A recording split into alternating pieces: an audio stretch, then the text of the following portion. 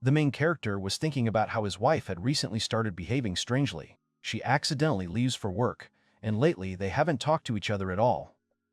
He thought that, of course, their marital relationship had only lasted 3 months. He remembered that his wife was constantly lying on the bed with her back to him. The protagonist came to the possible conclusion that his wife was cheating on him. He decided that he would just ask Amy directly, but he did not have the courage to do so. Kota was sitting at the table. It was already evening outside the window. It was dark. He went into his thoughts and thought about how this was greatly depressing him. After some time, he decided to go to the mountains. Climbing up, he thought that the mountain was beautiful, the air was clean, the sky was clear, and it was nice to climb step by step into infinity. Then something surprised him. Suddenly, the situation around him changed. He found himself as if in a brick room in which there was only one door. He began to ask about what it was.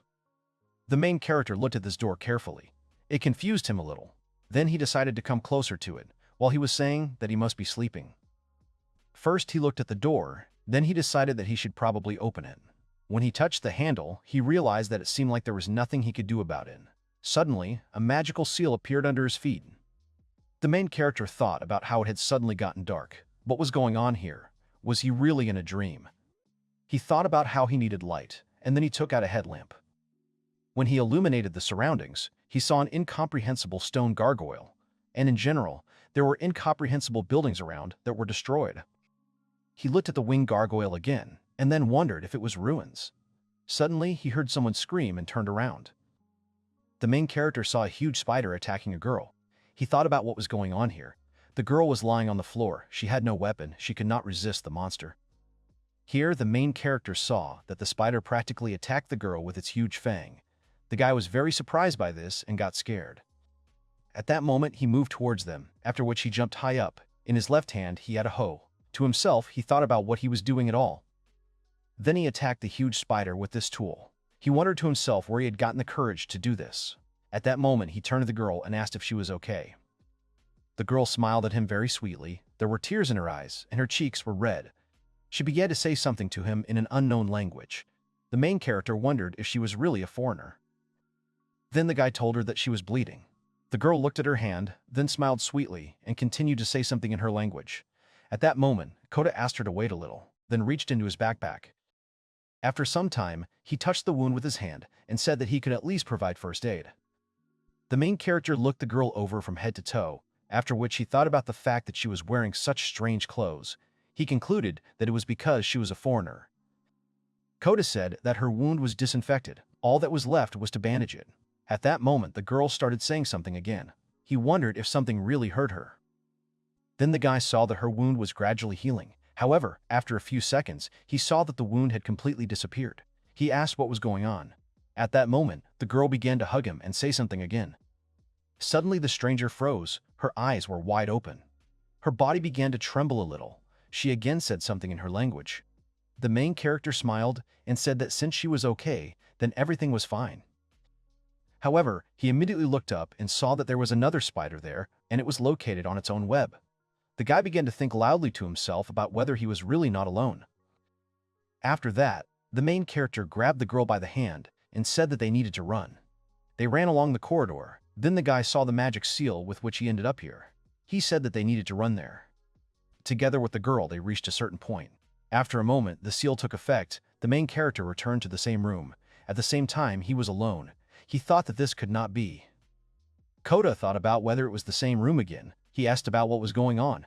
At that moment, another person appeared in the room who thanked him for his hard work. The man had long blonde hair and was wearing white clothes. He told the guy that he had done well, despite the fact that it was his first time. The unknown said that the phoenix could be a humanoid. The main character asked if he really was a phoenix, and then he began to argue and said that he was a human. The man came closer to him, looked him over from head to toe, and then concluded that Kota was not a phoenix, to which the latter said that he had already said that he was a man. Then the main character said that he does not understand what the unknown is talking about, but he wants to know what this place is. To which the man replied that it is a temporary dimension created by God. The unknown said that this is a dimension between the world he lives in and the world he was in before. Kota was surprised by his words about the world he was in before. The main character remembered the unknown girl and thought that she was really from another world. At that moment, the man addressed him by name. The stranger asked him why he didn't take it seriously. From that moment on, he was a summoned beast. The latter asked him about it again. The man said that it was originally supposed to be a phoenix. The main character was summoned by accident. The stranger thought that perhaps Kota could continue to be a summoned beast, to which the latter asked him not to say it so casually. He did not want to be a summoned beast. The man asked him if he was sure of his decision, despite the fact that there were many skills he could get, to which the protagonist asked him again about the skills. The unknown man said that Kota had already received his skill, to which the latter asked again what kind of skill it was. The man explained that it was courage. The protagonist was shocked by his words. The man at that moment explained that, as the name suggests, his courage is multiplied by 6. The stranger continued and said that the reason he was able to cope in that situation was because of skill. The protagonist thought that in that situation he would definitely have run away. The man also told him that, in addition, every time he was summoned, he would gain a random skill in addition to the ones he already had. The unknown said that the acquired skills could also be used in both worlds. Perhaps he could even solve the problem that had arisen. The main character thought that this Eichmann knew everything about him. At that moment, the man said that he would give him a special gift. The stranger approached him, after which he touched his head with his hand. Kota asked him what was going on. To this the man said that he had given him a language skill. Then the unknown suggested that he try to remember what that blue-haired girl had said. The protagonist immediately strained his memory, after which he realized that she had told him that he was a summoned beast. The main character almost started to cry. He thought that with this skill, he would actually be useful. The man told him that if he refused, not only his skills but also he himself would be erased, so he had no choice but to accept it. Kota was shocked by his words. The main character resigned himself to these thoughts and thought that he would try to do everything in his power. After all, he is a beast that was summoned. The main character left the store with words of gratitude, and in his hands he had 2 large bags. Then he thought about his skills, after which he drew a box with his fingers. The structure he had indicated appeared in the air in front of him. Kota was surprised by this. He thought that it could really store things, after which he put a bottle of water in it. The protagonist thought that, thank God, he had come to a good agreement with that man. He received additional skills in spatial storage, language, and a currency converter. Kota said that even though this spatial storage is small, it can still store a lot of things, so he put all his purchases in there. The protagonist thought that as long as he had this, he would always be ready, even if he was called at an inopportune moment. And literally, immediately, he found himself back in that room. Kota was shocked by this. He asked if this had already happened, after which he added that his heart was not ready. The protagonist saw a man in front of him who asked him to take a skill card. Kota approached the man and thought that it was a hologram, stretching out his hand to him. At that moment, he asked if this unknown device, which was standing not far from them, would give him a random skill. He immediately took the handle and began to move it. A few seconds later, he received a card with a random skill. He got the skill Germination, which increases the germination speed for all plants by a good amount, about 60% higher. The protagonist asked if there were summoned beasts that did farming. At that moment, the unknown man congratulated him on gaining a new skill. The man said that this skill would only be officially obtained after the summoner's wishes were fulfilled. He asked to take into account that if he failed, the skill would be cancelled, so it was necessary to be careful. The protagonist asked if he really needed to do what the summoner had summoned him for. He thought that even if it was a bad skill, it wouldn't hurt him to acquire it. Then he reached for the pen. After he touched the handle, the situation around him changed again. Now he was on the street. There were trees around him. The main character saw a man chopping wood and women washing clothes. It was as if he found himself in a village where life was very active. Kota thought that at first he did not admit it, but he really was in another world now. At that moment, a girl came up to him and said that he had come after all. She said that she was able to return safely to Eberek. She thanked him. The protagonist recognized her as the girl he had saved from the spider.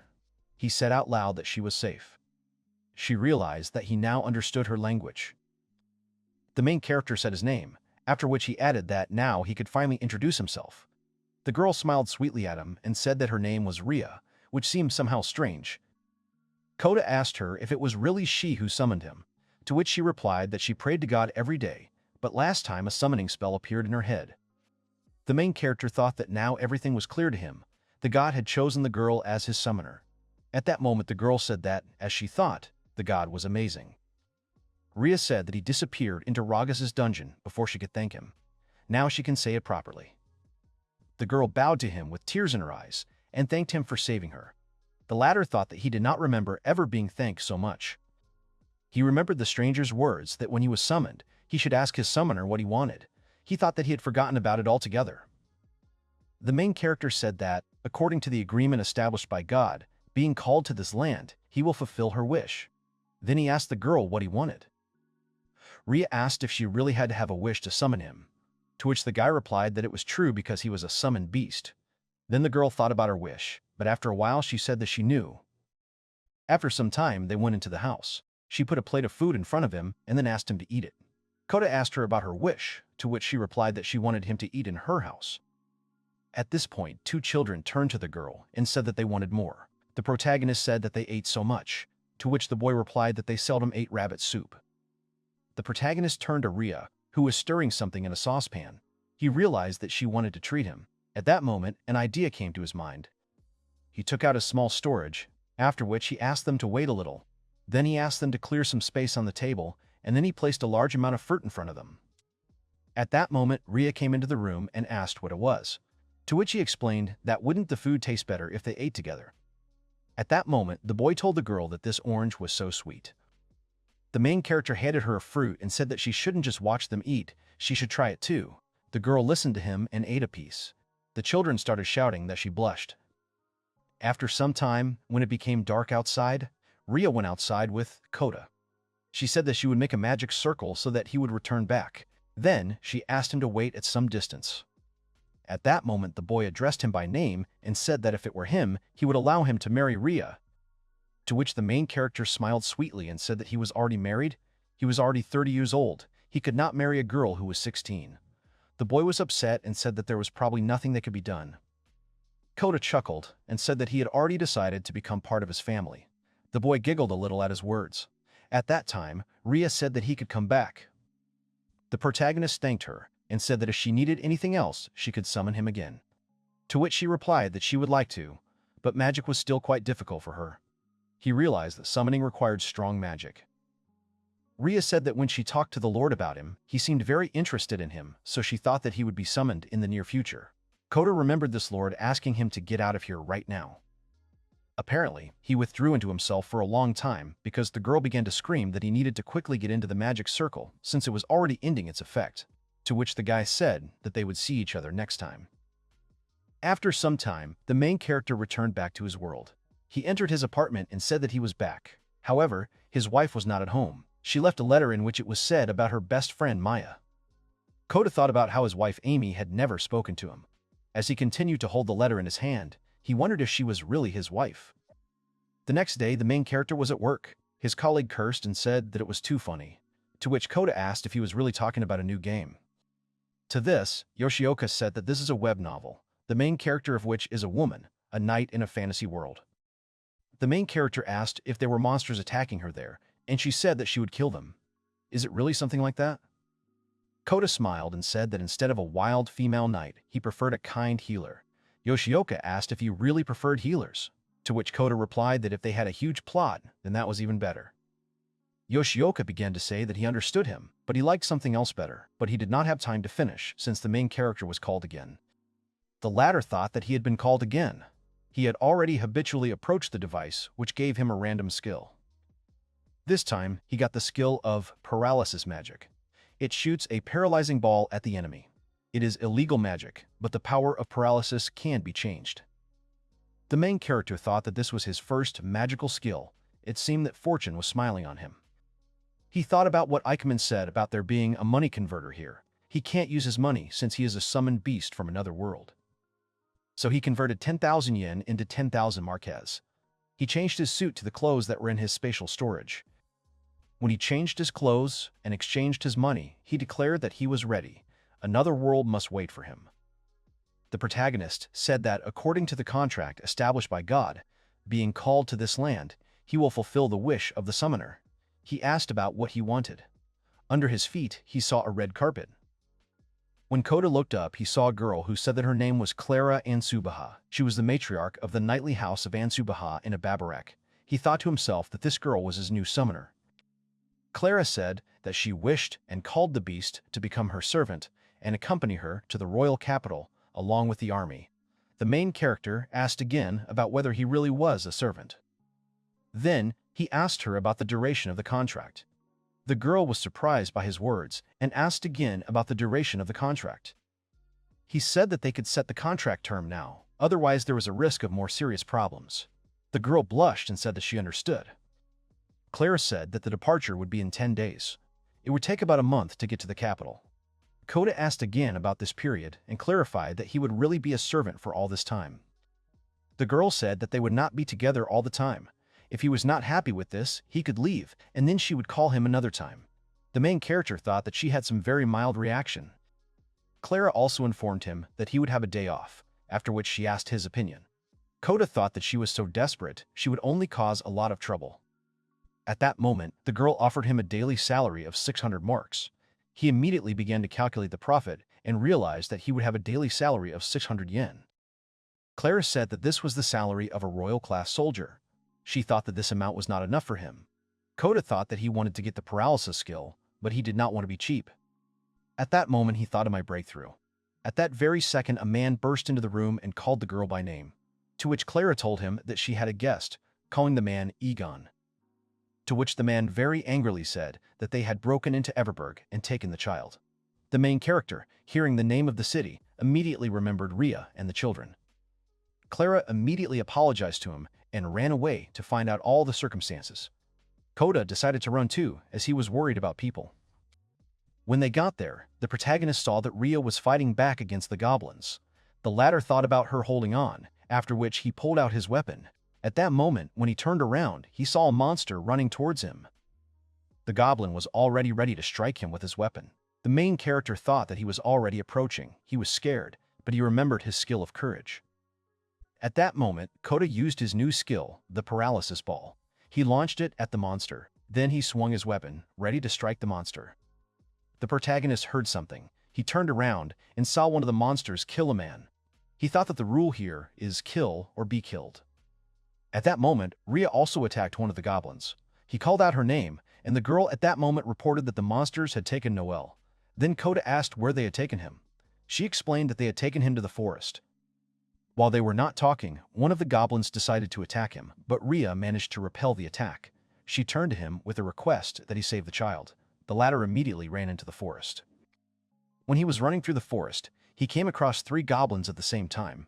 It was scary. He decided to use his paralysis skill, but he realized that there were 3 of them, and he didn't know what to do. At that moment, one of the monster's heads was pierced by an arrow. They turned around, but before they could do anything, they were simultaneously attacked. The main character took advantage of the commotion and then began the strike. At one point, one of the goblins appeared behind Kota, but he did not see him. When he was ready to attack, a villa flew into the goblin's head. It turns out that it was Clara. She was sitting astride a horse, and Noah was clinging to her. They both smiled sweetly at the main character. After some time, the battle with the monsters was over. All the residents joyfully raised their hands up. Rhea stood and hugged the children with tears in her eyes. Clara apologized to him for dragging him into this, despite the fact that she had not made a contract. However, the protagonist interrupted her and said that these were his words, after which he thanked her for saving Noel. The girl's face became very serious. She said how one can call oneself a lord if a person cannot protect the inhabitants of his land. Clara asked him again about the contract. She explained that her family was not as rich as other noble families. 600 marks a day was the limit. The girl said that if he didn't mind, but he interrupted her and said that he accepted the contract. He asked her to call him Kota. He would be glad to work for her from now on, after which he extended his hand. Clara, still not believing it, looked at her, then smiled and, saying her name, shook it and said that she was glad to work with him. The main character said that now he would like to clarify the details of the contract. Clara was surprised by his words, but said that it was all true. After some time, Kota suddenly found himself back in his world. Yoshioka was also standing in front of him, talking about how this was such an annoying system. He realized that his interlocutor did not realize that he was in another world. The protagonist thought that he had returned. Yoshioka continued to say that for this reason, he did not see the cool beauty of a woman, a knight. The absolute beauty of a knight is better than a healer. Kota called the guy by name and said that he takes back his words. He does not hate female knights. Yoshioka was surprised by his words and said that it was true. Clara was talking about how it was time to summon. Egon was next to her and asked what she had on her hand. It turned out to be a watch. She said that Kota had said that the bracelet would let her know when it was time to summon. At that moment, a sound came from the watch. Both the girl herself and the man standing next to her were shocked by it. She asked the man what it was, to which he replied that it was perhaps a signal for a call. Clara uttered a certain spell, after which a magic seal appeared on the ground. A few moments later, the main character appeared, holding a motorcycle in his hands. He put it down on the ground with a loud bang. He started saying something about the god of space and time. The girl asked him what it was, to which the guy explained that it was a motorcycle, something like a horse in her world.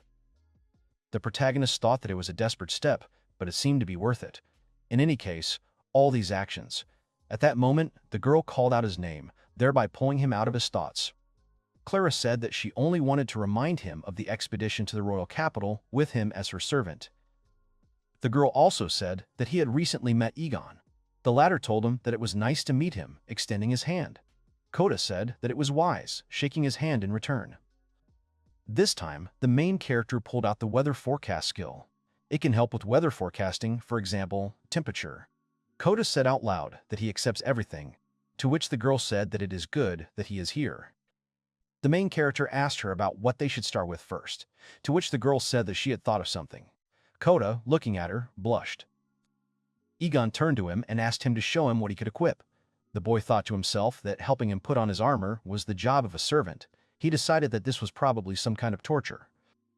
At that moment, Clara began to command his actions. She told him to insert this part under her chest. Kota hesitated at these words, but at that moment, Egon told him to do it faster. If he were on the battlefield, he would have already died. After some time, they were already in the stable. Egon stood and controlled the actions of the protagonist. He said that caring for Clara's favorite horse, Blitz, is also one of the duties of a servant. At that moment, the horse reared up, which scared Kota. At that moment, the man said that everyone starts to panic when Blitz becomes like that. The guy immediately put a horseshoe on the horse. In doing so, he surprised the man. When he had accomplished this task, he thought to himself that he should be grateful for his sixfold courage. Soon, the fourth day after the call arrived. The main character was lying on the bed and eating some snacks. There was a tablet on the bed in front of him. Kota was thinking that the amount of food here was quite limited. There are not many people here, and there are not many calories either. The food here is standard, for example, bread with wheat porridge. He thought that next time he would collect more food. At that moment, Egon burst into his room. He called him by name and said that now was the time to get ready. After some time, the main character and Clara set off. He was on his motorcycle, and the girl was riding a horse. They were in the forest when she asked him to wait. He said that he would stay there and make a fire. The girl smiled at Kota's wishes for good luck, after which she lowered her helmet and ran away. The protagonist thought that she really liked hunting. Clara found herself a prey for the hunt. She jumped off her horse, took her bow in her hands, and then attacked the deer. Her dog Hustler helped to deal with the animal. The girl, looking at her prey, said that he would soon feel better. At the same time, the main character was busy lighting a fire near the place where they were stopping. Out of the corner of his eye, he saw Clara coming back. He greeted her. Kota said that she was probably frozen, after which he suggested that she quickly warm up by the fire. The girl smiled sweetly and thanked him.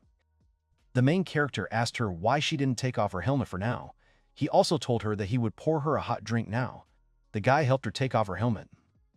Clara thought that he learned the rules in a short time, and when Ria told her about the summoning ceremony, she had doubts. Making a contract with Kota turned out to be such a find. The main character at this point had already carried out all the manipulations, poured the liquid into the mug, then brought it to the girl and offered to warm up.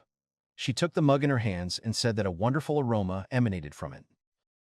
Kota explained that it was hot water mixed with citrus and honey. Clara asked him again about the citrus, to which the guy explained that it was some kind of citrus from the country where he was from. She immediately took a sip from the mug. She liked the taste, which she said.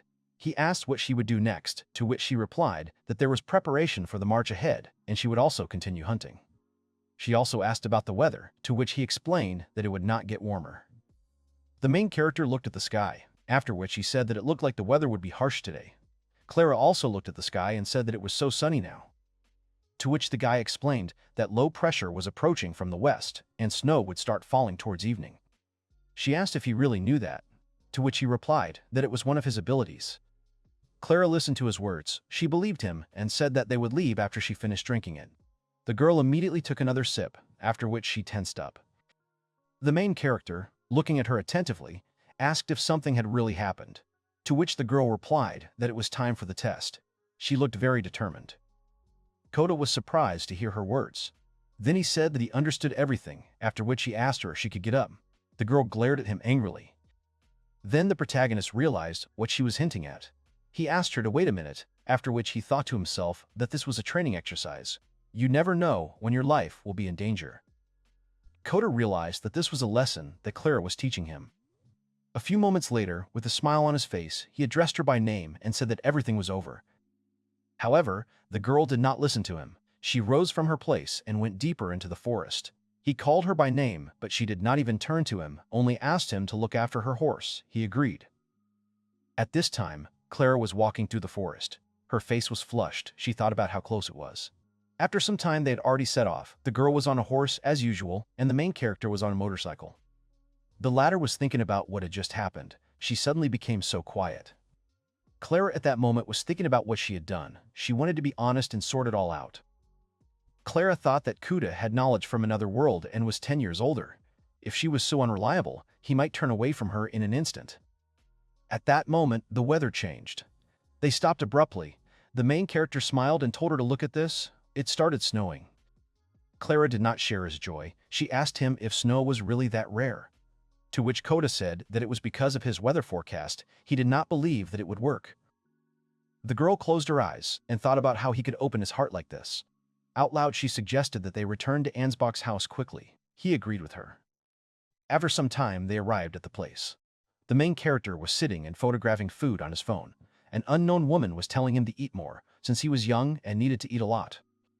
At this time Egon was looking out the window. He said that finishing the job early was a good decision. He was thinking about what could have happened if the main character had stayed longer. The man turned to him and asked what the weather would be like later, to which the guy replied that it would snow for several hours, but would stop at dawn. Then Egon said that they needed to prepare cold-resistant armor tomorrow.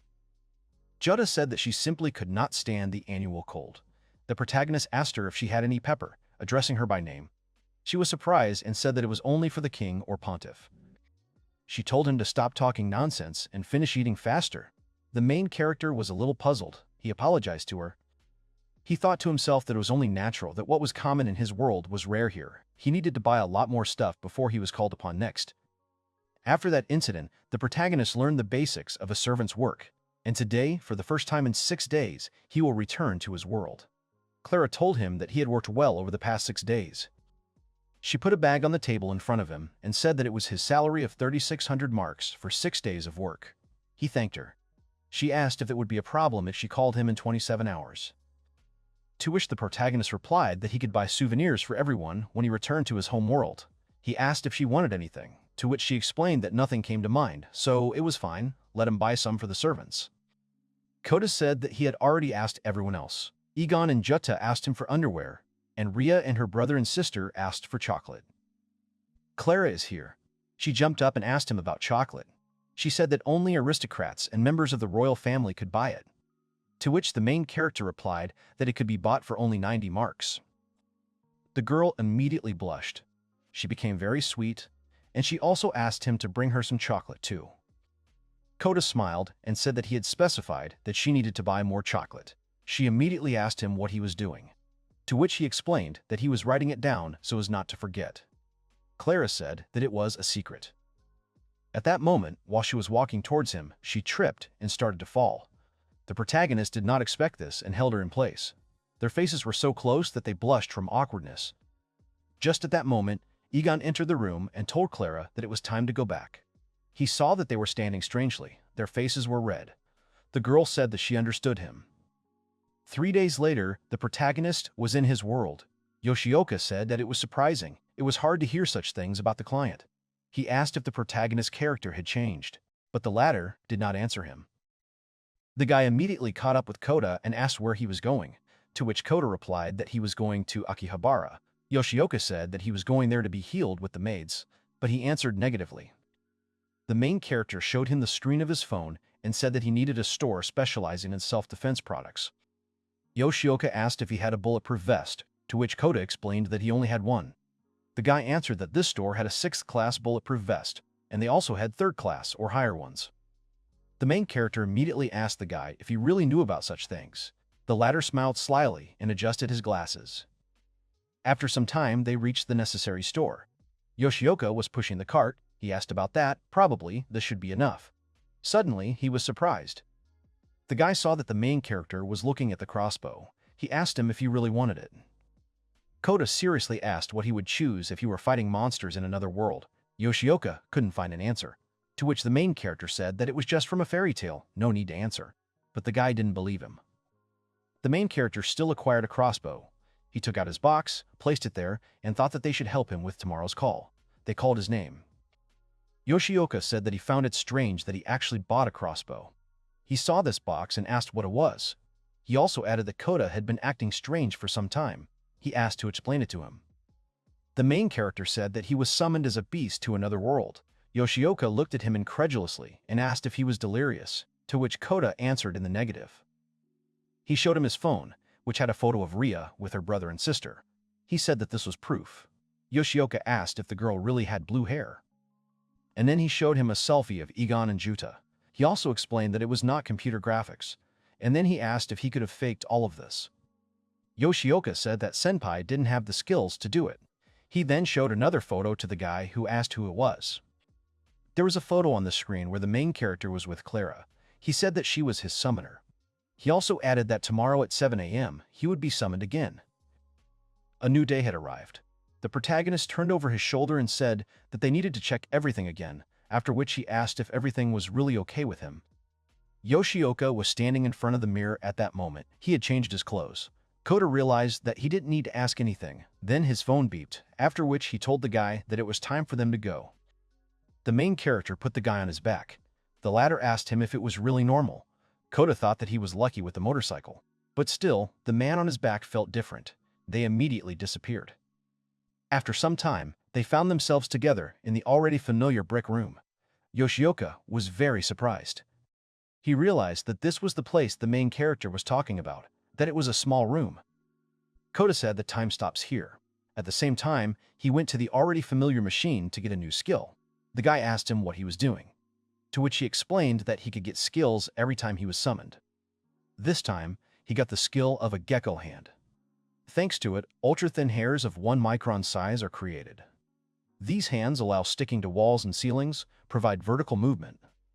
The main character immediately decided to try this skill, after which he began to crawl along the walls and ceiling.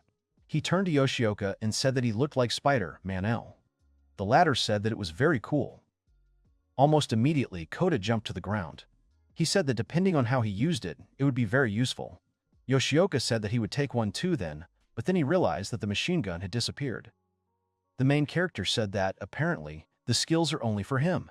Then he added that, behind this door there is another world, it is time for them to go. At the moment when the two of them resolutely headed towards the door, a familiar man appeared. He said that there was a world behind it not intended for ordinary people. The man didn't look very pleased. It was no longer a projection. The main character realized that everything was not going as smoothly as he had planned. The scene was again Clara's mansion. Thanks to the clock, she was already waiting for the main character to appear. A magic seal appeared in front of her, but it was clear that 2 people had already appeared there. She looked ahead in shock, then asked Kota who had arrived with him. The protagonist thought about how he had not told Yoshioka how to behave in this world. The guy said that he was pleased to meet Clara. He is Kota's brother-in-arms. His name is Akito Yoshioka. He explained to her that he also wanted to serve Clara as a summoned beast, and he also asked her to simply call him Akito. The girl asked about Akito's abilities, to which the latter smiled slyly, after which he demonstrated his power. Fiery flashes appeared on the palms of his hands. The guy said that he could use all magic at a basic level. Clara opened her mouth wide in surprise. She said that if he could use offensive magic, he could become a knight, and if healing magic, he could become a high priest. He could even become a baron. She asked if such a person could be her servant. The protagonist began to get nervous after these words. Akito, in turn, said that he and the latter had a lot in common. He would be glad to serve Clara. The girl smiled sweetly and said that she understood everything. If that was so, then she was glad that he was with them. She was counting on him. Kota looked at him suspiciously. He remembered how God said that although it was true that it might be too much for humans, Akito could still pass. Since he had crossed the boundary of worlds, he also needed to be given skills. The man said that out of all of them, the sage's offspring is a rare skill that allows one to use all basic magic. Depending on how he trains, he can become a sage. Akito asked the protagonist if it wasn't great, to which the latter said that it wasn't fair. He also added that there was no need to be so happy. The unknown man said that since Akito came here without permission, he became part of the main character. Yoshioka asked about it in surprise. The man replied that, in other words, if Kota were to be summoned in the future, then no matter what Akito did, he would also be summoned along with him. The protagonist turned to the guy and asked if he was against it, because it sounded hard. However, he did not finish, because he saw that he raised his thumb up with a smile on his face as a sign of agreement and approval. After some time, Kota and Akito found themselves in the kitchen. The first was lighting a fire in the stove, and the second was carrying firewood. Yoshioka showed him where to put it. Akito said that since fried food is the food of life, they should be brought here. Then he turned to the protagonist. The latter asked him if it wasn't great, calling him a sage. Kota said that even Clara was amazed. What an amazing skill. Akito said that he thought that Senpai's skill sixfold courage was cool. He asked about the reasons for such an opinion. Akito said that he meant that he himself was able to persuade that Ikemen in such a situation. Plus, with each summoning, the number of his skills increases. Kota can't imagine how jealous he is. Yoshioka winked at him and said that was the whole reason. Then he grabbed him by the shoulder. The protagonist realized that he had healed him. Akito explained that he sometimes uses it because he gets tired.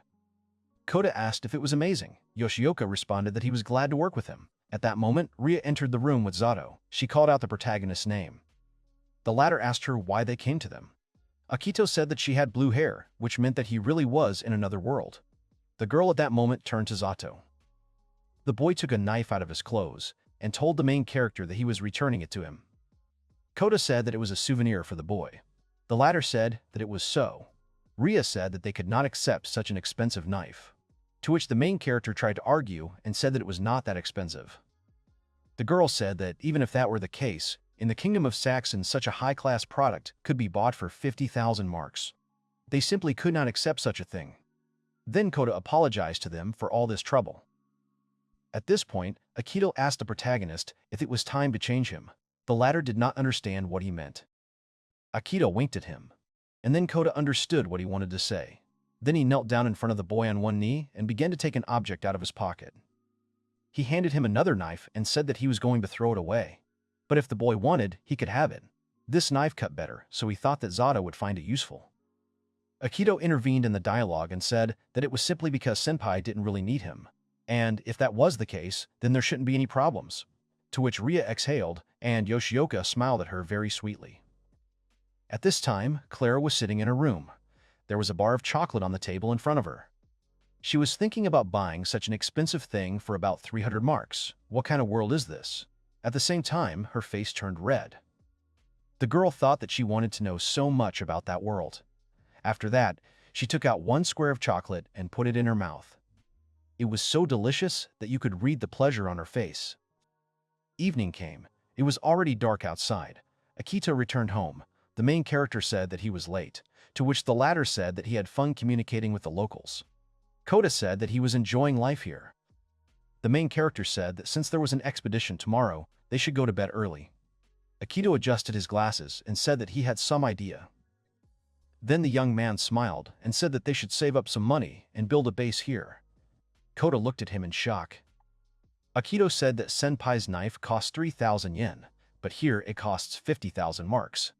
Since 1 mark is 1 yen, one knife can be sold for 47,000 yen. He also said that buying goods in their world and selling them in this one is very profitable. He asked Kota's opinion, to which the latter asked him that he understands asset management.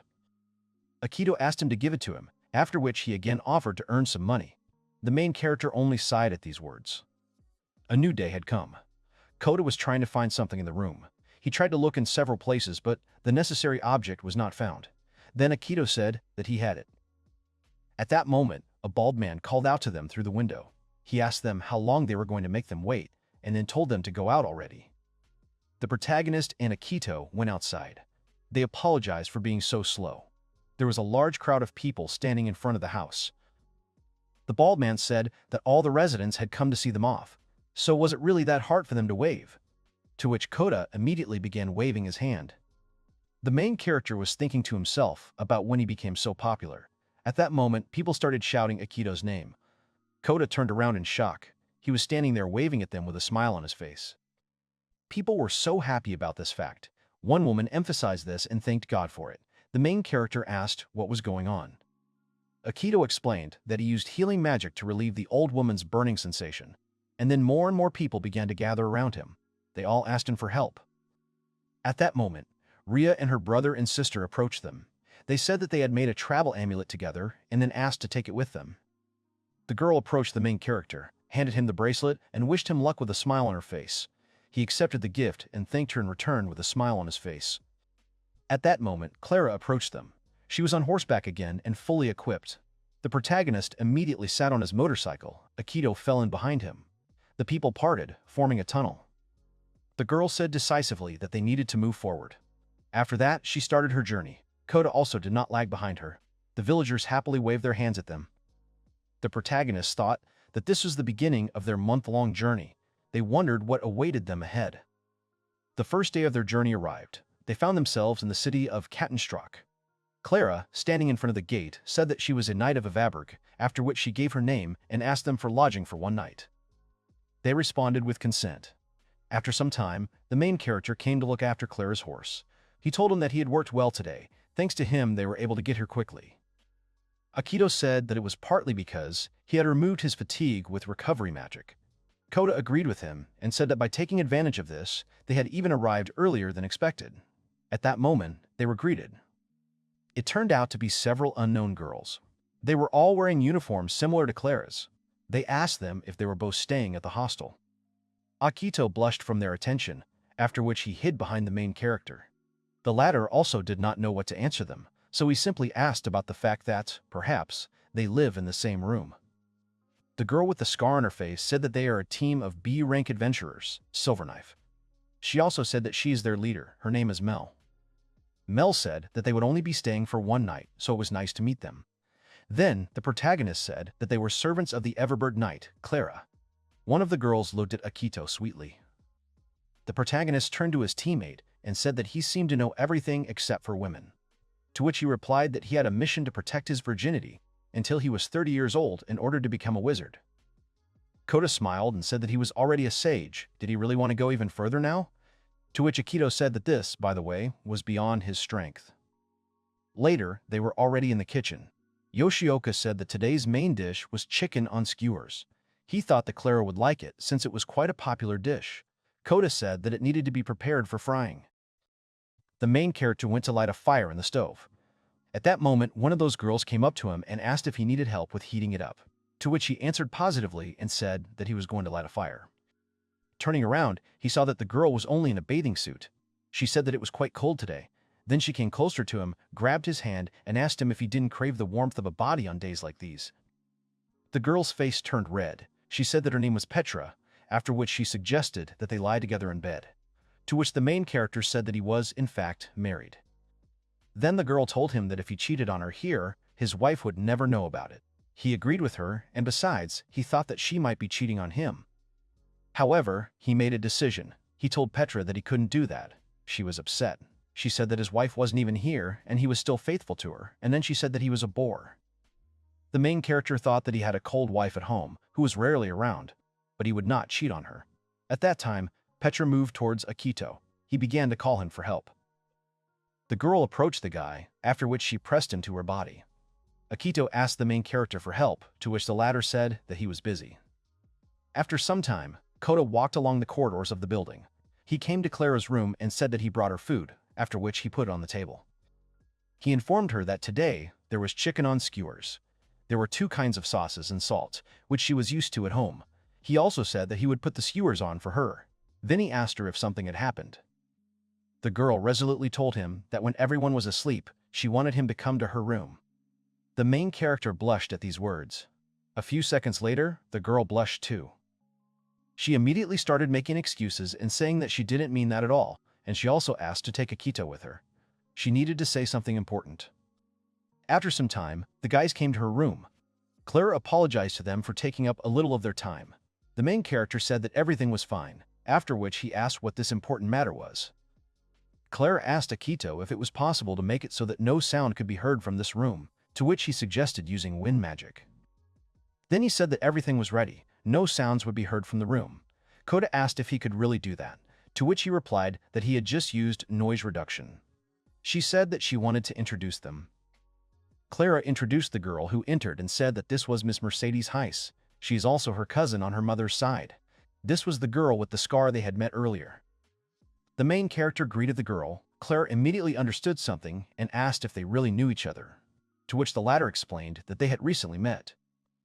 Mercedes said that she introduced herself as an adventurer from the Silver Knife. She wants to give up the last name Heisey. Clara explained that the girl is currently on a secret mission. They told him that the task was connected with zombies. Akito asked in shock if these were really zombies. Kota asked if these were really people who had come because of a bite. Mercedes explained that they had found out about this from a priest. To summarize what Mercedes told them, north of the road from here, there is a small village with a population of about 40 people called Drotranful. While patrolling, the priest saw a zombie. The girl added that, fortunately, information about this has not yet leaked to the masses. That is why, before disorder and panic begin among people, they came here to destroy the zombies as quickly as possible. The protagonist asked if Silverknife was a military unit. She responded positively and added that, since this territory was under the direct control of the kingdom, they were tasked with sorting it out. But Mercedes added with a very serious look that they were not enough. Then the main character turned to Clara and asked if maybe she wanted to help with this. His summoner said decisively that they would leave early in the morning at dawn to destroy the zombies along with the Silverknife.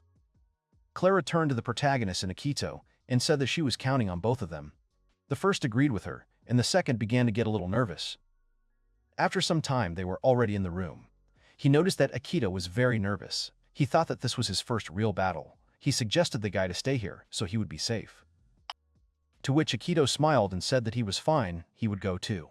The main character tried to explain to him that he shouldn't force himself, but the guy didn't listen to him. He said that he needed to get some fresh air. Yoshioka decided to go outside and take a short walk. Then he sat down on the steps, hugged himself, and then cried bitterly. Night had come. The protagonist was lying on his bed trying to sleep. He heard some sounds and then asked what was happening so late. He turned to Akito's bed and saw the silhouettes of 2 people kissing. Besides, there were some very indecent sounds coming from there. Kota thought that he could use noise suppression right now. Since he lost his virginity, he won't become a great wizard. A new day had come. It was already light outside.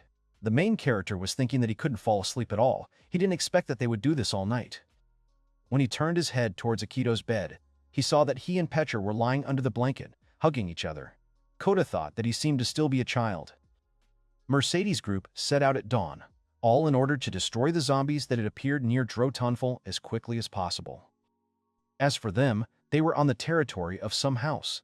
One of the men called out to the main character and said that he had found her. There was a blonde girl standing next to the man. She said that her name was Fine. Kota apologized to the man and said that their path depended on this young girl. She said that she was already 18 years old, so she was already an adult. She said that she was well acquainted with the geography of Drotonful. She was also a hunter, so she was quite accustomed to the mountains. The protagonist and Akito exchanged glances, after which they said that they would pay her. After some time, they came to Clara. She explained the situation to them, said that in the best case there is a possibility that in the future zombies will attack another village. The situation can become quite dangerous. Clara asked if they could rely on Fina for directions, to which the latter asked how much they would be paying. The girl explained that it would be 6 marks a day. Then the blonde asked for 8 marks in advance. The protagonist and Akito exchanged glances. Clara asked what that meant, to which Fine explained that she was living a hard life. Her father had been injured last week while hunting. Clara thought for a moment and scratched her chin with her hand.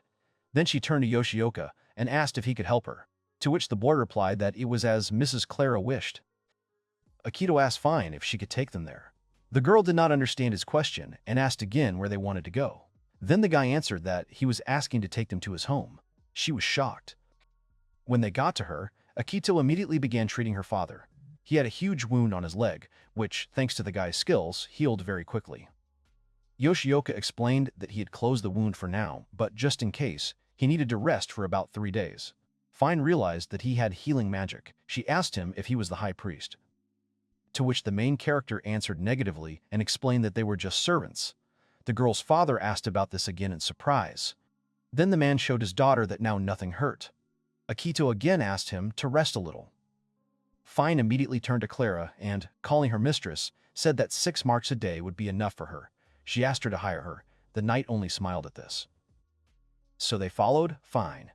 First they went to the village of Hone. The girl was the one who showed them the way all the way. Hone village was quite elevated, and the roads there were steep. Akito asked the protagonist if zombies should be slow, they shouldn't run. To this, Kota answered him that everything would be fine. He had a crossbow, so he should be ready. It would be dangerous if he did not pay attention to where he was going. At that moment, his friend began to fall, but he helped him. The protagonist thought that Amy would never think that he was in another world. He himself would not have expected it. Spending time here, he feels that his wife is slipping away from him. Then he thought about deceiving her, but he didn't think he could. At that moment, Fine turned to them and said that they were almost at the top, just beyond the village of Hone. When they got to the top, they saw a village covered in snow. Children were running and playing snowballs. The main character thought that the zombies probably had not gotten here yet. Clara said that the next village was Ayash. Thanks to Akito's healing magic and Fine's guidance, they were able to pass through 3 different villages in one day. Fortunately, no villages were harmed. They asked the people to remain vigilant just in case.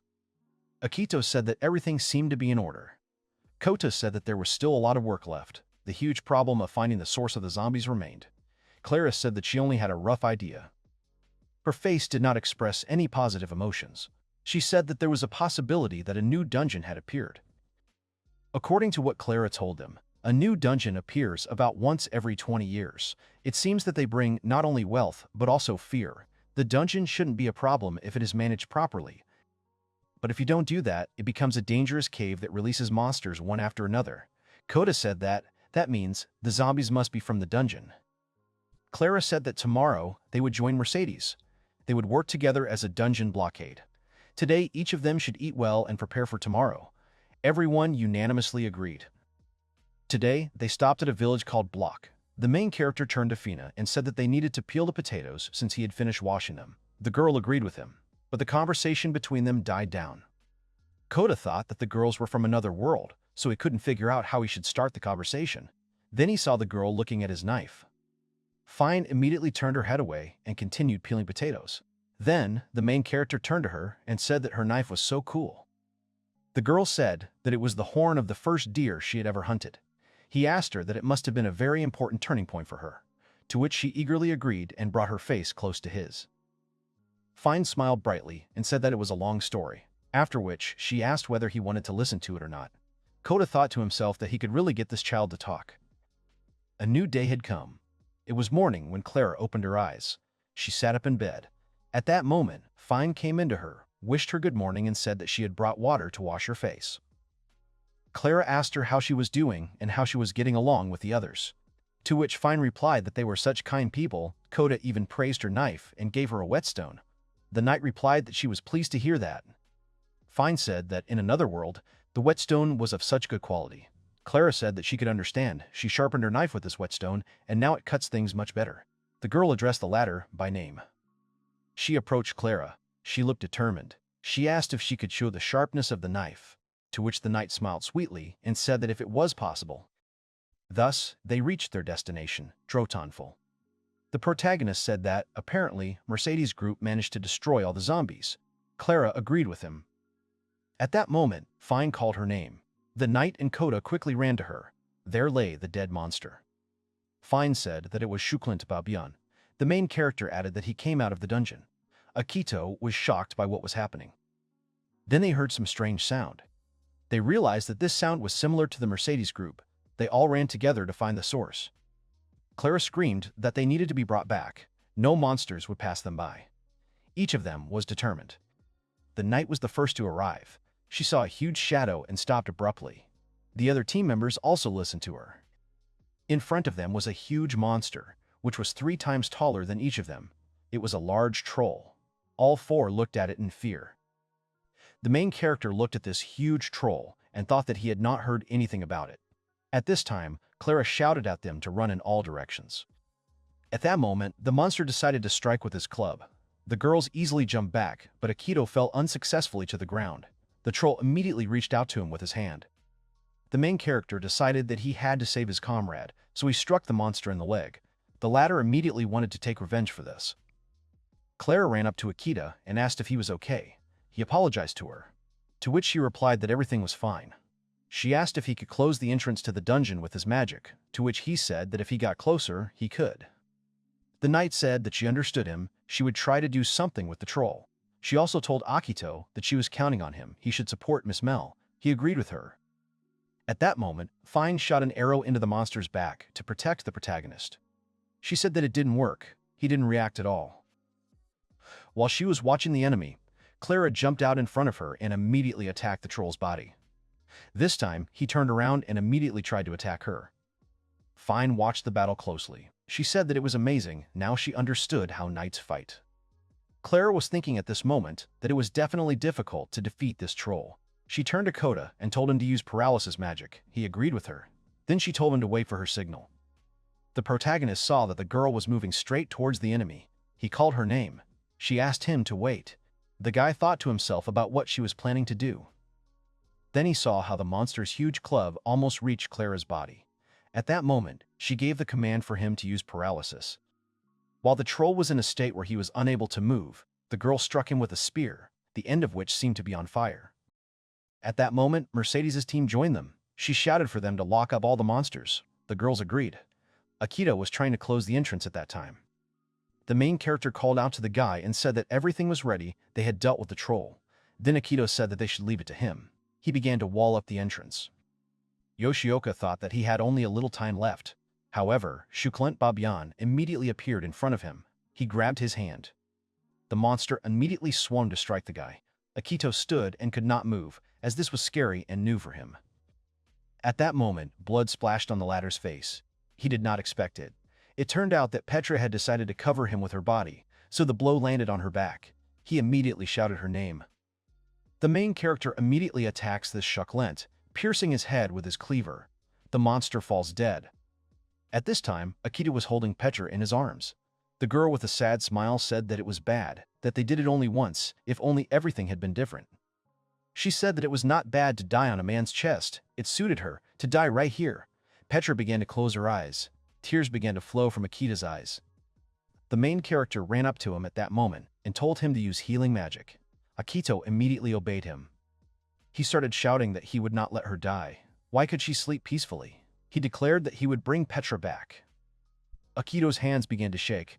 The girl did not react at all. He began to say that this could not be. Petra lost consciousness. Yoshioka began to shake her and call her name. Tears continued to flow from his eyes. He asked her how long she would sleep. Continuing to shake her, he asked her to wake up. He shouted at her several times to get up, but the girl did not react in any way. Akito once again swung to somehow affect Petra's body, but then his hand was stopped. It turns out that the latter came to her senses. She said that it hurt. The guy smiled at her through tears. Yoshioka pulled her close and hugged her tightly. He called out her name again, to which she told him that he better get ready because she wouldn't let him sleep tonight. With their combined efforts, the united team sealed the entrance to the dungeon.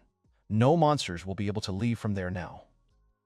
The protagonist thought that Yoshioka's first battle was decorated that same night. They all went to the bar together. There were a lot of smiling and very nice girls around. They didn't expect to get so much attention. One of the girls was invading Akito's personal space and was saying that she was very good at cooking. The main character smiled at her and said that they were very grateful for the help, but the cooking was their responsibility. The dark-haired girl turned to Kota and said that she could become an ingredient for his dish, especially in the evening. He was embarrassed by her words. At that moment, Clara slammed her glass down on the table. She asked if they were being too loose, that she was embarrassed to even be there. To which Mercedes suggested that she just forget about it and relax. Those two use magic even in such ordinary situations. It was unlikely that her subordinates would not take advantage of the opportunity to get money. One of the girls with a bun on her head said that she accidentally hurt herself, after which she asked to heal her. Another girl said that it was a scam, she also wants to be healed. Then the girl with the bun turned to the main character and asked him to heal her, to which he replied that he did not know how to heal. Then she asked him to kiss her finger. At that moment, Clara screamed at her to leave Kota alone. She asked if she really couldn't see how much this was getting on his nerves.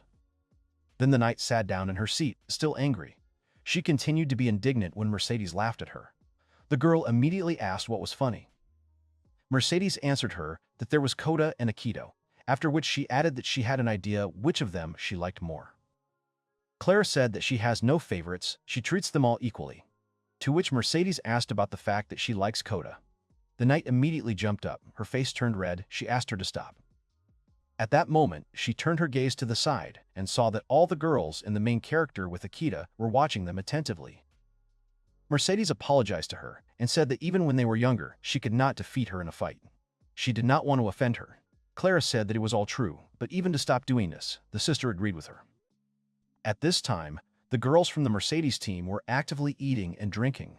Fine, looking at them, said that they had a big appetite. The protagonist and Akito looked at her. The latter thanked her for her help. To this, the girl responded with a smile to both of them. The girls from the team were talking about clearing the dungeon with people. For this, they were supposed to be given medals. The captain would be promoted to company commander, and they would receive a lot of benefits. Petra said that she did not know, but they should receive a monetary reward. The main character thought about the world where people increase their status due to physical skills. Already from their voices, it becomes clear to him that he really ended up in another world. After some time, night fell. There was a tent in the field. Akito said that it was much more comfortable here than in that house. Clara and Mel should also use it. Kota agreed with him. But the main character also added that this would then mean that they would remain in that house with all the silver knives. He asked his friend what he thought would happen in such a situation. Akito didn't answer. Then Kota said that they should sleep separately. At that very moment, Clara and Fine looked in on them and asked if they could sleep here with them. The knight said that she had heard stories about men who prowled at night. She also added that Kota could not be a servant if he could not protect his mistress. When they settled down, Fine said that this material was so soft. Clara agreed with her. The protagonist and Akito looked at each other and said that nothing could be done about it. The next day, Kota, Akito, Clara, and Fine headed back home. They waved goodbye to all the girls of their Silver Knife team. One of the girls said that if they went with them, it would be much safer, to which the other responded that it was just a dream. Mercedes asked Petra if she was against it, to which she clarified what she was talking about. Mel said that she didn't seem to be giving up on Akito, to which Petra replied that she wasn't interested in him. The captain added that he seemed like an honest guy and then asked if it wouldn't be easier to marry him. Mercedes also said that if that happened, she would become a noblewoman. Petra said that she was not like that. Then the captain realized that Petra had fallen in love with him. The latter, with a smile on her face, began to deny it and say that this was not so. She tried to explain, but her eyes betrayed her sadness. Petra decided to change the subject and said that it was time to finish. Her dream was to see the commander in the role of company commander. She understood why the captain allowed her to help quickly rise in rank. Mercedes said with a smile on her face that she would not want to get married anymore. To set your career as a life goal is to wait for the best. Then she remembered the past. There was a man in it who died in her arms. She cried very bitterly. Then she thought of Clara and wished that she would not end up like her. After 2 days, they arrived in Kattenstroke. The protagonist informed Blitz that they had returned. He asked if everything was okay with him and then concluded that everything was fine. At this time, Fine came up to them and said that over the last 3 days, she was very grateful that they were taking care of her. This will be an unforgettable memory for her. She is really very grateful. At the same time, tears were running down her face. The main character and Akito exchanged glances. At that moment, Clara approached them. She told the girl that this meant where she had been. She immediately called her by name. Clara said that if the girl wanted, she could accompany her to Dresden. Fine happily asked if they would really take her to the royal capital. The knight said that if she decides to do it, it will be quite dangerous. In that case, she gives her time to think. Kota asked her if it is not great. Fine replied that she is impressed, but there is a problem in the person of her father. After a while, they returned home and immediately sent to her father. The man cried with joy. He did not believe that this was happening. He turned to Clara and said that Fina may be a little immature, but he asked to take her with him.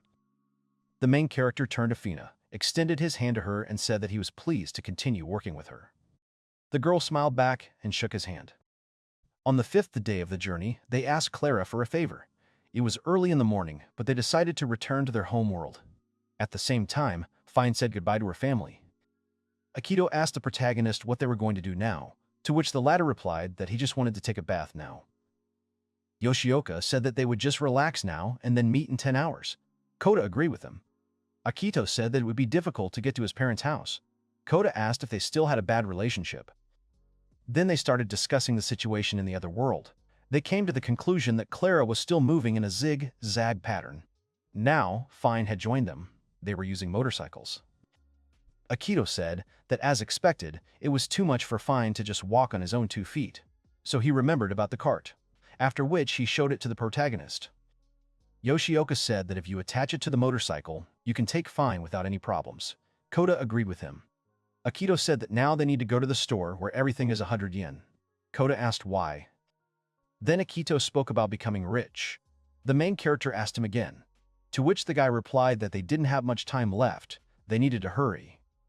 The young man greeted his senpai in a quiet voice and wished him good morning. This time, they would be passing through a fairly large city, so he warned his friend to make sure to bring his new skill. The skill, water walking, is a unique ability that allows you to move freely on top of water, be it the endless sea or a turbulent river. The owner of this skill can easily overcome water obstacles, maintaining balance and stability even in turbulent conditions. The man told Kota that he looked like a ninja, suggesting that he dress in black, but he objected that he was not a ninja. They went outside and saw 2 girls. One was tall and graceful, the other was small and lively. Smiling, the girls looked straight at the guys, causing slight confusion. One of the girls smiled warmly and turned to him first, offering a sincere greeting. Another girl, beaming with joy, called them summoned beasts or summoned heroes. He said that was not the case. She explained that they were summoned from another world, but they are not summoned heroes because they are given special powers. But returning is impossible. This is the key difference between the guys and other heroes. The girl sadly realized that the heroes leave their loved ones forever. Clara added that only living people can be summoned, but they come here from their world, without their abilities. The boys came to the conclusion that there were many settlers from their homeworld here, and it was important for each newcomer to be prepared for anything. Then the man became interested in the strange cart and asked what it was. They rode in a cart along forest roads, enjoying nature and the atmosphere of adventure. Yoshioka admitted that the carriage was shaking a little, but he was in a good mood and it didn't spoil the ride at all. Kota asked the girl not to worry, but she replied that she would not put him in danger since she was his owner. They were riding in a cart just for fun. The young man asked Clara to do him a favor. He asked her to spare some time to set up a small business together in the new world. The guys were going to sell goods brought from the old world, hoping to earn some extra money and settle down in this place. The matriarch approved of the initiative and advised the boys to mention the knight's name in their business, claiming that it would attract more attention from merchants. Moreover, she offered to help, promising to write a letter to her influential acquaintance to support the young entrepreneur's endeavors. The friends shook hands firmly and thanked her, adding that they were happy to collaborate and were ready to work together to develop the business. The girl enthusiastically exclaimed that the new transport was simply magnificent and even surpassed an ordinary horse in speed, causing no small surprise to the matriarch herself. If the road were perfectly smooth, the speed of movement would double, the guy shared, and then he invited Clara to join him and try to ride together. Kota became worried, thinking that the girl might be scared, and politely asked if he should slow down. But the girl only laughed and asked them to move even faster, turning their journey into a swift flight of the wind. They raced along the forest road, holding each other tightly, feeling the wind blowing on their faces and laughter filling their hearts with the joy of fast driving. Clara-san was incredibly happy and excited about this fast and fun walk, full of adrenaline and the joy of a shared adventure. Having traveled 10 kilometers from the town of Cutterstroke, the group of travelers finally reached the borders of the kingdom of Zaxxon, moving along the road of Rying. To the capital of Dresden, they had to cover an impressive distance of 14,000 kilometers, which meant about 40 intense days of travel. Kota thought that 15 days had passed since he became a serpent. It was vital for them to arrive on time, but who knew what difficulties awaited them in such an unpredictable world, where even a sudden rain could turn into a real disaster. The team had covered a crucial 79 kilometers along the busy Rhine highway. 3 days had passed since they had set out from Kutterstrock, and now, at last, the travelers had reached the largest northern city of Breamman. The young man was amazed by the powerful city wall that protected Breamman. The matriarch told him that 100 years ago, the city had withstood a 7-year siege by the army of the Northern Kingdom. Now the northern province lives in peace, having transformed the former military fortress city into the capital of trade between the northern and southern lands. When they entered the city, they were shocked. They were met by a crowded, noisy street filled with people actively trading a variety of goods. Buyers looked at the things on offer with interest, choosing the best and most necessary. An atmosphere of seething life and abundance reigned on every corner. Clara strongly recommended that the young man start developing his business in Breamman, a city where the voices of traders echo everywhere. There is a constant flow of buyers and sellers ready to conclude profitable deals and exchange useful contacts. She asked cautiously if they should discuss the next steps. As Yoshioka approached Kota, readiness was evident in every line of his face. A young man was sitting in a restaurant, wondering why the food in a big city was so ordinary and didn't live up to his expectations. Apparently, in this world, taste standards are different from the usual idea. Suddenly, the door swung open and a courier entered with some urgent errand. The girl confirmed that she was the addressee. The messenger said that he had come on behalf of Count Breamman for the official exchange of signatures on documents. Clara readily agreed to meet the next day, then turning to the men. The Count expressed a desire to see the goods they presented the following day. The appointed time for the meeting arrived. Kota checked the list of goods: soap, 3 pieces for 100 yen. Chocolate also went well, except for the knives. The knives were extremely sharp, but the price of 8,000 yen seemed excessive and unjustified to him. Yoshioka explained that the cost of one knife is about 3,000 yen, therefore, selling a batch will bring in revenue of about 60,000 marks. Since there are no analogs of their goods in this world, the first seller sets the price, automatically finding himself in a winning position. If the deal in Breamman falls through, you can safely lower the price in the next city. The reasoning seemed quite reasonable and justified. The matriarch informed them that the Count was waiting for them. When they entered the room, the Count asked if they were servants of the Ansbach family. The Count ordered the young men to come closer and demonstrate their wares. The men were visibly nervous from the tension, covered in sweat and feeling very nervous before the important presentation. The Count said the same words again. His voice was confident and firm. Those present listened attentively, understanding the importance of the moment. A tense silence hung in the hall. Kota immediately realized that it was Jurgen in front of him, the man with whom they must certainly make a profitable deal. He began to demonstrate various objects to the nobleman, observing his reaction. Looking at the Count's reaction, the young man thought about how calm his interlocutor looked. The guy understood that such behavior could complicate the upcoming deal. Now he had to solve a difficult dilemma, whether to lower the price or risk remaining under the original conditions. The distinguished guest extended his hand and carefully took one of the items offered by the young merchant. It turned out to be a knife, made with incredible skill. Having barely looked at it more closely, the man literally froze in surprise. He cried out sharply, amazed by what he saw. He had never seen anything like it before. This metal made him doubt even the reality of what was happening. The young salesman quickly explained that the metal used to make the knife is extremely rare and has unique properties. He paid special attention to the material's resistance to corrosion, emphasizing the durability of the product. The man then demonstrated a special sharpening stone, assuring that thanks to it the blade's sharpness would become even more impressive. Having seen the quality of the stone, the weapons expert was completely shocked. It was the first time he had encountered such a high level of material processing. The merchant felt that he had achieved his goal. He also knew another important circumstance. The locally produced stones were rough and far from ideal quality, and now, seeing the Count's interest, the man was convinced that the choice was made correctly. Then the nobleman took the glass and asked how they managed to create such fine tableware, noting it as the excellent work of a master. The nobleman believed that collectors highly valued decorative tableware with decorations, and Yoshioka guessed that before him was a man who sought to emphasize his social status with special things. Kota explained to Jurgen-sama that the value of a glass only becomes apparent when wine is poured into it. The man admitted that the young man was right in claiming that wine poured into a beautiful glass becomes like a bright garnet or ruby. The young man bought the wine, intending to use it in the evening. Despite the low price, 1,000 yen, he decided that this purchase was justified. Meanwhile, the Count invited Clara to try the wine with him. The girl willingly accepted the offer. The wine had a soft taste, as it was produced far from this area. Due to this, the acidity level was significantly lower than usual. Girgan calmly raised the crystal glass and slowly took a sip, enjoying the pleasant aroma of the drink.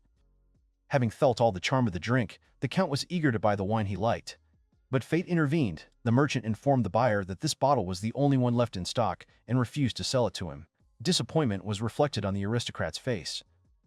The Count thanked the young man warmly for the opportunity to try the expensive wine, saying that he had done him a great service by allowing him to appreciate the true taste of a quality drink.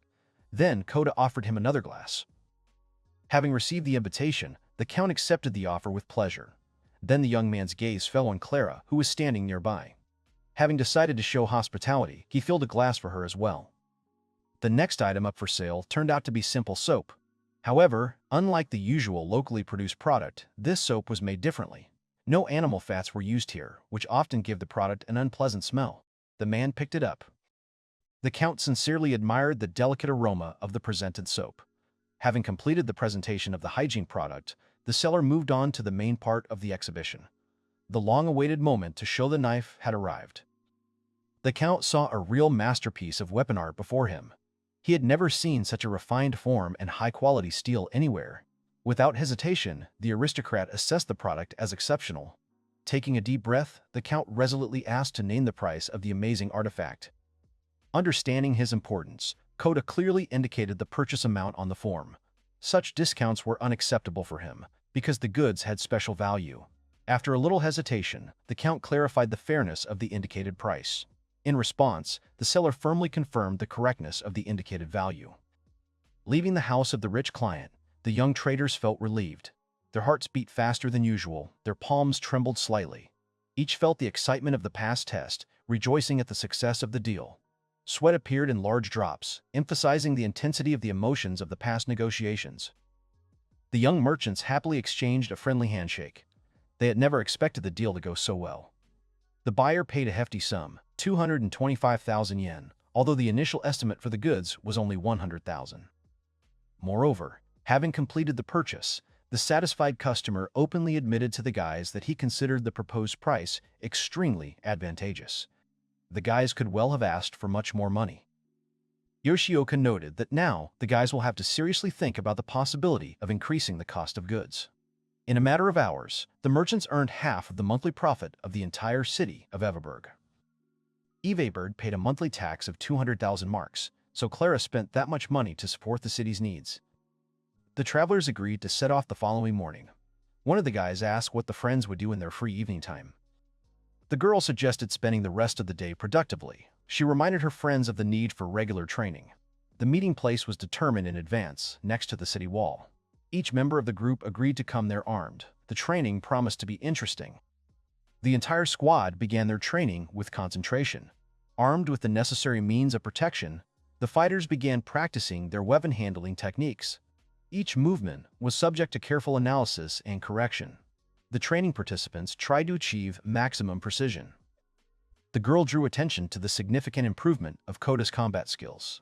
The man himself noted an important nuance. When using a two-handed spear, he will lose the ability to use a special combat technique, the technique of paralyzing the enemy.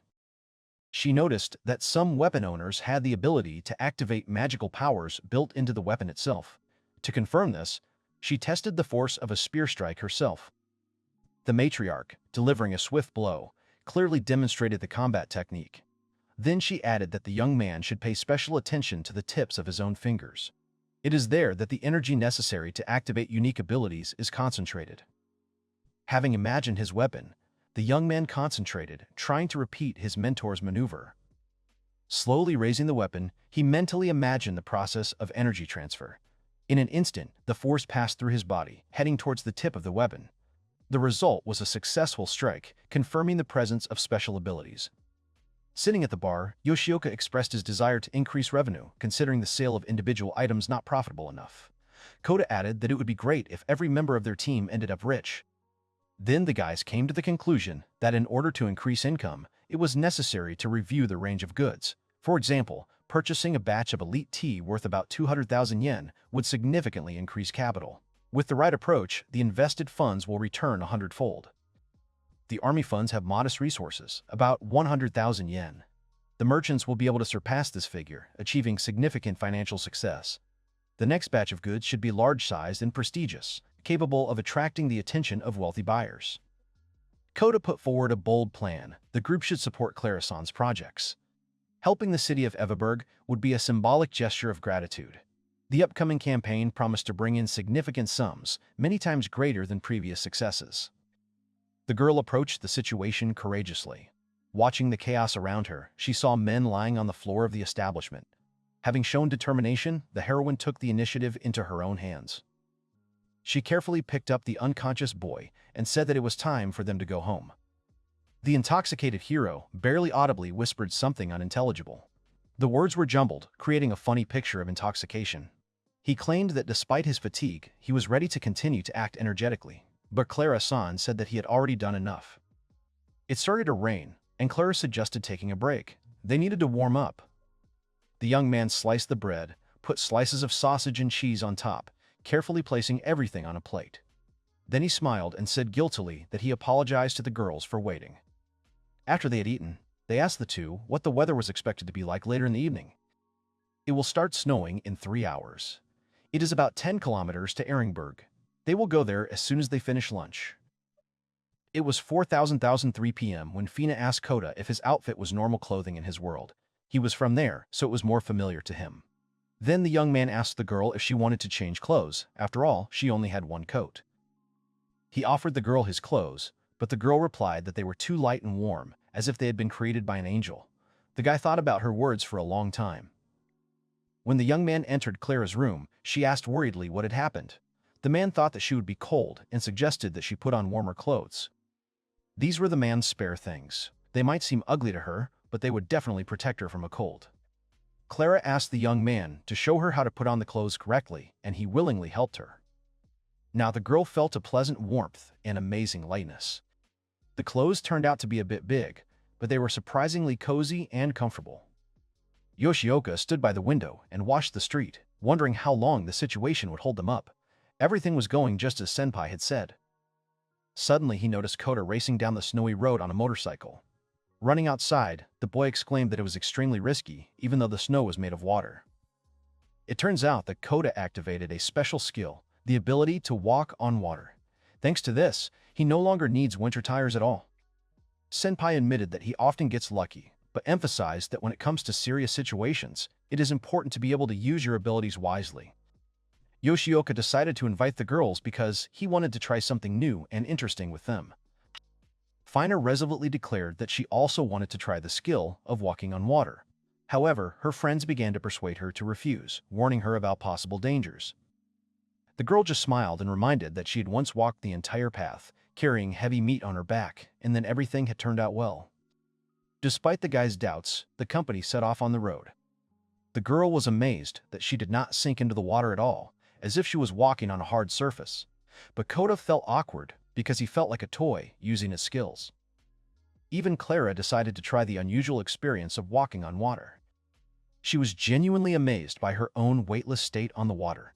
The young man noted that the girl seemed to have been transformed. She became like a seasoned knight who had strengthened his spirit and body with an iron will. He would like to see Clara so strong and confident more often.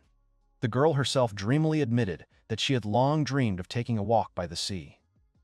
Thus, having completed all the tasks assigned to them, he and Yoshika were able to return back to their home world.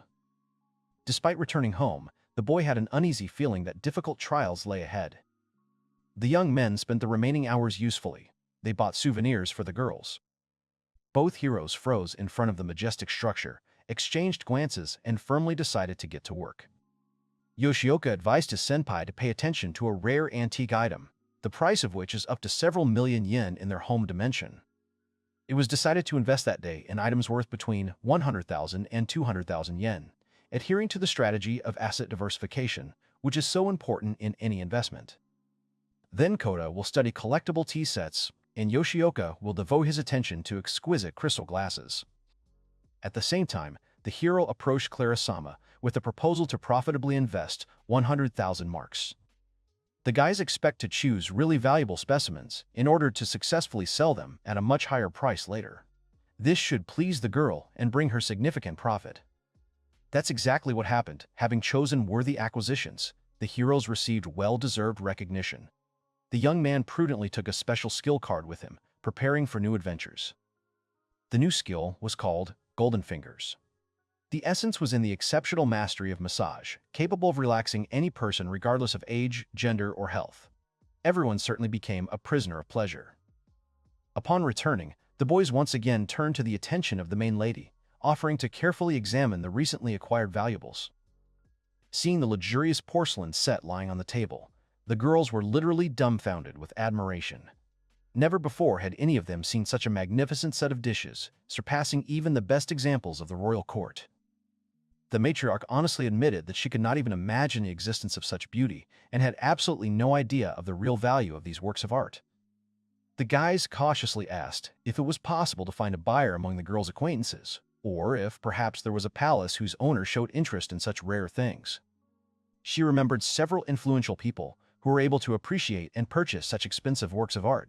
In particular, she mentioned Count Breamman, whom she had met quite recently. The conversation was about a friend, Jürgen-san, whom it was decided to ask to write a recommendation that would open access to an elite circle of buyers. Clara enjoyed the gifts and hoped that the guy would stop worrying so much about every little thing. Tonight, she would be able to rest peacefully and warmly. Lying in bed, the girl thought, perhaps it was the aroma emanating from the things that belonged to Kota that gave her such an unusual feeling of comfort and freedom. Early in the morning, Clara-sama and Fina were among the first to leave the house. Meanwhile, the boys hurried to go to Count Breamman. While the friends were hurrying to the meeting place, the grandmother unexpectedly came out to meet them and loudly expressed dissatisfaction with the behavior of the young people, complaining about the noise and danger emanating from their motorcycle. The Count delicately inquired of Madame Ansbosch whether she wished to put the unique tea set up for sale in the capital city. The servants confirmed the mistress's intention, adding that, alas, she was personally acquainted with only a few representatives of aristocratic society, and therefore they were turning to the respected Count for support and influence. Initially, the lady intended to come here in person in order to express her respectful greeting to the noble gentleman, but official obligations forced her to urgently head to the capital to fulfill her military duties. The original service itself, intended for sale, arrived with the envoys. The boys asked the gentleman to help them by drawing up a written recommendation confirming the authenticity and value of the goods. They asked if this was possible. Having finished their business with Count Breamman, the men quickly caught up with their companions. Moreover, they managed to get 3 valuable recommendations. This news brought sincere joy and relief to Clara. Among other things, the guys managed to successfully sell a number of goods, earning an impressive 53,000 marks. In addition, the young interlocutor reported that the Count would like to become the owner of a wonderful motorcycle, ready to pay a solid 150,000 marks for it. For the girls, such a desire seemed truly fantastic because the Count's money seemed endless. However, in case of large purchases, Clara-sama kept dividend payments in the amount of hundreds of thousands of marks, received thanks to successful investments. The projected total income was an impressive 430,000 marks. The Count was in excellent spirits, thanks to which the entire operation was completed quite successfully. These funds will significantly improve the defense capability of the country's eastern borders, which invariably pleases and calms the girl. After 6 days of travel, the group reached the village of Bottingen. During this time, the travelers covered a total of 201 kilometers, and the distance from the city of Everberg was already almost half 1,000 kilometers, exactly 430. The travelers discussed the optimal time for the next meeting tomorrow. The young men asked for additional time to complete all the planned purchases. Having agreed, the girls decided to stay here for one more night, removing the need to rush. The horses' legs needed a rest, so the decision to postpone the journey turned out to be entirely justified. After discussion, everyone agreed that the route would resume at 4 o'clock in the morning, Japan time. The heroes ended up with a record amount of over 530,000 marks, significantly exceeding their wildest expectations. At the same time, Kota's storage space increased, and the character's skill level increased proportionally. Your next visit to the store will require a special approach. Given the approaching card limit, it is more advisable to use cash for payments. This afternoon, Yosh will begin searching for good stores online, and Kota asks to immediately report any places found where they can meet and discuss plans for further action. While thinking about his smartphone, the guy suddenly heard his friend's phone ringing. It was Amy calling. Returning home, the young man found the girl waiting for him to talk and asked what was bothering her and what topic she would like to discuss. The girl said that she intended to file for divorce, to which the guy asked her to explain the reasons for her decision. It turned out that the girl's heart belonged to another man, a work colleague with whom she was involved in a joint activity. Subsequent revelations showed the whole truth of the events that were taking place, confirming the young man's worst fears. Kota was puzzled by his own calm reaction and calmly asked about the presence of documents on the dissolution of the marriage. He had one condition that the girl was ready to accept in order to reach a compromise. The man agreed to accept the divorce conditions without objections. He did not need either the family capital or the apartment. His only wish was to complete the process before the evening of the current day and move on. Amy agreed, because the initiative to end the marriage had originally come from her, but inside her, there was an unpleasant feeling that she was being rudely rejected and thrown out. He asked her to throw away the rest of her things, which confused the girl. She did not expect the breakup to happen so soon. After collecting his things, Kota left and asked her to take care of herself. However, it turned out to be just a dream, leaving him with a painful feeling of discomfort and vague anxiety after waking up. Meanwhile, a friend, Yoshika, entered the room, and the guy was finally convinced that what he had experienced was reality. Having recovered from his worries, the friend announced that he would go to Ginza after lunch to do some important shopping. Until urgent matters required the boys, they would have to actively engage in preparations in order to meet the upcoming events fully armed. The friends then headed to the Ginza area, where the purchase of the necessary goods went smoothly and efficiently, thanks to the careful preliminary preparation of their friend. Soon after finishing their shopping, they found themselves back in the familiar room that had become almost a second home. They were lucky enough to acquire a unique skill, the Encyclopedia of Plants, which allows them to learn details about all the plants found on the continent of USA. It would seem to be a very useful skill, but it turned out that its practical benefit was questionable, turning into another annoying blunder. But, as it turned out later, this skill will come in handy when it is necessary to prepare dishes from the local flora. Having received new knowledge, the friends continued their journey, heading to another world. During the training, Clara sharply reproached the young man for his absent-mindedness, emphasizing that such negligence could cause irreparable damage only to him. Deciding to prevent possible consequences, the girl insisted on finishing the training for today. Curious about the reasons for what had happened, she asked the man what had happened. Understanding her concern, Akito decided to openly tell him everything that was troubling him. After listening to the story, the girl gradually realized the depth of the problem, but she was not yet able to fully understand the situation. The girl's heart was filled with joy, despite Kota's sadness. The girl who suddenly appeared said that she liked him, and she was right. Clara finally understood her own feelings and realized that the young man's loneliness does not mean that he loves her. Her main task is to serve faithfully and fulfill her duty as a knight. She put the welfare of the people of Everberg above her personal feelings, dedicating herself to the noble mission of serving the people. Having made a conscious decision, the girl covered her heart with strong armor, recognizing that the duty of a true knight is more important than love. The boys were sitting at the table and having lunch. Clara said that she had decided to give Blitz a rest today, so she suggested that the man relax a bit and drink some wine. This surprised the man, and he asked if they shouldn't have had a good workout first. The girls asked Kota to go with them, and he agreed, saying that he would get the finished product with his friend. Senpai didn't understand what was going on, but Akito informed him that the girl was trying to cheer him up. These words caused embarrassment to appear on Senpai's face. His heart began to beat faster, and he felt warm from the knowledge that another person cared. He approached Clara and asked her to listen, telling her that she probably knew about his divorce from his wife. He added that he was more comfortable being alone now as it was calmer and easier. His words hung in the air, causing a tense silence.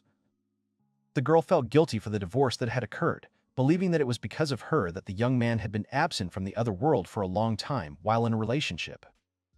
But the man reassured the girl, assuring her that she was mistaken. Their relationship had ended long before he met her, even before she appeared in his life. The young man asked the girl if she would like to join him for a drink. When she answered in the affirmative, he decided to show his attention and hospitality by carefully pouring her a small portion of wine. Starting the next day, the team would set off on a 3-day journey, 100 kilometers south of the Ryanga Highway. At the end of the route, the group successfully arrived in the picturesque town of Baggendorf, where they continued their exploration of new places and getting to know the local attractions. Senpai gently massaged Akito's shoulders, trying to relieve the accumulated tension. With light movements of his fingers, he kneaded the muscles, feeling how his friend's body gradually relaxed. After finishing the shoulder massage, Kota asked Yoshika to lie down on her back and asked if Fina wanted to join them. However, the girl politely declined, preferring to watch from the sidelines. The young man noticed that Fina was wasting her chance to experience the pleasure of a massage, claiming that his fingers could work wonders. The girl said that next time, she would definitely take advantage of the opportunity to experience the skill of the young masseur. Suddenly, a priest came out of the doorway and declared that such conversations were unacceptable in the church. Everyone immediately fell silent, but soon the silence was broken by the girl's appeal, wishing to end the prolonged silence and soften the awkwardness that had arisen. She asked Senpai to give her a massage too. The young man immediately agreed. The girl began to ask the young man, who served at the noblewoman's court, where the young people were heading and what roads were open to them. The young man listened attentively to the questions, thoughtfully going over the options for the upcoming route. He noted that the girl's calves were quite muscular and tense despite the massage. However, she said that the procedure was quite pleasant. Kota-san arrived here together with the Knight of Everberg, whose ancestral estate was located far north of the city of Breamman. Now, thanks to the skillful hands of her senpai, the girl became more relaxed and calm. On the contrary, Fina, seeing such a change, noticeably tensed up and even showed signs of irritation. A feeling of jealousy and insecurity, generated by the attention given to another girl, was growing inside her. The rested and contented girl asked her interlocutor about her future plans after finishing her service with the matriarch. The young man calmly replied that he would think about the future when the time came to leave the service. After finishing the conversation, he expressed confidence that the massage procedure had gone wonderfully and met the expectations of both parties. The massage procedure had a beneficial effect not only on those who were receiving the massage, helping them to feel better physically and emotionally, but also on the massage therapist himself, giving him inner satisfaction from the work done. Despite the positive atmosphere, Fina continued to stand nearby, frowning, experiencing mixed feelings and an internal struggle. Elka informed the man that the young man was not a knight, but a simple servant from the northern territories, and did not at all belong to the nobility, such as the barons. The man asked the girl if she really enjoyed the massage or if she was just faking her pleasure. The question sounded serious, reflecting a desire to make sure of the sincerity of her reaction. She replied that she was, of course, faking it. Yelka expected a regular massage, but soon realized that the situation was much more serious than it seemed at first glance. Her nerves were on edge, and she tried her best to hide her anxiety, fearing that the man might pose a threat. The ingredients were already on the table, ready to become part of the dinner. Akito suggested dividing up the responsibilities. Fina would prepare the vegetables, and he entrusted Senpai with the important mission of preparing the meat. Suddenly, a servant appeared from the depths of the room and sharply demanded that the servant immediately cancel the order of his master knight. The order sounded categorical and made it clear that the situation required immediate action. Those gathered froze, waiting for further developments. It turned out that several representatives of noble families had booked private rooms of the establishment in advance.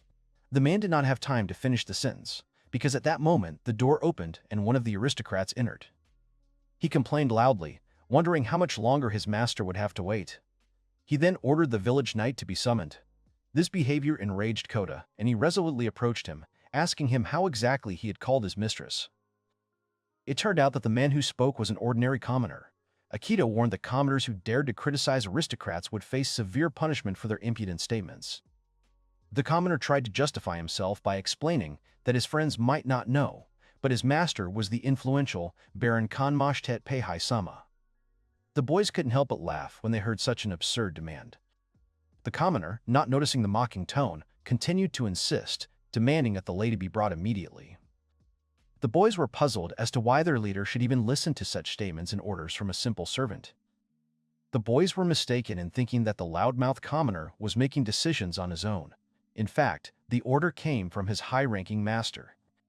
An inquisitive visitor asked what was causing all the noise and fuss. The aristocrat asked impatiently how much longer he would have to wait. Meanwhile, the servant continued to irritably repeat that the man was ignoring his requests and orders. This reaction increased the irritation of the aristocrat, who was clearly tired of enduring the delay and lack of respect for his status. The Baron raised his voice, insistently demanding that the lady be invited immediately. However, the boys exchanged glances and quietly conferred, doubting the wisdom of obeying the order. They believed that such a display of power was overly aggressive and contrary to common sense. Suddenly, Clara entered and calmly asked what was going on. Baron Kanmashtet Peihai explained that he had been planning to occupy their room. A feeling of discomfort filled the room, and the participants in the incident realized that a conflict situation had arisen. The woman introduced herself as Ansbach, Knight of Everberg, stating firmly that the room would remain her team's. Turning to the Baron, she asked if there was a valid reason to justify handing over the room. Baron Kanmashtet Pehi confirmed that there were special circumstances. Kota thought that the Baron was being overly selfish, considering his position more important than the comfort of others. The lady responded by reminding him that she was the first to occupy the room, therefore there was no reason to transfer the premises to another guest. Ansbach declared that the conversations were over and left, causing great irritation to Baron Kanmashtet. Left alone, he felt disappointed and indignant, realizing his own powerlessness to change the situation.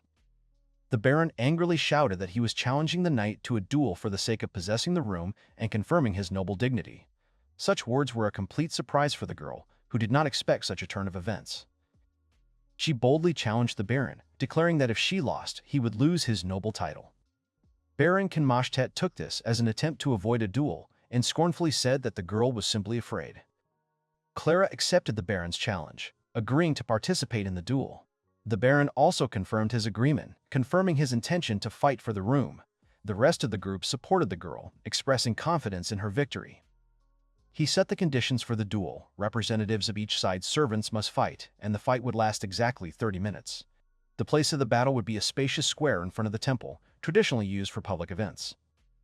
Akito was at a loss as to what to do next. After all, the responsibility of entering the fight now fell on one of the members of their small team. Choosing a suitable candidate became a task of primary importance, since the outcome of the fight would determine the future fate of each of the participants. The man put the girl in front of a difficult choice, offering to choose between white and red. The girl, confused, asked him to wait a little. Thinking out loud that she was actually the one planning to take part in the upcoming duel, Kota asked what about white and red. Red meant a fight with weapons, white, exclusively with fists. The Baron waited to hear her choice. The further development of events and the fate of the entire team depended on the decision made. When choosing a white duel, the use of magic was considered illegal, as magical abilities were perceived as a type of weapon. According to the rules of the fight, a team representative was considered defeated if he lost consciousness due to physical exhaustion or voluntarily admitted defeat. Kota reasoned that entering the arena unarmed would look suspicious and strange, so his comrades decided to use their magical powers. That is why they chose the red duel, which allows the use of any type of weapon. Fina intervened in the discussion, reasonably noting that when it came to simple servants, the best form of competition was precisely a white duel, which excluded the use of weapons and magic. Baron Kanmashtet Pihai announced that if no one was against the red version of the duel, both sides would meet in front of the temple, ready to fight. Helga added seriously that if the man tried to escape, he would risk his life. His gaze became hard and determined, emphasizing the depth of the threat. Each word sounded weighty, leaving the impression of absolute confidence in his right to act decisively. The declaration of a red duel allowed the participants to choose their weapons freely, allowing any available weaponry. The Baron publicly acknowledged the young man's bravery, praising his courage for refusing to retreat and for his willingness to meet the challenge with dignity. The aristocrat noted that such an important event as a duel should have been prepared more thoroughly. Hearing this, Kota anxiously asked who his opponent would be. The Baron indifferently explained that the opponent could be any member of the servants. Thus, the situation was extremely unfavorable for a single fighter. 5 against 1, the advantage was obvious. Already at the start of the fight, the winner was practically determined. The chances of winning were rapidly disappearing. Fina tried to protest, claiming that this was a fraud. However, Yoshioka calmly replied that this was precisely why he was there, demonstrating his full understanding of the rules and conditions of the duel. Helga suddenly screamed, accusing the enemy of cowardice and wanting outside help. In response, the man spoke rudely of Helga, insulting her in the same way. Elka noticed that someone had obviously pulled a clever trick, forcing the Baron. The man told the girl to thank the assistant. Together, they began searching for documents. Clara apologized guiltily to her comrades, admitting that she had led them into a difficult situation, including participation in a duel. The guys, however, reassured their friend, assuring that everything would be fine. It was time for the competition to begin. The tension was building, creating an atmosphere of tension and readiness to fight. Akito urged his senpai to move away, giving him room to maneuver. At this time, Helga loudly reproached them for their lack of vigilance on the battlefield, as if demanding more diligence and concentration. The young man's reaction was not long in coming. He concentrated and activated magic. A huge stream of energy swept through the space, heading straight for the enemies. The magical power emitted by youthful talent shook the air, threateningly approaching the opponents. The Baron and the other onlookers could not believe their eyes when they saw ordinary servants using powerful magic techniques. This event shocked the public, who were used to seeing magic only in the hands of select and high-born individuals. Kota enthusiastically praised the magnificent firewall created by Akito's efforts. Smiling happily, the young man modestly admitted that he had spent a lot of time training, wanting to show off his new achievements to his friends. The opponents found themselves trapped in a ring of flames that had escaped the control of the elements. The fire formed a vicious circle, restricting their freedom of movement and forcing the enemy to mobilize for defense. The situation changed dramatically. The enemy found itself trapped. Helga desperately tried to resist the onslaught of fire, but Yoshioka could not understand what was happening. One of the enemy team's warriors tried in vain to overcome the barrier created by the fire. Helga shouted angrily, demanding that he disappear and not interfere. Suddenly, the man in the lady's entourage went on the offensive, attacking the opponents with renewed vigor. His actions were unpredictable and aggressive, changing the course of the battle. The enemy soldiers were hit by an intense electrical attack, the source of which was Kota. Lightning flashed in bright flashes, covering the enemy's bodies in sparks, temporarily incapacitating them. The Baron was astonished to discover that his young opponent was also capable of using magic. The young man asked Yoshioka to stop the attack. Having received serious damage, the enemies no longer posed a threat. Taking advantage of this, the heroes gathered around the Baron, strongly advising him to abandon any further attempts to take over their room. The aristocrat underestimated the common servants, mistaking them for experienced knights. Realizing his mistake, he accused the heroes of deception, calling them swindlers. Paradoxically, it was the Baron himself who first resorted to cunning, starting the match using prohibited methods. The attempt to exclude opponents from important negotiations has escalated into yet another attempt at manipulation. The man kicked the guest out of the large room and took it himself, perhaps because of unpleasant memories associated with the mistress's command. The fate of Baron Konmashtet Peihai hung in the balance. The threat of imprisonment for illegal appropriation of someone else's property became a real prospect. The team faced the need to move to another premises, preferring a temporary refuge in the stable. Senpai was massaging Akito's back when suddenly the horseblitz approached them, as if in need of rest or attention. Contrary to stereotypes, a stable sometimes turns out to be not the worst option for temporary housing. The next morning, the team left the temporary shelter and hit the road, covering a distance of 42 kilometers, reaching the town of Laken Heights. It was the 6th day since the last call. Before returning home, the men spent some time in the room. The clock now showed 14:08, and Kota was actively choosing where they would go. Akito shared that tomorrow evening, at 8 o'clock, they would be called to another world. For the men, returning to the office after a whole month of absence promises to be a difficult event. Considering the imminent transfer to a parallel dimension, it is important for the guys to complete current affairs and obligations. Returning to his workplace, the young man faced a real problem. Familiar tasks had turned into unsolvable puzzles. What had previously seemed like a difficult job now seemed like an impossible task. The boss literally pounced on Hinoharu, scolding him for not completing the work today. The boss's tone was so rude that the phrase almost sounded like an invitation to hand in his own resignation. Utterly dejected, the young man meekly apologized and promised to immediately rectify the situation by completing the task. A colleague stood up for the young man, turning to the boss with an explanation. The young man was going through a difficult period due to a recent breakup with his wife. The boss was initially negative, but after hearing the details of the employee's personal tragedy, he softened slightly. The boss understood the difficulties the employee was facing and that life is different and difficulties happen. He urged him not to rush. As soon as Hinoharu left the office building, he felt a significant relief, as if he had thrown off the burden of problems that had tormented him for many days. Akito described the room, comparing it to the Showa era. Wanting to freshen up, Kota wanted to go to the bathroom, hoping to wash away the fatigue and dirt. The young man asked his senpai what he should do next, but the older colleague could not understand what action he was talking about. Yoshioka was at his wit's end. Tired of the constant stress and difficulties, he decided to resign from his position by writing a resignation letter. Speaking out, he said that the work in his organization was too hard and unfair.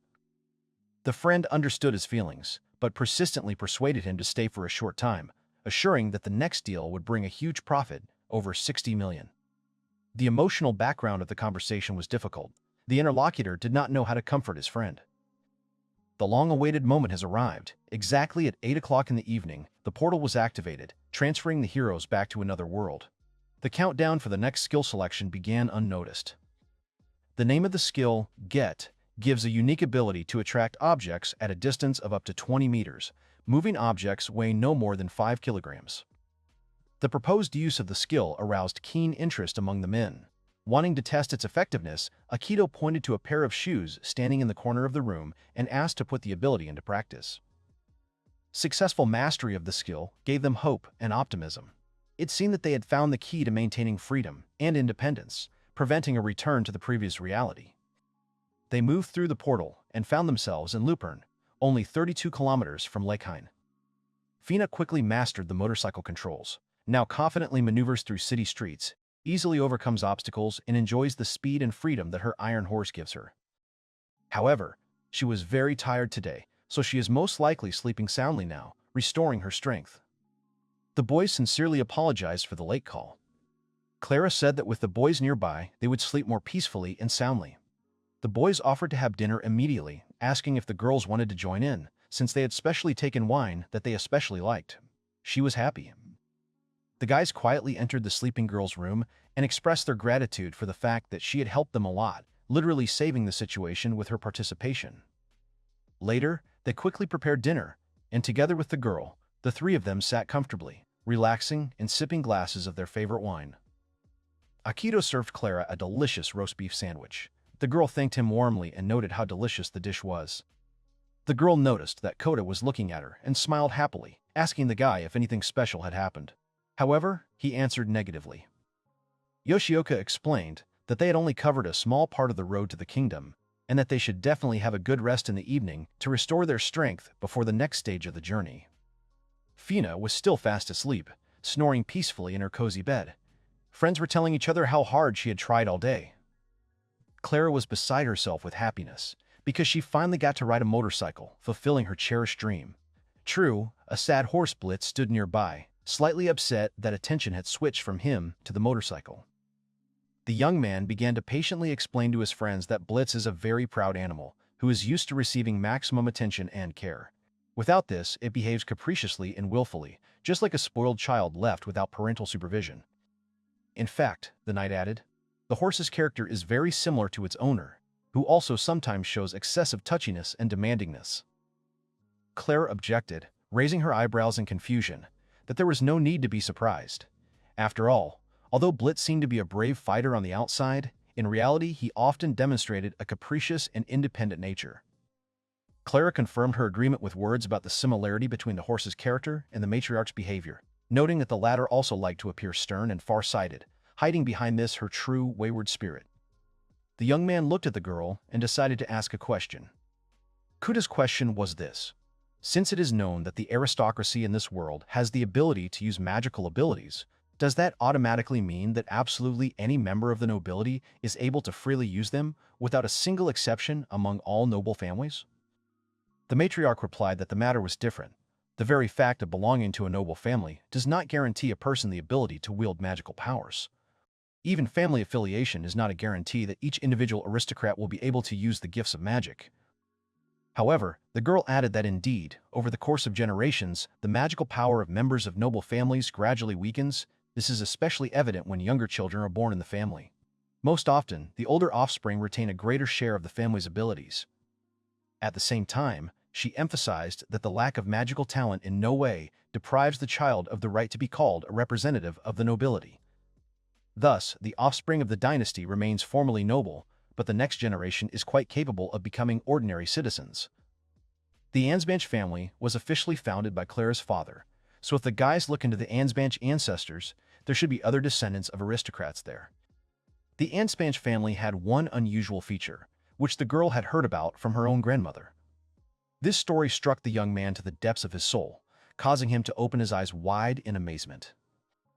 The girl calmly continued her story, emphasizing that her grandmother was an amazingly bright and strong woman with incredible inner energy. Moreover, she mentioned that the grandmother was so physically strong that the young heroine could not even leave a small scratch on her skin, despite all her efforts. The boys listened attentively to every word, amazed by such an amazing story. The story began long before the lands of Overpowered became part of the kingdom of Zaxxon 60 years ago. Back then, there was a region inhabited by small peoples known as Gil. It was there that her grandmother's roots came from, and she turned out to be the daughter of a local patriarch. The inhabitants of Gil were allowed self-government, but they were obliged to pay taxes to Zaxxon, which is why collectors came there several times a year. One of the listeners suggested that one of these collectors could be the girl's grandfather, but it turned out that he was more of an accompanying person helping to collect the necessary payments. She admitted that she knew little about her grandfather, other than the fact that he was a simple man and did not stand out for any special talents or outstanding abilities. An ordinary man, not famous for anything remarkable. But as soon as the patriarch's beautiful daughter appeared in public, the grandfather suddenly showed unexpected decisiveness. As if appearing out of nowhere, he boldly approached his future daughter-in-law with a proposal to marry. The grandmother said that her grandfather's proposal left her very disappointed. The girl was extremely upset by the fact that such a timid creature dared to do such a bold act, considering her husband's statement to be frankly ridiculous and absurd. Despite the obvious discontent of the young lady, the persistent groom did not give in. The grandmother decided to listen to the strange man's explanations, demanding that he explain the reason for his sudden decision and substantiate the reasons for such a desperate step. The grandfather tried to justify himself, claiming that he had fallen in love with the girl at first sight. Such a confession only increased the grandmother's irritation, and she set a difficult condition for the young man, hoping to get rid of the annoying suitor in this way. She offered to accept the suitor's hand and heart only on one condition, if he could defeat her in a rapier duel. This detail delighted the young men. They learned that the narrator's grandmother had won the martial arts competition in the city of Breamman for 5 years in a row, and she had started winning at the age of 13. Therefore, the woman firmly believed that no one could defeat her in a one-on-one fight. And so the day of the duel came. Akito stopped the story, not understanding what she meant. Their duel ended instantly. The grandmother confidently delivered a lightning-fast blow, knocking down her opponent in less than a second. The defeated grandfather quickly left, promising to return soon. After the crushing defeat, the grandmother stopped taking the suitor seriously, believing that he would disappear forever. However, the grandfather turned out to be a rare type of man who keeps his word. Exactly 3 days later, he returned, determined to try his hand again. The results of subsequent battles were repeated. Nevertheless, the ardent admirer remained true to his promise and invariably returned every 10 days, and then every week, trying to prove his right to the hand of his beloved woman. So, 2 whole years passed. Daily duels became a familiar tradition for the villagers, becoming a kind of entertainment and event. And one day, finally, the momentous day arrived when the blade of the future groom reached its target for the first time, winning in a fair duel. Akito stated that achieving this result was possible due to long years of hard training and his grandfather's constant attempts to surpass himself. Now he has deservedly proven that he has grown into a worthy rival for his chosen one. Clara reported that her grandmother admitted that she was actually just tired and accidentally missed a shot, but her grandfather took it as a real victory. The story continued to unfold in a fascinating way. It turned out that the grandmother possessed a truly enormous reserve of magical power. Inside her were enormous possibilities that exceeded any expectations of those around her. However, it is important to note that at that time, the lands of Gil were not actually part of the state of Zaxxon. Accordingly, even with her impressive talents and merits, the grandmother could not in any way claim to receive the official status of an aristocrat. That is why the grandmother chose to marry a representative of the Zaxxon state, the future grandfather, whose son later received the status of a citizen of Zaxxon. Thus, her father managed to inherit a significant part of her mother's magical abilities, which earned him the honor of being knighted. For Clara, this was a matter of particular pride and respect for the family's achievements. The matriarch inherited from her grandmother a much greater amount of magical power than her father received. Due to this circumstance, she stands out among the other aristocrats with her unique abilities. Akito understood why she had such significant magical resources. It was all because she inherited the blood of the Gil people. The young man thought about it. Perhaps this is the reason why Ria is able to summon him to this world. The lady was sincerely happy to learn the details of the origin of her own power and was grateful to her grandmother for her confidential story. Clara thoughtfully wondered why her grandmother had once failed to dodge an attack. Yoshioka said that the final scene of the family story was unusually touching and moving. It turns out that such cases in their world are usually considered manifestations of love. Fina raced forward on her motorcycle, pulling behind her the cart where the rest of the team slept soundly. The sea space opened up before the girl, filling her soul with delight and wonder. Clara explained to her that this was Lake Biden, which seemed simply gigantic to the girl. She had never imagined that a body of water could be so huge. The opposite shore of the lake bordered the Duchy of Estrella, which was once part of the Saxon Kingdom.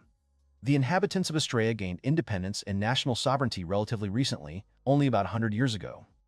Before this period, Estrella was subject to the authority of King Saxon.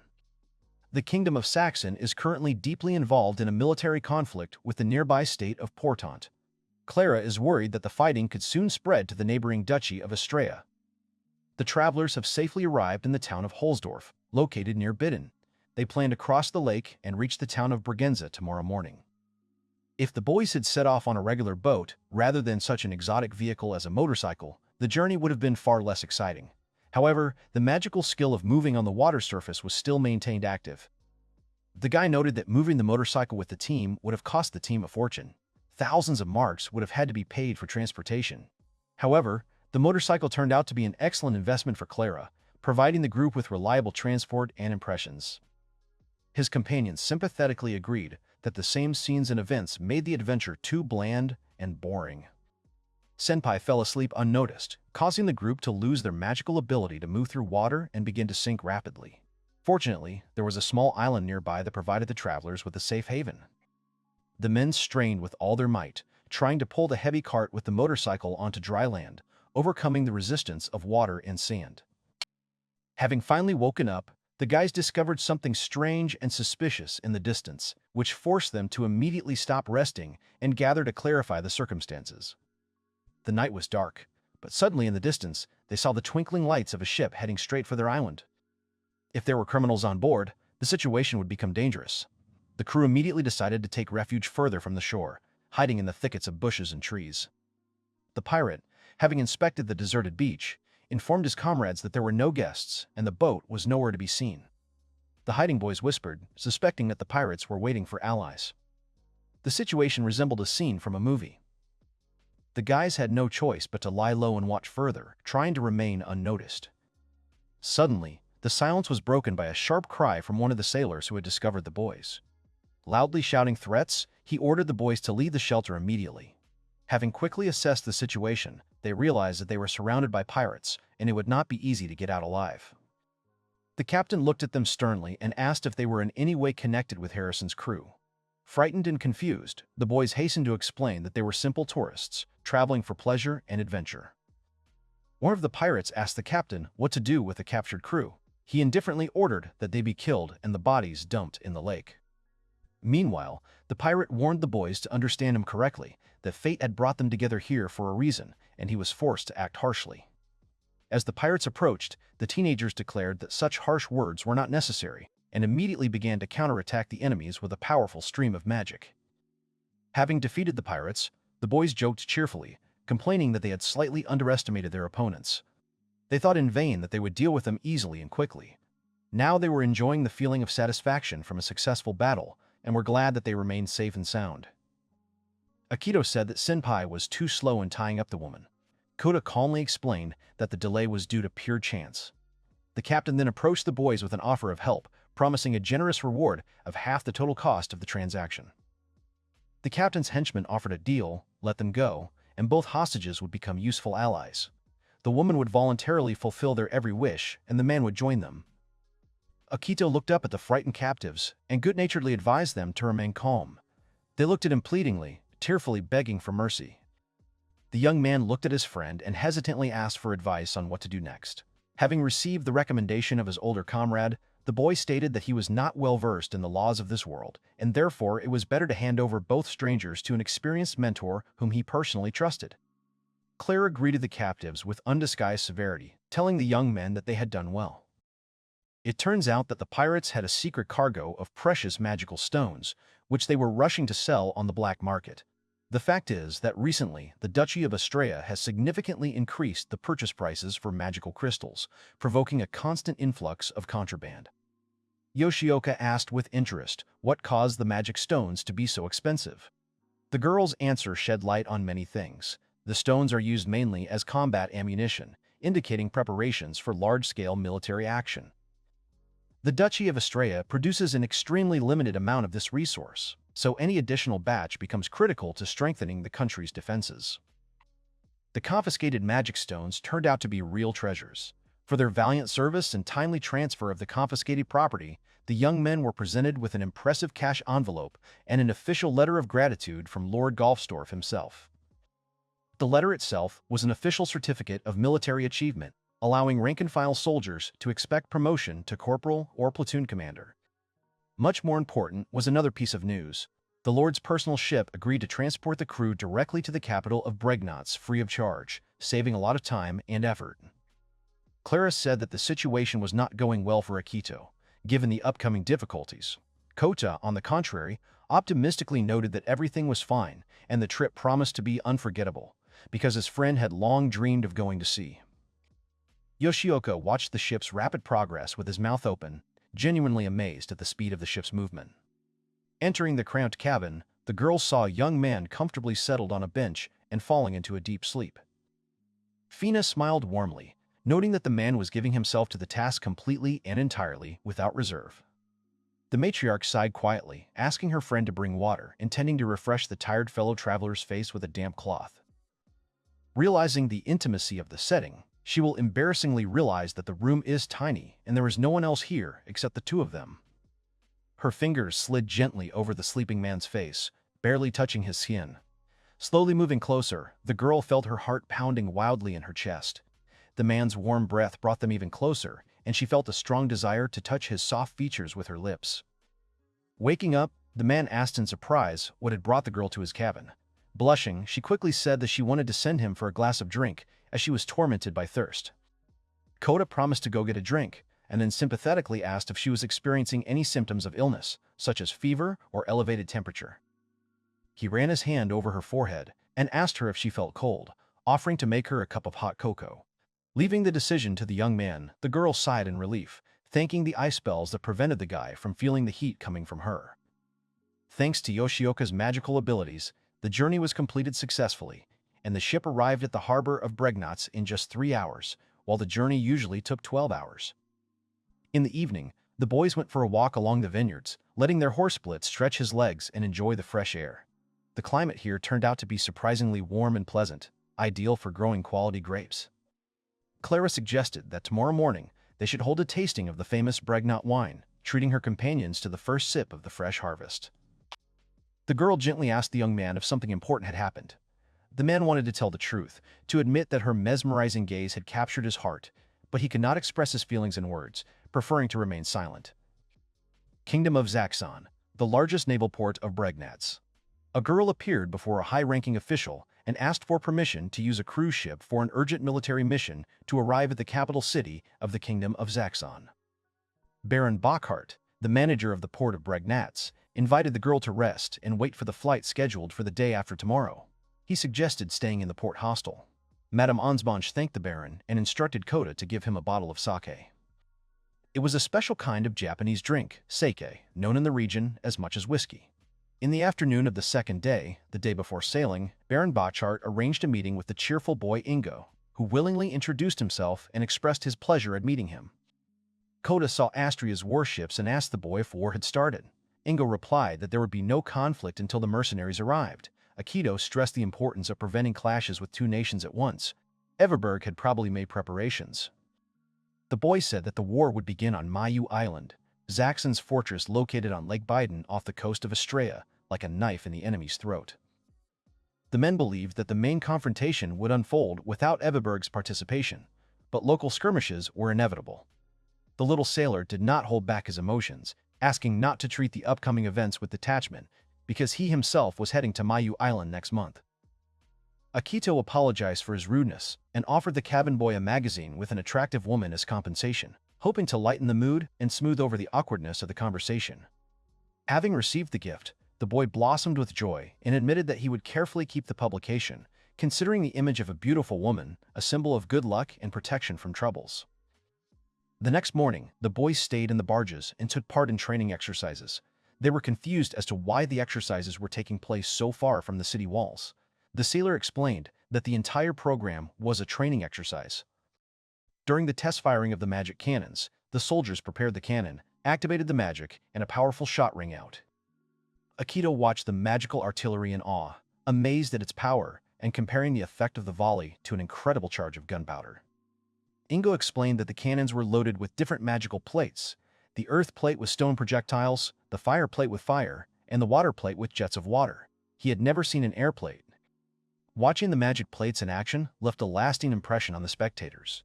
It became clear why the Duchy of Astria was seeking to acquire stockpiles of magic stones. They were capable of turning ordinary weapons into powerful instruments of destruction. The tired men rested on their bunks. Akito was eager to join the army, while Kota was determined to remain Clara's loyal assistant. Both confirmed the other's decision, finding a mutual compromise. The next morning, the warship set out, heading for the royal capital of Dresden. Since the boys were on the crew's payroll, they had plenty to do. Kota was busily washing the deck, and Yoshioka was conscientiously helping the ship's cook. The day flew by, and in the evening the crew arrived at the intermediate point, the city of Runhasen. Although the distance was only 62 kilometers, the ship managed to cover it at an amazing speed, leaving the passengers delighted with the speed of the journey. Akito was shocked when he encountered an unusual species of creatures, beastmen. It turned out that they were specially brought from distant Emiliaka, known as the Western Continent, to service rowboats. The wages for the beastmen were negligible, but after 4 years of service they would be released and allowed to lead a normal life among ordinary people. The beastman complained that he could not catch fish because of the fast current of the river and was suffering from hunger. Hearing the complaint, the young man threw the caught fish to the predator, declaring that they should eat it since the prey was available. The beastmen thanked Kota heartily, calling him by the respectful title of Mr. Dogman. Meanwhile, as they passed by the buildings and streets, the young people noticed that the level of infrastructure development in this city far exceeded that of their native Everberg. Looking at the developed city blocks, the young men wondered if such progress could be achieved in Everberg. However, Akito admitted that it was impossible to achieve. Everberg is far from roads. It is difficult to deliver resources. The only option is to expand the labyrinth of Lagos, but it is too small. The men promised to do everything possible to ensure the prosperity of Clara's native land. Then the matriarch herself appeared and asked why they were talking about Everberg. Over a glass of beer, the girl praised the servants for their desire to help her. Declaring herself a rising aristocrat, she emphasized that she would always remain faithful to her land and would never leave it. Kota vowed to develop Everberg. Clara expected him to stay with her until his service in the capital was over. Akito asked excitedly that they would be discharged when their service was over. Clara smiled warmly, explaining that she was willing to let her friends accompany her as long as they wished, because to her they were not just servants, but true loved ones. At the same time, she honestly admitted that she had no right to keep them against their will without paying them a decent price. The guys responded unanimously, assuring that they intend to jointly contribute to the growth and well-being of Everberg, motivating themselves with the prospect of increased earnings and personal success. The young man promised to do his best to develop Everberg. That evening, the friends discussed plans to improve the city, expressing hope for its prosperity. After deep reflection on their roles in the world, the kids mastered a new magical skill while having fun with their pet rabbit. The boys thanked Fina for the rabbit. Akito realized that Everberg would be rich in opportunities for the agricultural sector. The official duties ended, and they were sent back. The young man asked his senpai if it was possible to transfer people to another world. The seraphim in this room sternly replied that it was forbidden. He warned that those who violated the ban would be punished. Later, he mysteriously disappeared, and the boys found him too scary. The boys decided to have a snack of the delicious eel left over from their last fishing trip. There was still about an hour of free time left before the call-up. The men exchanged ideas on how to support the Evergi economy, promising to share their plans later. Kota bought 9,000 yen worth of books from the library, which could later bring him millions of marks in income. The man asked what Yoshioka's idea was. It was a steamboat powered by burning alcohol. It could bring in a lot of money for the study. Among the books acquired were publications directly related to the topic of the young man's invention. However, the boy prudently kept another idea, a secret, explaining that the cover of the third book most likely hinted at this hidden discovery. Kota decided to take on a new skill. The new chosen skill was called Dog Nose. The owner received a phenomenal sense of smell, comparable to the sensitivity of hunting dogs. His comrade jokingly nicknamed him Dog, implying his heightened abilities. While the squad was improving, in another place, in the small town of Ronshausen, an important event was beginning. Akito brought Clara coffee made from Ethiopian geisha beans. After tasting it, the girl admired the taste, noting that she had never drunk anything like it. He suggested that the lady open a coffee shop in the capital selling elite coffee and tableware, which would bring in a good income. The idea of a coffee business came as a complete surprise to the girl. She had never encountered such a concept of entrepreneurship before. A friend, who was listening to the dialogue with interest, could not resist asking what kind of entrepreneurial initiative Kota was planning to implement. His ingenious invention was the concept of a printing press that allowed for the mass reproduction of any necessary information. The idea was to create a device capable of reproducing texts, images, and data in an unlimited number of copies. Since there were no competitors in this field yet, the project had a good chance of being successfully implemented and would bring in significant income. It was decided to begin implementing the idea, starting construction of the first printing workshop in the capital Dresden the very next day. The team arrived in the royal capital of Dresden. Clara was to receive a position as a palace guard, which would be an important step in her career. While the lady was greeting the secretary, Viscount Kalbertsky appeared. The boys were asked to watch over the safety of the luggage and at the same time to look after the horse-blitz. After some time, Clara returned, sincerely apologizing for the slight delay and thanking her for her support and understanding. With her came Emma Peterson, a young lady, daughter of the famous Baron Peterson. The girl accompanied her mistress as a knight's apprentice. The year-long courses prepare candidates for knighthood, teaching them the responsibilities, duties, and etiquette of knights. Emma formally introduced herself and her loyal assistant. The matriarch announced that they were heading to the southern region. The girl, not knowing what a motorcycle was, called it a heretical device. Kota explained that it was a bicycle that ran on water. She compared the motorcycle to a work of evil magic and rejected progressive ideas. Emma challenged the young man to a duel, but Clara tried to prevent a quarrel. The man began to say that he was not an educator. Unable to contain her emotions, Emma angrily accused the young man of deceiving her patroness, Clara. Despite the young man's attempts to avoid conflict, the girl aggressively attacked him, waving her sword and shouting accusations. The young hero acted quickly, using protective spells. He neutralized the girl's aggression, carefully turning off her consciousness with soft magic. It was time to apologize to the lady, who took the incident calmly, explaining that the treatment procedures would benefit the student's nervous system, calming her hot temper. In the southern area was Garrison's base.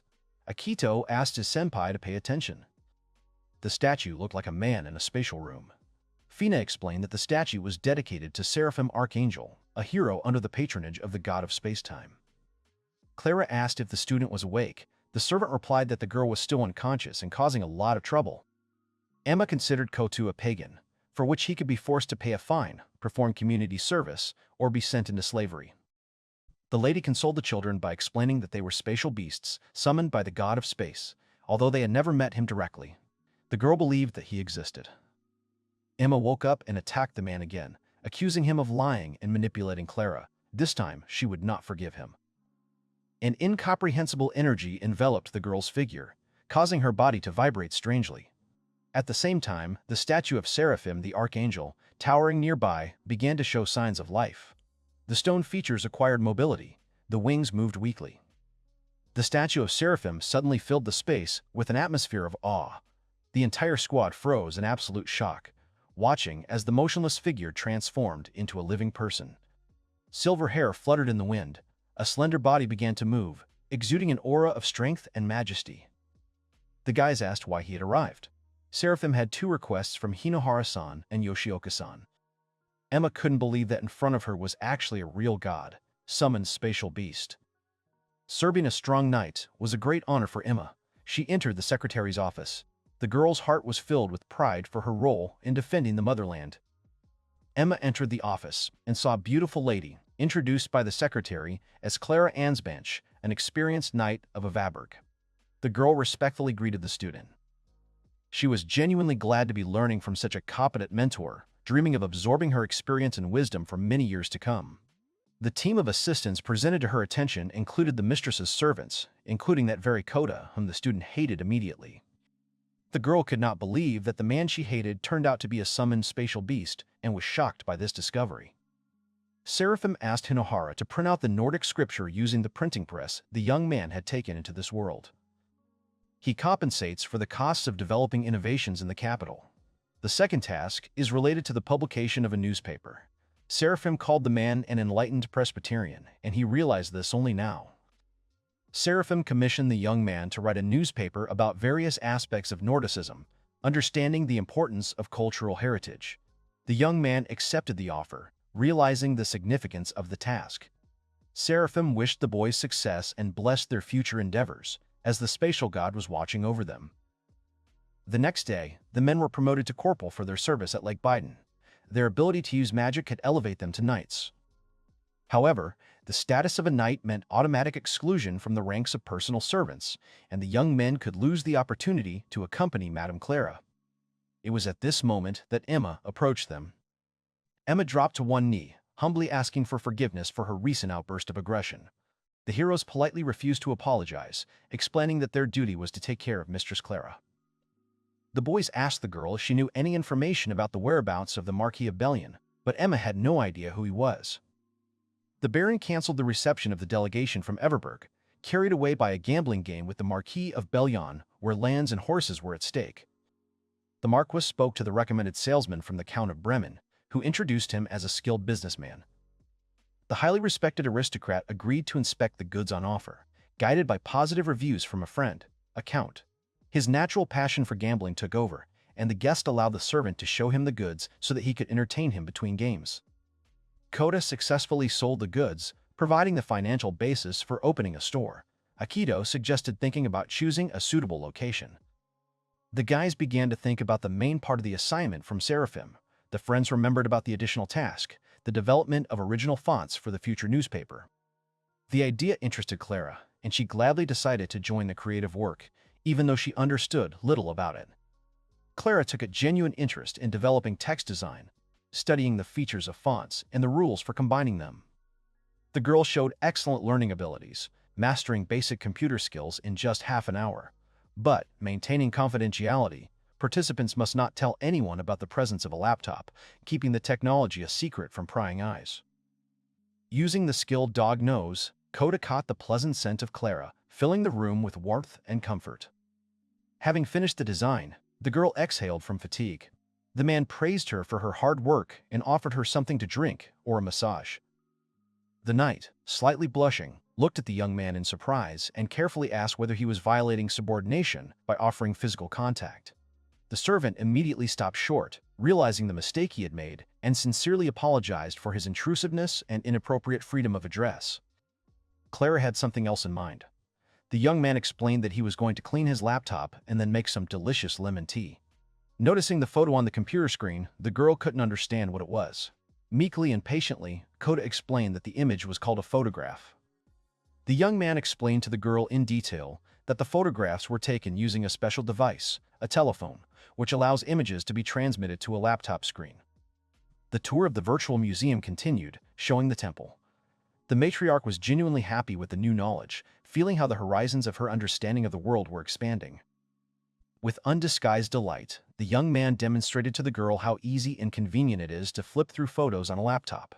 She watched the process attentively, amazed by modern technology and delighted by the variety of images. Kota brought her tea with lemon. Looking at the screen, Claire's face suddenly changed, turning pale and staggering. The lady noticed the girl, the former object of the young man's affection. He explained that he had no feelings for his ex-wife.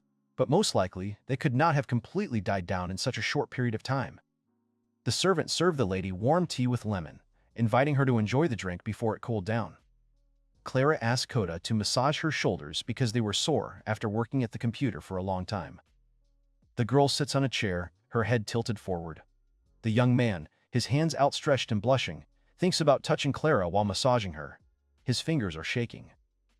The girl reaches back, grabs the boy's hand, and places it on her shoulder. The hero purses his lips and tells her that he is starting. The guy is surprised when Clara blushes and flinches. He apologizes to her and asks her if it hurts. The girl thinks that she should pull herself together. The guy is kneading the shoulders of the girl who is sitting. She wonders to herself, blushes, and thinks. Clara, blushing, smiles. Light and greenery appear around her. She thinks about how good it is. The girl thinks and addresses Kota by name. He shudders. The boy is surprised when Clara tells him that she loves him. She says that if he wants, he doesn't need permission. She continues to talk about what if the boy stays with her. The boy says her name. Suddenly, Clara leans forward. The guy, his mouth open in surprise, reaches out to her from behind. The girl falls asleep, settling down on the table in front of her. The hero stands behind her and silently looks at her. He says her name to himself. There is a group of people standing in front of the houses. The hero, 2 girls, and 2 guys. The guy thinks that starting from the second month, their duties will officially begin. He thinks that right now he will be returned to Japan and that he will work as an ordinary real estate agent during the day. The young man bows to Clara and says hello. The girl shudders. Blushing and looking down, she says a greeting back to him. The guy turns around and sees his companions looking at him. One of the girls is blushing and the other is frowning. The guy in glasses, arms crossed, smiles and looks at him. The young man thinks worriedly about their faces. He remembers how he covered Clara with a blanket while she slept on the table, that nothing happened and he was only giving her a massage. The hero turns around and looks at her back, thinking that this awkwardness is killing him. The young man, Clara, and another girl are standing in the middle of the room, looking at her. The guy is thinking about how he and Yoshioka will be paying rent in the city center, just outside the walls. The blonde girl smiles happily and says that she always wanted to live alone. The boy reflects on how in the kingdom of Zaxxon you can only live alone if you are very rich, and that most people in Dresden are used to sharing rooms. The boy looks at the item in his hand and thinks that the rent is quite high and that he will be sharing a room with Yoshioka. The girl wonders and opens her mouth in surprise. Blushing and with her mouth open, she imagines Clara and the guy lying down and wonders if it could be that they secretly spent the night. She remembers the 2 of them looking at each other, blushing, and thinks that they behave strangely in the morning. The girl looks at them and sees that they are looking at each other. Nervous and blushing, she wonders what she should do, and that these thoughts make her heart beat faster. There is an apartment building with 2 cars in front of it. A guy sits at a round table and thinks that the current interest of the Lord of the Kingdom of Zaxxon is the clock towers. He writes a list and thinks that the towers have not been built yet. At the same time, he will buy the parts and see what will come of it. He wrote down the budget on paper and closes the notebook. The hero thinks that tomorrow there will be one thing that he must do tomorrow. There is a letter of resignation on the table. An adult man looks at the letter. He addresses the young man, expressing his condolences about his situation. The man promises to adjust the salary by the end of the year. The young man looks at the man and thinks that the boss perceives this as part of the divorce. He thinks that he should ask for forgiveness. The young man noticed Yoshioka handing over the resignation letter to the grown man. He was truly sorry.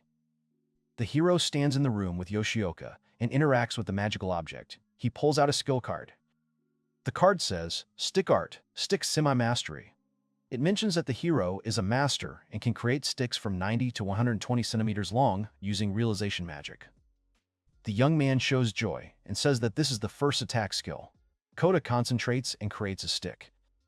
He starts twirling the stick and practicing his strokes. The hero smiles.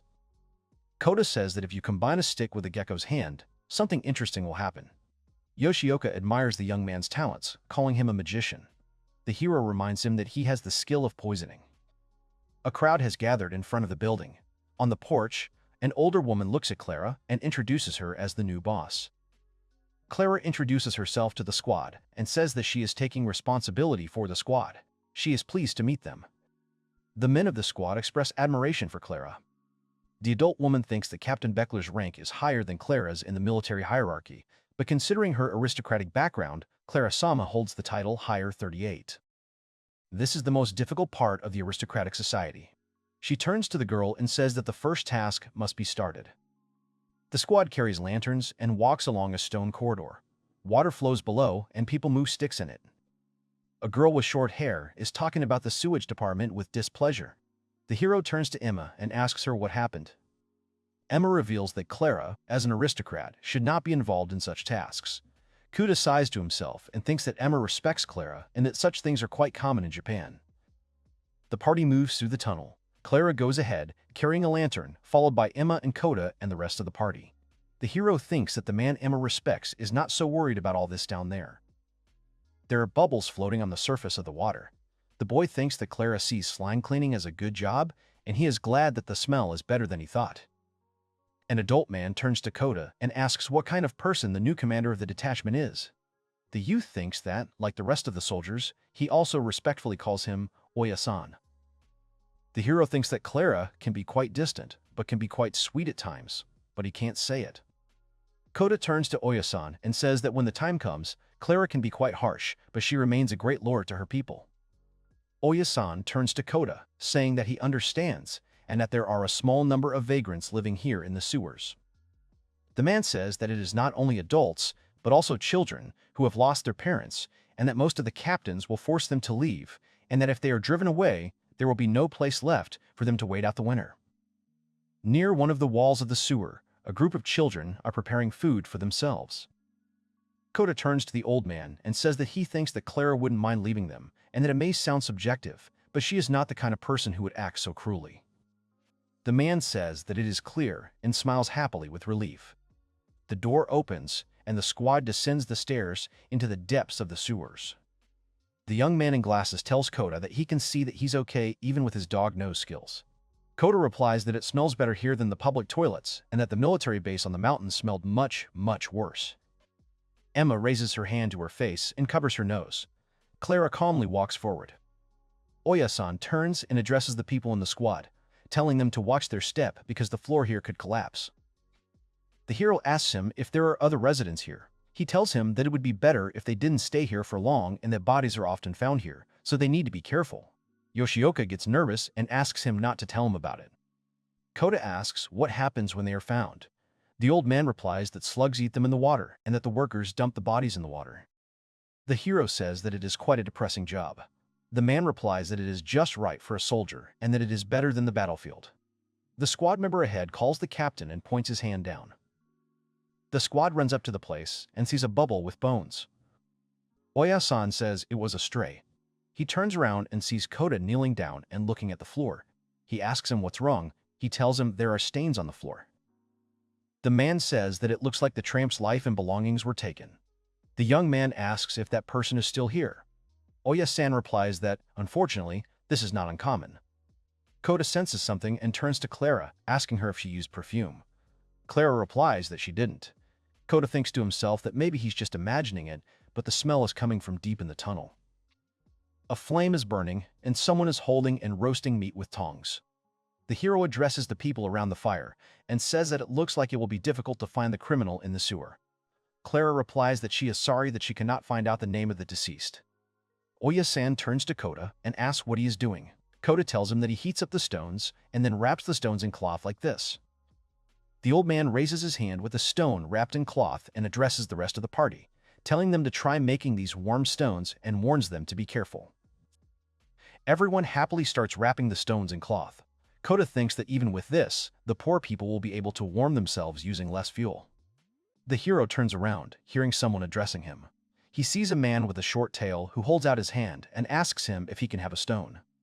Kota stretches out and gives and stretches out and gives him a stone. He says that it really warms him. Oya-san turns to the man and asks if he is Holger and says that they have not seen each other for a long time. He says that he recently went to the Eastern District and returned to the Southern District. Holger pressed the stone to his face, smiling. The boy thinks that he was a treasure hunter. The boy thinks to himself that a treasure hunter is a term for someone who risks going through rivers and sewers in search of money and property. Oya-san says that Holger has another side. He is a neighboring informant. Holger is asked if he has information that they do not know. He answers that it is not such fantastic information. Kota asks him if he by any chance knows the name of the tramp downstairs. Clara loudly addresses him and asks what the tramp's name is. He replies that the man's name is Kunz. According to him, Kunz was a man in his 40s who worked on a construction site, and they say the people who got into debt from gambling settled in the sewers for a month. The guy asks if anyone saw who did it. The man replies that there were no witnesses. The squad members look at the man when he says that he managed to get Kunz's clothes. The guy lifts the shirt and examines it. Holding the shirt in his hands, he sees 2 holes and wonders if he was stabbed from the front. The squad was on duty cleaning the sewers for the next 4 days. However, the work did not progress.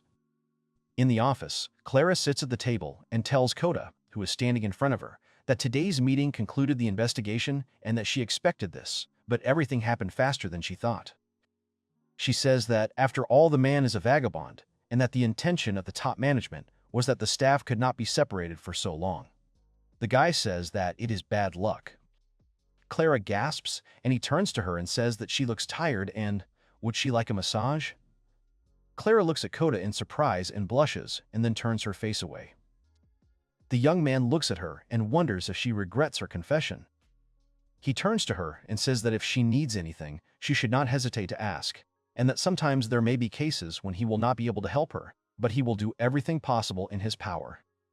Clara blushes, smiling, and says that she knows and that he is always so kind. The guy tells her that he will always be on her side and that no matter what happens, he will be with her. Tears appear in Clara's eyes, and she asks him if this is true. The guy looks at her in shock and replies that even when this military service ends and she returns, the girl smiles through her tears and asks if he would be against it. The hero replies that he is her summoned beast. Kota reaches out and wipes away Clara's tears. The girl and the boy look into each other's eyes carefully, and then hug in the rays of the sun. A crowd has gathered in front of the building. After a long period of duty cleaning the sewers, the squad has been given a vacation. A woman stands in front of the crowd and shouts that today is the day of the martial arts tournament in the Southern District. Clenching her hand into a fist, she says that depending on all the great achievements that have come from all the daily training. A guy in the crowd says she hasn't heard anything about this and that it's so unexpected. A man nearby replies that the woman has been secretly training her squad. Kota and Yoshioka listen intently to the conversation. The arrow pierces the bale of straw. Kota joyfully shouts that he hit the target. An unknown man tells him that he is too loud. That woman shouts at another fighter that he is gritting his teeth. Kota is happy that he hit the target. A guy turns to his friend and asks how he's doing and says he's 1 of 15. The guy in glasses raises his finger, winks, and replies that he's 1 of 10. Kota puts his hand to his mouth and says that he used wind magic. Yoshioka replies that he figured him out. The young man says he got into 5. His friend says that it was expected of him and if only he knew the aesthetics of the hidden sage. Kota opens his mouth in surprise. The crowd shouts that the girl below is amazing. The blonde girl holds a bow in her hands and looks ahead with satisfaction. Yoshioka says that it is Fina and that this is expected from someone who used to be a hunter. The girl pulls the bowstring again. At noon, each squad will go out to battle with 5 people using training weapons. The hero says that they did not belong to any squad, so they did not have a turn and that this was supposed to be the case. The unknown person names the 5. The woman says that the 5 of them have formed a squad and tells them to try not to screw up during the battles. The first round of the tournament has begun. 5 heroes are standing on the court, and a group of people are standing in front of them. The woman smirks, and Kota thinks to himself that it is simply ridiculous to have come this far and continue to go. The young man turns to Emma and asks if the captain can be allowed to participate. She replies that it is allowed to participate if you are not a noble who can use magic and that the captain usually does not join. Yoshioka says that they can't use magic and that they are at a disadvantage. He raises his hands in a pleading motion and asks for them to get out. The hero looks at the knight in front of him, standing in armor, and thinks that he would like to use the stick art skill. Emma turns to Hans and angrily tells him that even if he has to lose his life, he must win. Hans, frightened, tells her that he agrees. The crowd gathered around the ring and shouted that they hadn't seen each other for a long time, and that it had finally begun. Unknown shouted about the weakling and said that he looked helpless. The scarred man turns to the knight and tells him not to get distracted. The female captain smirks and says it's training. Clara looks at the ring in the crowd. A man shouts for the knights to begin the fight. The knight charges and strikes, shouting that the one who starts first always wins. His opponent, gritting his teeth, dodges. The grown man exclaims. Hans strikes, and the knight falls to his knees. The guy stands there, sweating, surprised, the crowd around him shouting that there is a winner. The hero shouting that it was amazing. The captain grits his teeth in anger. Hans was surprisingly strong. He even beat the next opponent. The boys support Hans, and he shyly thanks them. The woman pushes the shoulder of the new knight with the scar as he comes out. Hans is exhausted, and he falls from one blow. The knight attacks him again. Someone shouts that it was cruel. Hans lies on the ground, and his opponent stands over him. His squad member calls his name in horror. Kota tells him to help Hans. They carry him out of the ring. The enemy turns to the hero and asks him where the squad is heading, and that in that case, the match will have to be cancelled. Kota puts on his helmet and says that there is no need for that. The man with the scar asks what he is going to do, and that now is his time to run away. Kota thinks furiously that thanks to his 6 times courage, he is seething with rage. The hero stands opposite the knight. The crowd nearby asks if he will fight with a stick and if he understands that this is a duel. Clara looks at the ring with concern. Having prepared themselves, the heroes and the knight began the fight. The fight began. The man with the scar was surprised by Koto's speed. The young man began to skillfully use the stick, which was his weapon. The enemy fell to the ground. He looked at the guy angrily, clenching his teeth, and the next moment the hero kicked him in the face. The man's nose started bleeding. Corporal Hinoharu was declared the winner. The female general screamed that the guy was cheating. There was something wrong with his spear, and what's more, he kicked it. Koto responded that he was just confident with the pole. They could choose any weapon they wanted. The woman asked if he was trying to show off. The hero thought that this pole skill was amazing. It could be very useful. The fight with the second opponent began. Corporal Hinoharu was declared the winner again. The boys praised the boy for his good work. Ganskun was completely fine. It seemed that Yoshioka's regeneration magic had worked. The young man noticed that the commander's mood had changed. Now she had the look of a soldier. It's the general's turn. Koto understands that it will be difficult. The start of the battle has been announced. Nothing much is happening yet. Koto understands that the woman is cautious. In this case, he should start first. He rushed to attack, but the woman parried his blow. The guy understands that she has insane strength. The young man caught himself thinking that she was a commander not only in words. There is a fight going on between them. Koto thinks that it is fun. It seems that his skills are getting better and better. He just needs to keep fighting. Suddenly, he noticed something and realized that this was what he needed. He raised the stick between the woman's hand and her body, then tightened it. The general fell to the ground and said that she surrendered. Corporal Hinoharu was declared the winner again. The young man extended his hand to the woman and thanked her. She smiled. She accepted his help and shook his hand. Toka was jubilant and happy about what was happening. So, in the end, they won the tournament. The prize was 5,000 marks, so they treated themselves to seafood. And then came the day off. For some reason, they were summoned to the headquarters of the Royal Capital Guard.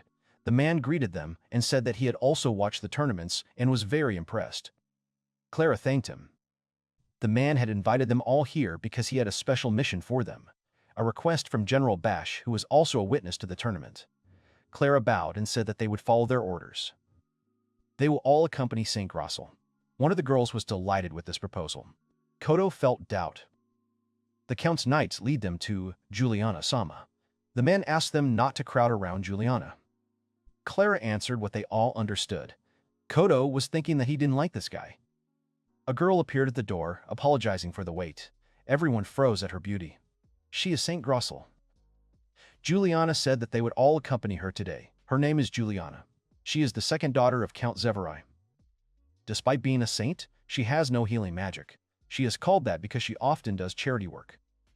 The girl handed the man a cup of soup. He thanked her with tears in his eyes. Koto stood nearby and guarded the saint. Clara approached him and asked if there was anything he didn't like about charity. He replied that nothing like that. He believes that if someone is going to do charity work, they should do it anonymously. They don't have to be a saint to do it. The girl was surprised. Juliana said that she had finished. The guy came up, took the pot, and said that they could go.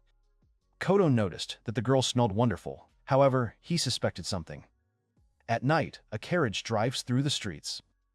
Koto asked if they were being followed. Yoshioka replied that it seemed like everything was fine, but they shouldn't let their guard down.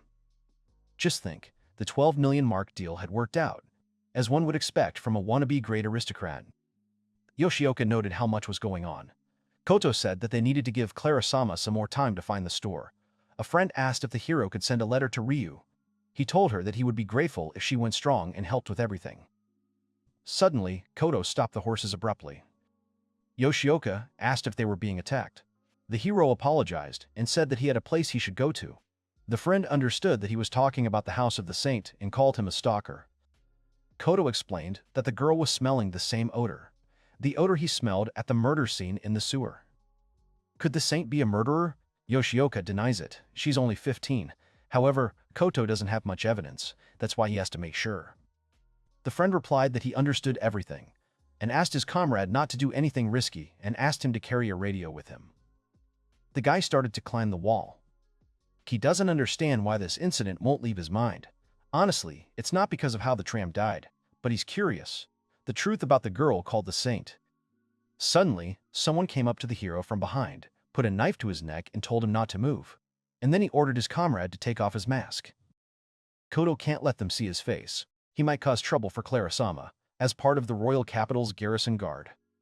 The young man is sure that he is calm about all this.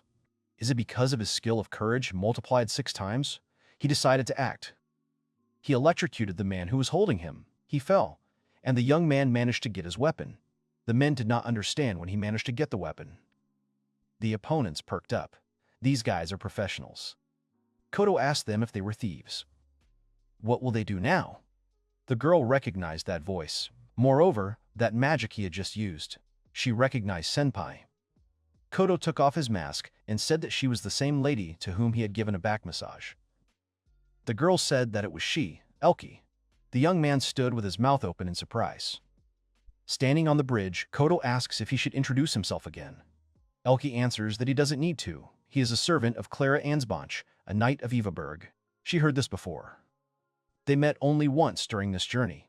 The girl is a member of the Royal Palace organization. When he met her in the city of Budendorf, Senpai and his friend were having that duel, and she was working to expose Baron Stet's lawlessness. Koto assumed that she was a spy. She replied that there was nothing remarkable about it. She was a shadow ghost. Elki asked the guy what he was looking for. She suggested that peeping was his hobby. The hero offered her a trade. If she told him what she was doing, he would also tell her what he was doing. The girl responded with the guy's confidence, but reminded him that they had a numerical advantage. The young man said that she was also very confident in herself. Elki clarified the guy's specialization. She asked him if he could simultaneously paralyze the 5 of them. He scratched his head and replied that he would tell everything. It all started 3 days ago. He was surprised when he first saw the saint. That girl looked like his long-lost little sister. He just wanted to show his respect one more time, then he realized that he couldn't do it. Elki stopped him. Did he really think that kind of story would work on her? The guy was surprised that she figured him out. The girl said that it was still suspicious, even with his current situation. She suggested that he was crazy. Then the guy interrupted her and said that this time should have been enough.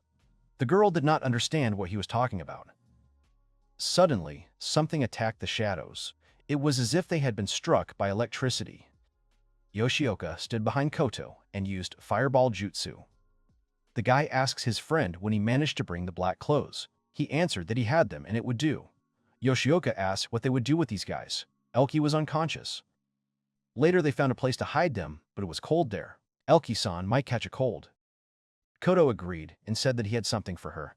Yoshioka told him that it would be better for his friend not to do this in order to get to her chest. He replied that this was not what he had planned to do. He wanted to cover Elka, but she stood up abruptly and said that he needed to be faster to touch her breast. The young man began to justify himself by saying that he was simply going to cover her with something other than a blanket. Since they were here, the girl asked them to tell her what they were doing here, and she would tell them what she was doing. The boys looked at each other. Elki and her companions are members of a secret organization that belongs to Count Nanberg, the Chancellor of the Kingdom of Zaxxon. It seems that she is a member of the Shadow Knights. As the goal this time is to investigate the behavior of Juliana, candidates for the title of Princess of the First Prince of Francia of the Allied Kingdom. They were watching any lovers. That's how they caught him. Elk asked what they had found out. He replied that they had only been doing this for 3 days, but so far nothing had seemed strange. She told him everything she knew, so now it was his turn. The young man told her about the murder that had happened in the sewers. He also explained that Juliana's scent was also present at the murder scene. Elke tells someone that Juliana's scent was also present at the murder scene. Even if what he said was true. Who are they anyway? They are Hinoharu and Yoshioka of Clara's unit belonging to the Garrison Royal Capital Guard of the Southern District. They are corporals who can use magic and special skills, none of which sound normal. She didn't think they would be so frank. Koto asked if she really thought they would take her life and feed her to the slugs. She replied that she was prepared to be taken against her will. Koto said that they would never do that, and he is not the kind of person who would do that. Yoshioka and Hinoharu exchanged a few sharp words, and the girl told them that it was time for them to go back. Koto apologizes for all of this, but he still has one more thing to tell her. He asked her to let them know if they find anything else. In return, they will share information as well. She said that her room was on the 2nd floor, the easternmost room on 15th Theater Street in the Southern District.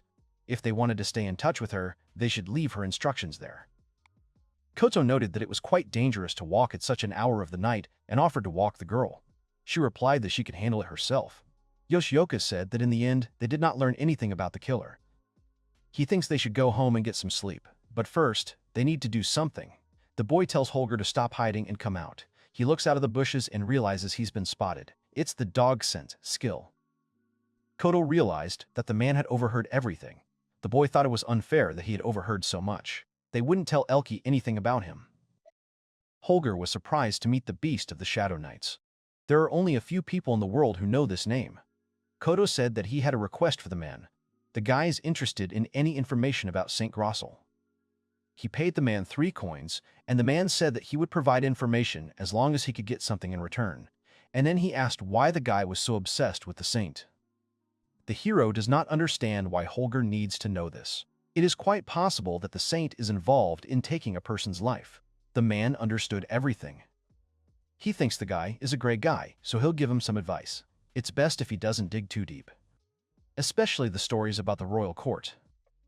2 days later, there was no further progress on the case, and they returned to Japan once again. Clara told the guy that they could take more than 2 hours for vacation. Yoshioka said that he would just take a bath and take some groceries. 2 hours was more than enough.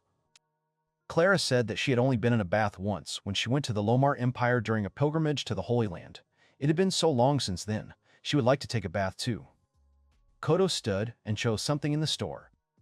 He remembered that when Leah got hurt and he applied the medicine, he remembered that she recovered very quickly. Maybe this lotion will work there too. Yoshioka senses that they can make even more money. He will choose from the shelves here, so Koto can go the other way. They collected a lot of packages. Yoshioka said that they would become super rich again. His friend supported him. Seraphim appeared before them and wanted to tell them something. Yoshioka asked for forgiveness and said that they would get rid of everything. The man replied that there was nothing wrong with what they were doing. They could do as they pleased. He asked Hinoharu if he had written a letter to Leah. He replied that he had. He asked her to come to the royal capital. The man thought for a moment and asked the boy if he still thought he had been called here by mistake. Koto received a gift when he was summoned here. He's still a summoned beast after all. But what does that have to do with Leah? The truth is that Leah is a girl with a mission to be a member of the hero squad as a phoenix summoner. She was originally planned to train with the phoenix in the Lagos Labyrinth. The young man asked if there was anything he could do. Seraphim told him that he should just continue doing what he was doing, and he should try to produce holy books and newspapers. The summoned beast for Leah was being prepared. But at this stage, Leah's growth as a breaker will be slow. He may have to rely on a guy to help her grow. The guys said they would help in any way they could. The man was delighted and then disappeared. Koto was thinking about how they could help Leah join the hero's party. Yoshioka explained that Seraphim meant that he would come again when the time came. They would ask him when the time came. First, they had to get a new skill card. Skill name, Dummy. Can create a clone that can repeat simple movements and repeat 100-letter words. Can disappear at the creator's will. Will disappear on its own after a strong blow or 10 hours from the moment of creation. Only one can be created at a time, and as the skill level increases, the number of clones increases. Yoshioka appreciated the double skill. Suddenly, Koto, in front of whom he stood, disappeared, and the real protagonist touched his shoulder and said that he was here. Yoshioka fell to the floor in fear and told Senpai that he should definitely wear a ninja suit. Koto thought that this skill would be useful. Koto reports that everything is ready. He has been thinking about the skincare business for a long time. He asked the girls what they thought. One of the girls looked in the mirror. Her face was shining. The girls were delighted. They asked to name the price. Koto was shocked by such a reaction. They are very effective, but the main target audience is those who are a little older, so they asked Emma's mother for a favor. Emma's mother held her cheeks and asked if it was true. Her cheeks were soft as a baby's. They had never been so smooth. The woman asked her daughter to let her feel her cheeks. She turned to Koto and asked if this method would work on her. He confirmed it. The woman asked him to apply the product thoroughly. After applying the paint, the guy asked the woman to look in the mirror. Everyone in the room looked at the woman with surprise. She was surprised to see her younger face. Yoshioka said that the guy had overdone it. He replied that it was the skill Golden Fingers Level 4. The hero realized that the beauty business in this world works great. From the next day, Yoshioka will be free from military duties and go shopping at the store. After the last match, the captain really had a great time. She devoted herself to training. Koto was fighting the general. Hans came to him and asked to train with him. Although the hero is still not as good as Clara-sama when it comes to legwork, he enjoys the fact that he is getting stronger every day. Sitting on his bed after a shower, Koto used his walkie-talkie to contact Yoshioka and ask how he was doing. He replied that being free from so much pea soup was invigorating. Was his friend making him jealous? He then asked about the mission. He replied that jewelry stores had surprisingly become rich and had a lot of rich customers.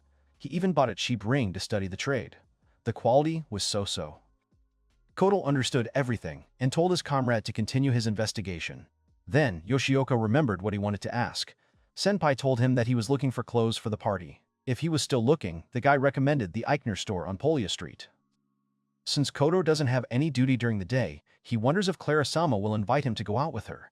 If she does, it will be their first date.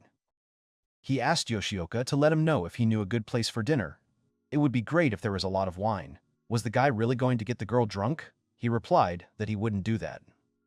The young man came to Clara-sama's office and told her that it was time to eat. He asked the girl if she had any plans for the afternoon. She replied that she really had no plans. Then the guy asked her to go clothes shopping with him.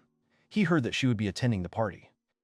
Clara confirmed his words and added that, thanks to Kuda, she had enough money and could afford a new dress. The 100,000 marks that Clara-sama invested in them became 10 million marks. Koto asked her to let him know if there were any places she wanted to visit. He would be there to serve her. The girl suggested going just the two of them since they would be spending this time together. The guy blushed. He told her that this was what he had planned. The girl looked away and said that they would soon go for a carriage ride on the street corner. But first, the young man offered her something to eat. The girl agreed with him. They definitely had to eat. They are riding in a carriage. Koto asks her about her clothing preferences. She answers that she hasn't worn a dress for a long time. She's usually not that good at that. The hero tells her that he is sure that any dress she wears will suit her. They arrived at the right store. The guy helped the girl down. They took each other's hands and both blushed. Then someone called them. Both heroes turned around. It was Saint Grossel. Clara asked the girl if she had come shopping today too. She replied that she was just walking with her father. She already has everything she ever wanted. She asks not to be called a saint. She would not say that she has grown to such a level of privilege. Koto wonders if that girl really was in the sewers. Juliana wished them a good day and smiled sweetly at the guy. He blushed. He didn't understand what this feeling was. He wasn't a child. Then he noticed Clara's gaze and shuddered. The girl asked if he was really interested in such girls. The guy tried to prove the opposite, but the girl closed her eyes and said that she understood. And in the end, they returned to the barracks without dinner. The boy was eating. Hans asked him what had happened. Hadn't he said that he was tired of pea soup? Koto said that he was such a worthless man. Even if she used charm magic, he shouldn't have blushed so brazenly next to another girl in front of Clara-sama. Here the guy understood the words about the spell. He suddenly jumped up and said that he was under the spell. That must be why he was so interested in this girl. Hans didn't understand what was going on. The girl approached the guy and he asked if there was something wrong with Clara-sama's dish. She replied that she hadn't eaten a single bite. Also, she wanted him to come over for some business, so he had to come to her office in about 15 minutes. After 15 minutes, the guy came and knocked on the office door. He said that the corporal was there. Clara allowed him to enter. He walked into the office and saw Clara in a dress. He froze in amazement. The girl asked him his opinion about the dress she got from her mother. The guy was silent. He was amazed. Clara would be a little worried if he didn't say anything. Koto collected his thoughts and said that she was the most beautiful girl he had ever seen in the world. Whether she is in armor or in a dress. Although no, her beauty is not limited to appearance. Her inner nobility goes beyond mere appearance. The girl told the guy that it was very embarrassing for her and asked him to just compliment her as usual. Koto realized that he had said too much of what he meant. The girl said that this was all and asked for forgiveness for taking up his time. Suddenly the guy sat on his knee. The girl was shocked. The young man asked for the girl's hand. And then he kissed her hand. The next day, the general informed Clara that she wanted her and her squad to leave for the headquarters at noon. Was there some kind of emergency? She replied that they would be helping the guards. As usual, condemning bandits. The Condemnation Bandits are a mysterious gang of thieves who have recently laid waste to Zaxxon. They have been attacking wealthy individuals within the castle walls and have caused considerable damage. What distinguishes them from other common bandits is that they leave a verdict accusing those who are sinful. That is why they are called so, as they accuse those whom they suspect of sins. Earlier this month, an incident occurred where a nobleman was attacked and his entire family was slaughtered. Since then, the military has stepped up security measures. Koto is standing outside and talking about the night patrol on a cold day like today. What's with these judgmental gangs? Holger-san greeted Mr. Hinoharu. The hero asked what had happened. He answered that it had nothing to do with the saint. He also brought some information.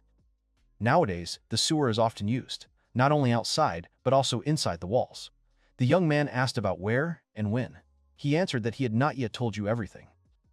Usually, the sewers outside the walls were used for crimes. It is quite difficult to get into the sewers, as there are strong iron grates and strong locks.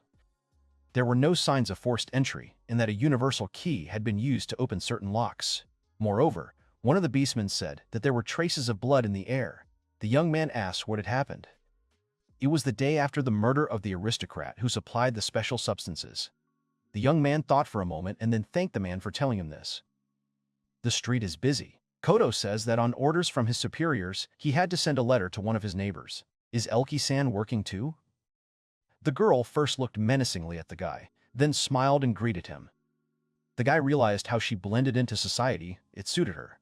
Elki asked him what he was doing here. He answered that it was just a coincidence, just an accident. He asked about how the investigation into Juliana's case was going. Elki replied that she is the purest and most innocent of all the saints. But although the saint has 3 servants, she seems to be quite close to one of the 3 of them. Secret relationships to do serious business. With her servants no less. The girl has a feeling that he approves of this. Love is holy with her. Listen, the guy refused. When Juliana marries a man from another country, she may be put under house arrest for 6 months at any sign of pregnancy. If her belly grows during this time, it could raise the whole country on its ears. Therefore, she is always under close supervision. 3 suspicious maids. The first is Laura Bard, 31. As Juliana's tutor, she is always by her side. The second is the accompanying knight, Camille Huberter, 24. And the third suspect, her maid, Karina Angler, 17. The guy asked about the evidence. She said that one of the problems was Karina. The guy suggested that it was love between women. That didn't seem like a big problem.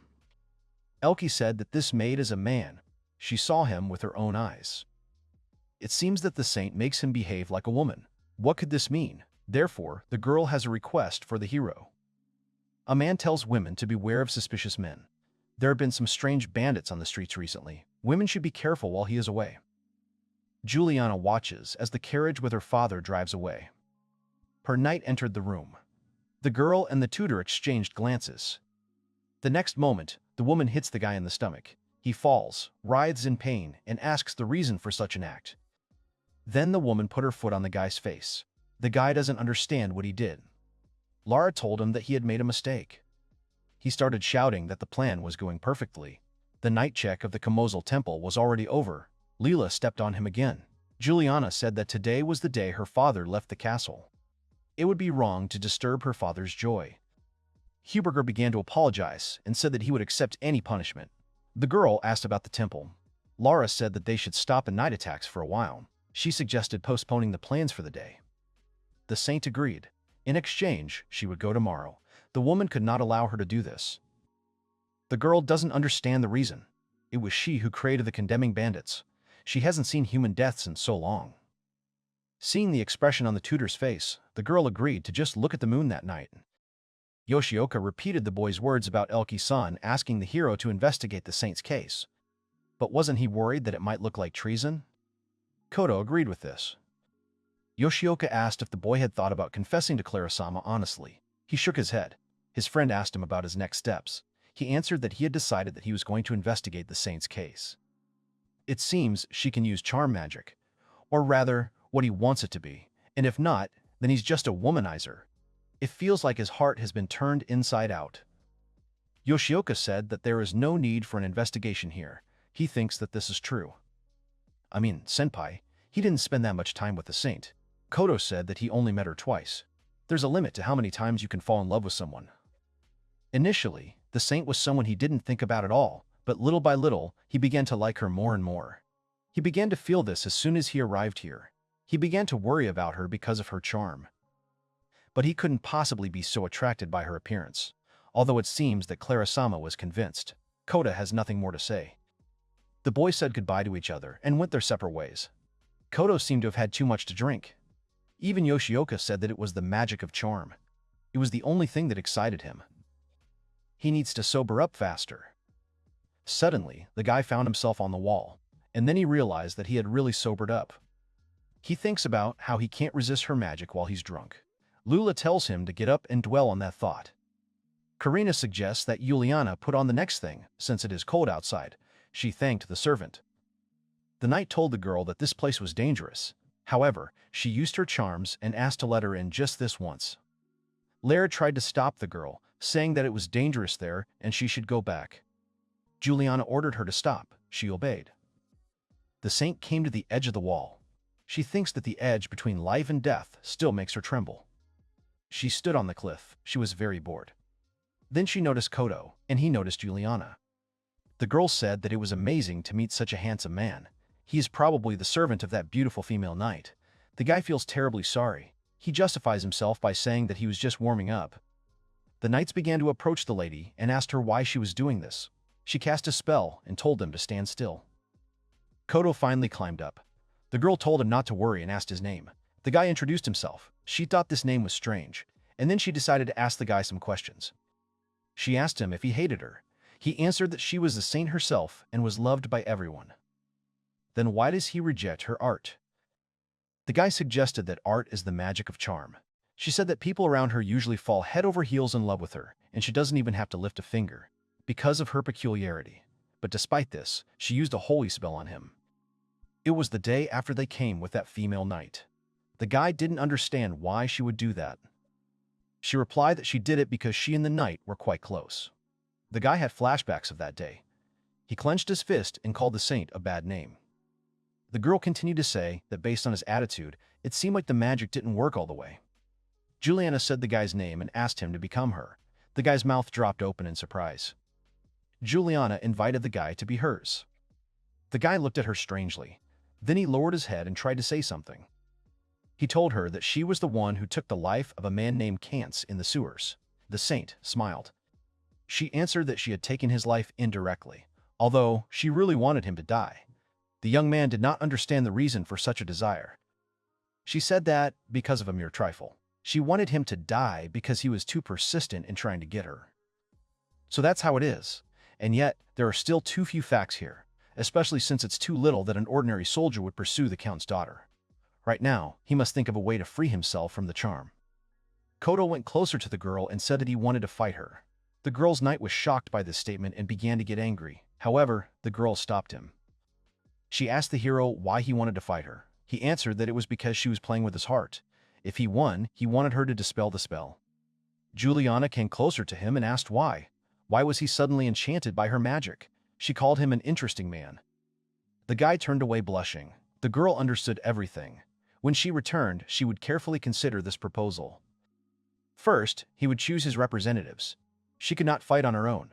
If her knights represented her, would the hero mind? 5-on-1 seems a bit difficult. The hero doesn't mind her condition, but in exchange, he would like her to accept the red duel. The girl took the guy by the shoulders and said that she wanted him even more after these words. When he loses, he will be hers. Then, if she wins, he will become her servant. But if he wins, he will take off his mask. He thinks that she is not against such conditions. Juliana smiled slyly.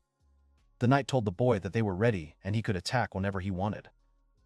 The young man stood, and the man assumed that he was afraid, although it was he who wanted the red duel so much. Koto took his sword out of its sheath and said to attack. He threw his sword. It flew past the knight and electrocuted him. The princess and the tutor are shocked by what is happening. The men don't understand what it was. Could this guy really use magic? When he took out the staff, the young man began to attack the next one. He had a shield to protect himself and repel attacks. He told his worried comrade that he was fine. The knight ordered his colleagues to get closer. He would not be able to use magic if they were close. Koto was not at a loss. He headed towards the lamp that illuminated everything and broke it. The knights began to look for the guy in the darkness. He disappeared into the darkness, but they found him. But one of them noticed the guy standing with his back to them and suggested attacking from behind. The next moment, one of the knights was electrocuted, and the hero again seemed to disappear. The youth realizes that his attacks are too obvious. The knight began to shout that he takes them for fools. They still surrounded him. At that very second, the man pierced the guy, but he was safe and sound. The man did not understand what was happening, and the next moment he received an electric shock. His comrade told him to be careful. The boy uses some strange techniques. He turned his head and saw two Koto. They say that his attacks are too obvious. This is the skill of creating clones. Which of them is real? The man replied that it does not matter. You just need to defeat them. The man asked to attack, but Koto hit him with a stick. He fell. The last remaining knight said that this was an unfair fight. The young man agreed and removed the clone. The knight was furious. He rushed to attack. Koto stuck his staff into the ground, spun around on it, and struck his opponent in the face. All enemies were defeated. He came to Julian and said that victory was his. He tells her to remove the magic. He pointed the staff at her and said that if she broke her promise, it was clear what would happen to her. Laura grabbed the staff and told the guy to stop. He gave her an electric shock and she fell to the ground. The saint was left alone. Koto said that if they break the promise, he will throw her out of here and it will be over with her. The girl trembled and asked if the guy really hates her. He replied that he really did hate her. The girl became sad. She began to cast a spell. The young man felt lightness in his body. This meant that the spell had worn off. The girl said that she would go. She walked and wiped away her tears. It was probably because Senpai didn't pay attention. The saint was originally someone she didn't care about. It was easier said than done. Elke greeted the guy and asked if he had gotten into a small fight last night. The guy asked if she had seen what had happened. She replied that she had stood in the shadows and watched. He had already settled his own affairs, because of which he had gotten involved in matters related to the saint. Therefore, he would not be able to cooperate with Elke-san in their investigation. That was what he wanted to say. The girl says that even though she thought he would do a good job, there was talk about intelligence to hire Shadow Knights. And yet he still didn't let her get to the part where she seduces him. The boy was shocked, but the girl sat up and said that she was joking. It was unlikely that she would be able to overcome the charms of the saint. The young man blushed.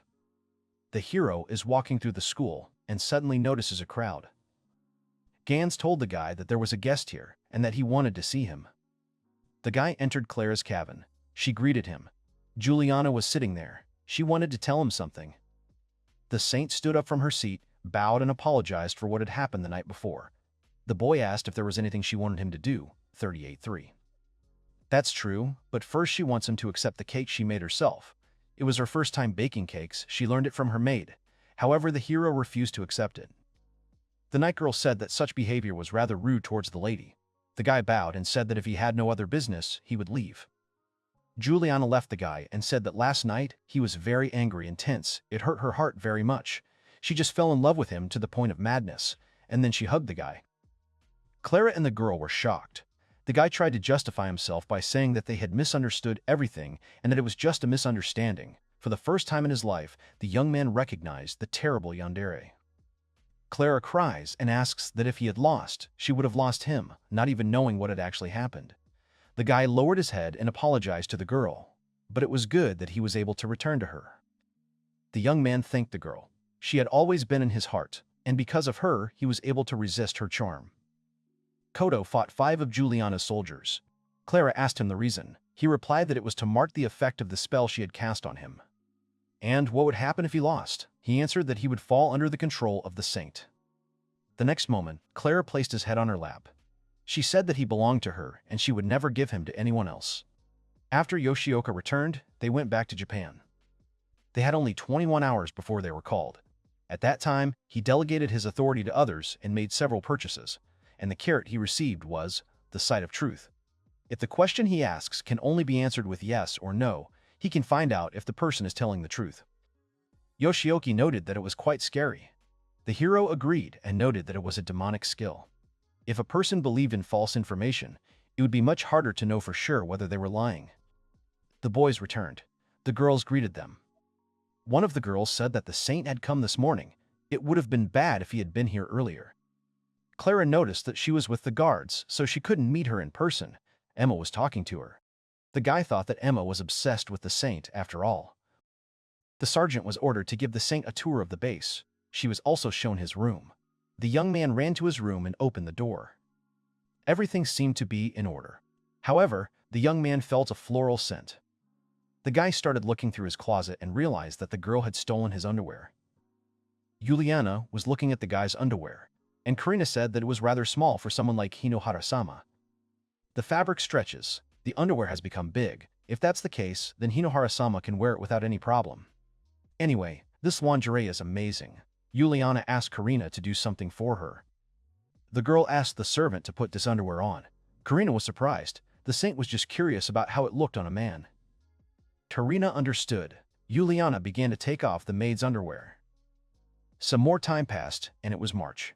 At the same time, they returned to their world twice with Yoshioka to boldly leave the company. He also gained 2 more skills. Swimming. Not only can he swim in the water, but he can also dive to a depth of 100, hold his breath for 10 minutes, and the second skill is air step. As a beginner, he can run in the air, creating air masses, rising 2 steps. He wanted to practice both skills, but Dresden is a city, so it was difficult to find a place to practice. There was a knock at his office. Emma came in and asked if the boy agreed with this. The young man does not understand what she means. Actually, yesterday, the Chancellor's envoy came to her mother's, and it seems the Chancellor wants to meet the guy. The man bowed his head to Her Royal Majesty Annis. Wasn't she the one Elki-san mentioned? Francois's first choice for a potential wife. Although, it seems, Francois's favorite is Juliana. Anissa told the man to stand up. She asked him where he came from. He answered that he was from Japan. The girl did not understand where she heard about this place. He had been there many times. A large old city, famous for its article of a god called Buddha. The girl noted that the man spoke like Yuichi. There were 3 heroes who came from Japan. She heard that Yuichi came from Nara Prefecture. She asked where he was from. He replied that he came from the countryside. Mr. Shunai was also a foreigner summoned by a country. He denied it. If he were summoned, he wouldn't be able to travel like that, just like the brave heroes. The young man realized that the heroes here were being watched very closely. The man asked about their plans for the evening. The woman stood up and went somewhere. The advisor said that it was worth discussing after dinner. The man agreed. He was brought into some room. The advisor returned. The young man suggested discussing business. Not long ago, he noticed Madame Peterson at an event. She looked so beautiful that he almost thought she was another person. That's when he learned about the mysterious charmer Shonai, who organized makeup procedures. Emma's mother must have been quite chatty after the procedure. The counselor asked if it was possible to make the lady beautiful with his powers. He answered that it was possible, but he decided to explain first. To lengthen hair and improve its quality, to increase the shine of the skin, and to remove excess weight. His ability allows him to freely adjust the lines of the body. The man said that it was incredible and asked if it meant that every ugly girl could be made beautiful. The guy confirmed it. But what is the price? If they want to change everything from the bottom to the top, the price will be higher. The guy quoted a price of 300 million marks. That's pretty expensive, but it wouldn't have been that price if he hadn't been confident in his technique. The man agrees, but payment will only be made after Mr. Shonai has done everything. In order to change her skin, he would have to touch her. This means that she would be defenseless, as he would have to touch her body parts while the process was going on. Do they use this? He replied that he had convinced him enough. The effect of the procedure depends on the will of the person, but, as he heard from the princess, she is not very happy about it. What makes her feel this way? The man lowered his head and said that Juliana Cervere is also a candidate for the wife of Prince Francois. But, as a result of the test, the saint became unsuitable. This is logical. And because the princess had to become the main candidate again, the princess lost her self-confidence because Francois never thought about her. The guy suggested trying to change her hair. By doing so, he would only need to touch her hair and she would feel the effect. That would be nice. The man asked for time to pass it on to her. The beauty treatments began. The maid stood nearby and watched. It smells quite good. The guy asked the girl if she felt any pain. She replied that she felt refreshed. The princess's hair is just a little lacking in volume. But if he adds a little magic, the new hair roots will be able to breathe better.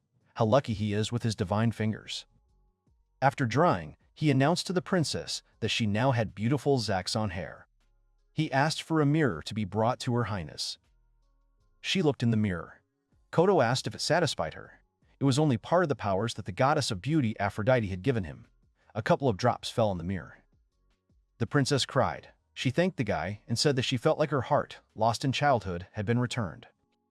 She turned to the Lord and told him that she trusted him with the rest. She asked him to show her the rest of his techniques. The young man would be happy to do so. Since the princess directly sought treatment, he continued to go to the royal palace every day for cosmetic treatments for the princess's body. The girl apologized to the boy for making him come to her every day. The boy replied that he was actually looking forward to it. The princess felt the same way. 2 weeks later. The ball is in full swing. The princess entered the room. She looked beautiful. Everyone was shocked. The man turned to Koto and looked at him in surprise. The girl watched the carriage with Koto leaving. The man reminded her that she was a princess. She should forget about her position. Anissa understood that. Yet he quietly sees Shunai off without letting her know. He responds that he would like her to sit quietly until he leaves. It had been quite a while since he had returned to Japan. Clara-sama had summoned them for 2 days in a row, and so he had gained 2 new skills. Edible wild plant skill. Good for gathering wild mushrooms and wild plants in the forest. Perfect for gathering the magical royal herb. Night vision skill. Can see through the darkness, even with a small amount of light. Ideal for night missions. Koto was walking through the city at night. Suddenly, he smelled a strange smell. It was the smell of blood. He ran towards the scent and noticed a fight. 2 men were beating up a guy. Koto asked them why they were doing this. However, seeing the guy, the men were scared. The hero approached the victim and asked about his condition. He thanked the guy and said that it was scary to think what would have happened if he had not come. Were they bandits?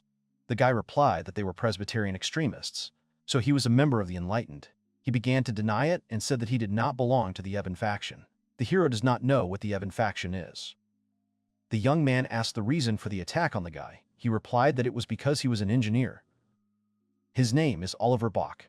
He was given to the army to improve the magic cannons and repair the castle gates. Koto finally found the specialist he was looking for. He started patting the guy on the back and said that he understood, so he was an engineer. Oliver thanked the guy and decided to leave. Suddenly, Koto turned on the flashlight. Oliver asked him what it was. He replied that it was an instrument from another world. And he himself said that he was from another world. He asked Oliver to go with him for a while. He could show him something more interesting. Oliver said that it was amazing. Koto explains that they developed this printing technology. HE wants to print Scandinavian scriptures. The guy asked who asked them about it. Was it the cardinal of the temple, or maybe the pope? Koto answered that it was Seraphim herself. What an outrageous story, and yet he doesn't think he's lying. The hero offered the engineer to cooperate with them. He agreed. This must be a divine revelation. It would be foolish of him to miss such an opportunity.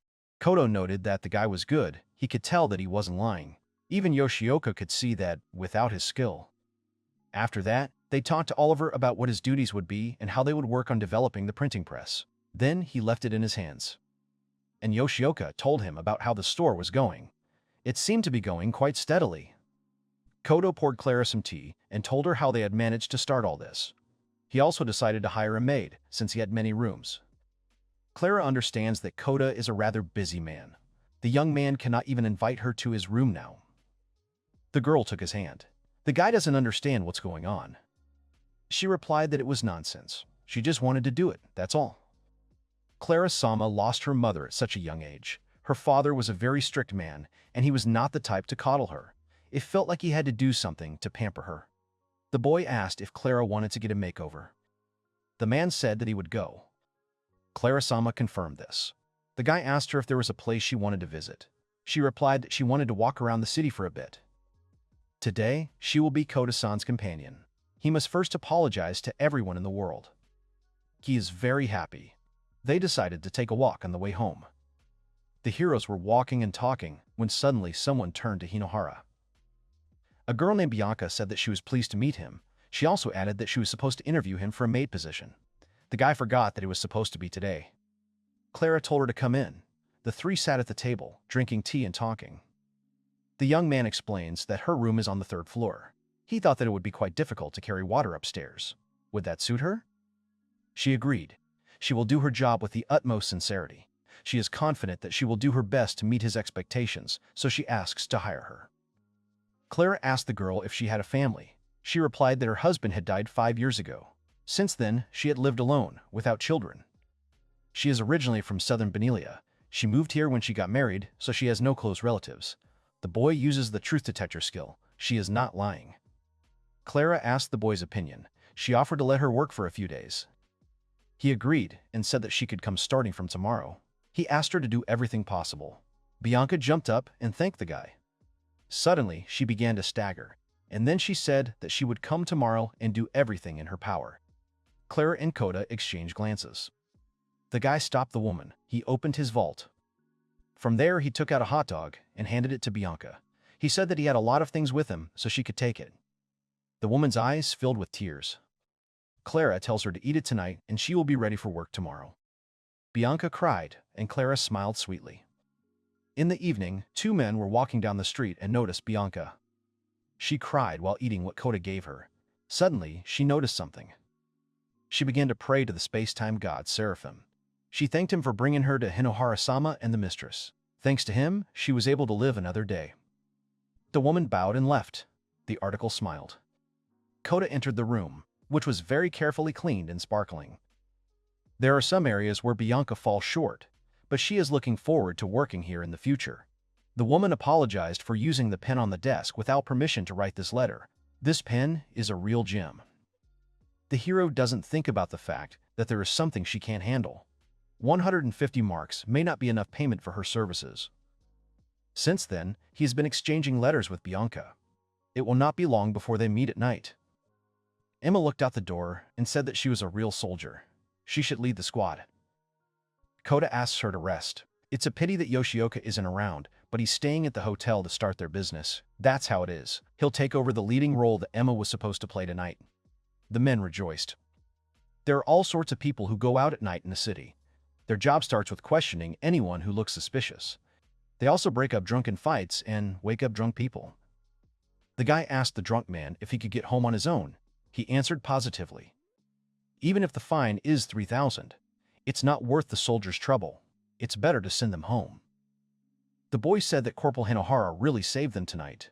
Sergeant Emma would definitely drag him to the garrison. The hero thinks that she is not such a bad person, she just does not think about the situation that ordinary people have to face. One of the soldiers turned to the corporal. He reported that they had caught 3 girls of easy virtue.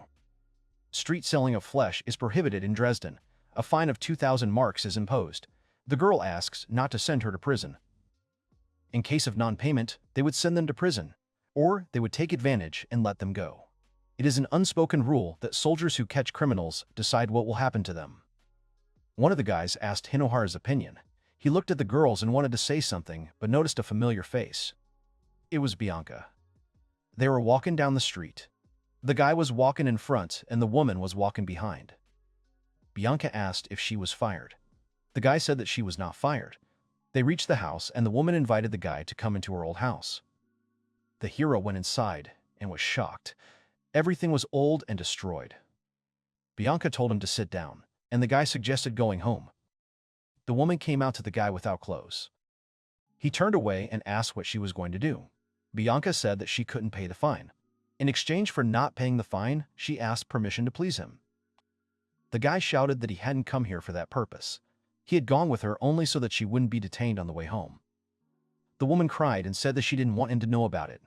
Kota told her to go and rest. He depended on her, because she cleaned his house the day after tomorrow. Bianca is truly sorry. She asks to let her go. The young man asks the reason for this. A woman asks a guy to leave her alone. The guy thinks that he can't leave her like this. She might do something to herself. Kota suggested holding hands. The woman extended her hand, but the boy deftly put the coat on her. He told her to sit down, took her hand, and apologized. Bianca's hand feels so rough and cold. The young man uses the first level of God's fingertips. He asked the woman if it hurt. She replied that she felt warm. The hero asked her to tell him more about her hometown. She said that she came from the southern region. The woman imagined the sea and the sun. Bianca-sama told him so many stories, that her parents had a shipping company with their own ship. When she was 17, she fell in love with a sailor, ran away, and got married. Her husband was not very good at his job, so he drowned in alcohol and beat her day after day. But 5 years ago, he passed away.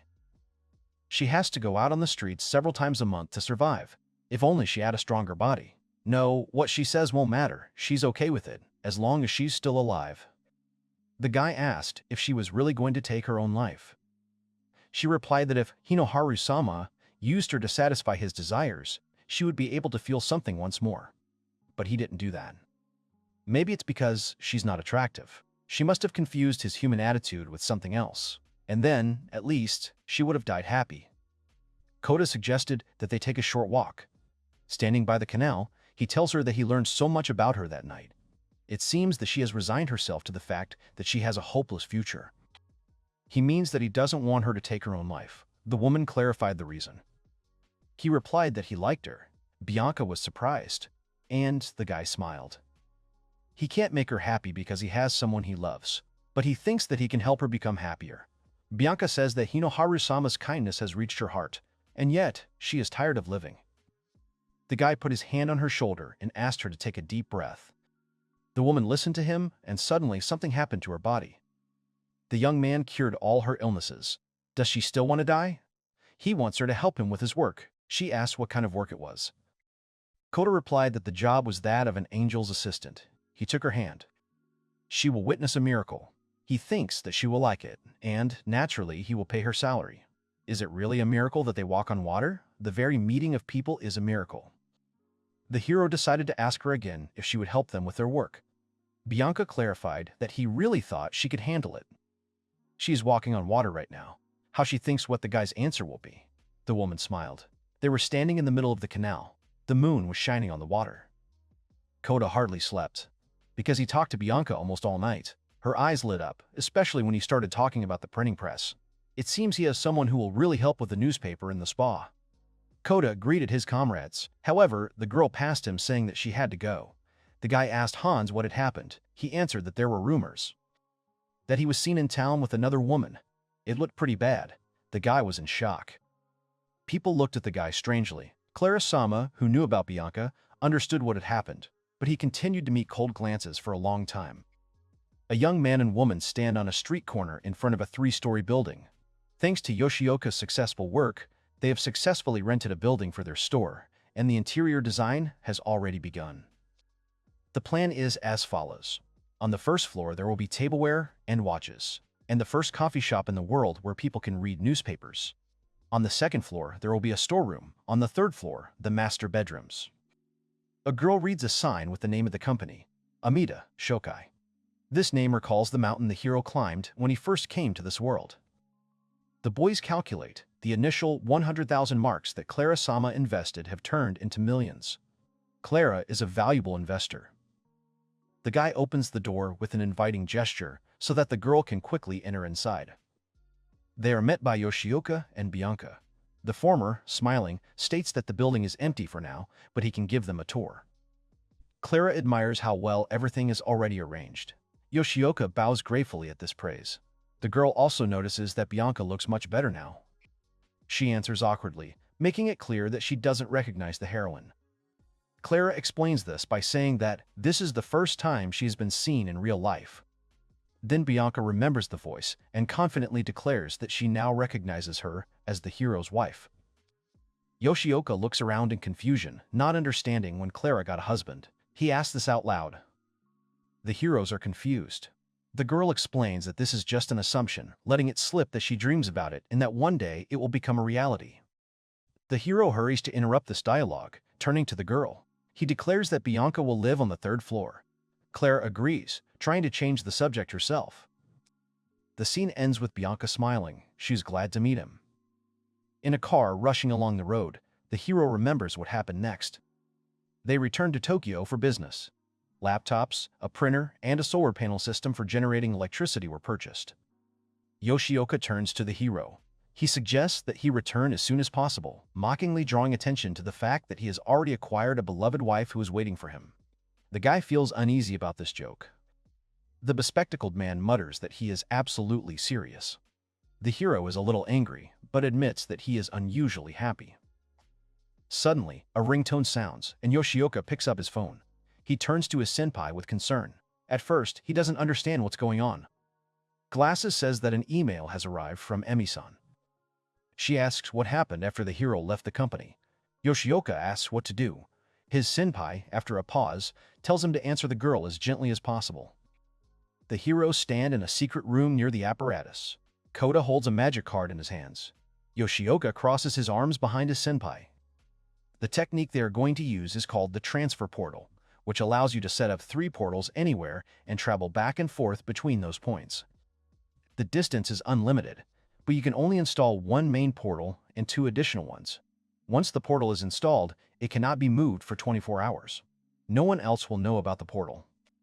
Up to 4 people can be transported, 3 of which must be touching the user. Kota is delighted that he finally got the teleportation skill. The first thing he did was connect the apartment and the company headquarters. A week has passed. It is raining. The heroes are talking about how the preparation for printing is going.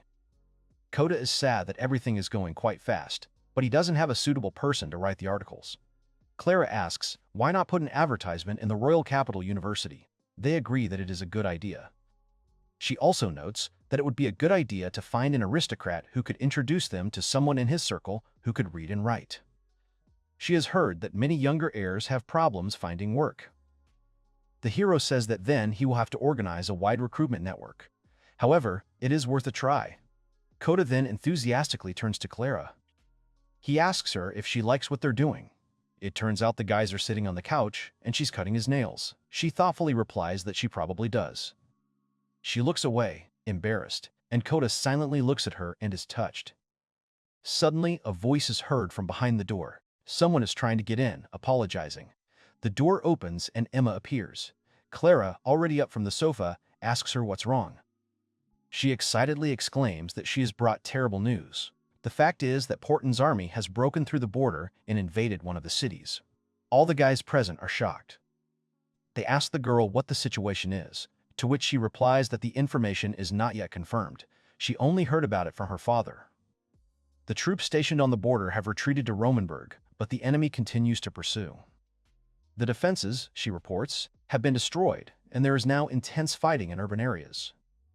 Romanburg is a city that served as a defense base near the front line. Currently, fighting is localized in the western and eastern parts of the city. It is a valuable strategic city. The Kingdom of Zaxxon wanted to move the front to the border, near the Nissel River. Clara, frowning, sums up, the kingdom will send reinforcements, and we need to be prepared for the heroes to be sent there too. Kota looks out the window at the city rooftops in the rain. He thinks how interesting it is to see what happens next. Something is starting. The soldiers are lined up and listening to their commanders. This is the Dresden First Power Unit. That's the name of the new unit created by the hero. Clara will command the regiment. The main task now is to deliver supplies from Zaxxon in the vicinity of the front Romanburg districts. The boys, all 4 of them already dressed in uniform, walk off the parade ground. Four Eyes notes that they are unlikely to be sent to the front. Kota responds that he is pleased to hear that. Clara is completely serious. She looks ahead and says thoughtfully that they don't yet know when exactly the enemy will attack. Between their current headquarters in Romansburg There is a distance of about 20 kilometers. They have positions in these territories, but the area is not considered safe. Night is falling. All four of them get back together. Clara asks Emma to send her letters to Everberg. The thing is that the girl's military service was supposed to last until August, but depending on how events go, there is a chance that the service will be extended.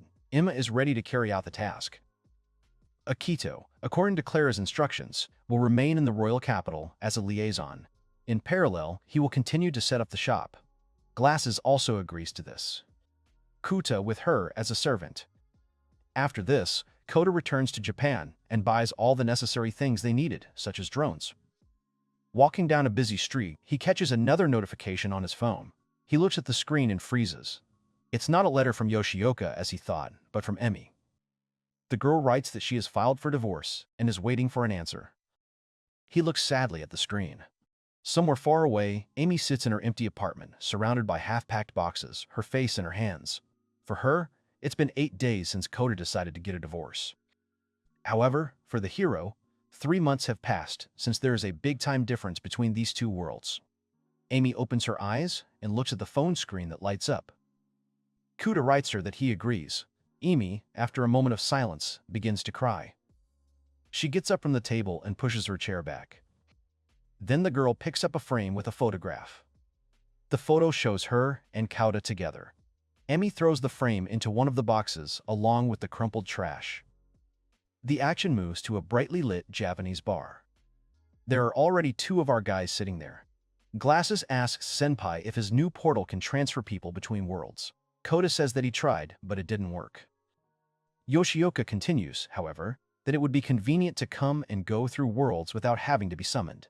The hero agrees that it would indeed be bad if something happened to Clara. Glasses says it would be a good idea not to give up yet. Kota, wolfing down his food, wonders what he means. He explains that the boy is still going to continue to gain more and more different skills. Kota happily concludes that there is still a chance that he will actually gain the ability to come and go as he pleases, and in general gain all possible skills. The machine issues a card with a loud sound. The name of the new skill is Water Creation, beginner level. It can create up to 1 liter of water. Yoshika looks at the card thoughtfully and notes that this skill is not very useful, and there haven't been any really useful ones for a long time. However, the hero grins and says that he can still imagine how he can use it. Clara sits at the table and finishes her paperwork. She gathers a hefty stack of documents and taps them on the table, asking the guy if he has plans for the evening. Tomorrow, the hike will finally begin. Kota, setting the cups on the table, says that he was thinking about taking a relaxing bath. The girl asks sarcastically. He jokingly invites her to join in. But when she asks curiously if he really doesn't mind, Kota realizes he's in trouble. It's already late evening. The guy is sitting in the bathtub and looking at one point with embarrassment. Clara rubs his back. He thinks how wonderful it is that she cleans his ears, cuts his nails, washes his body.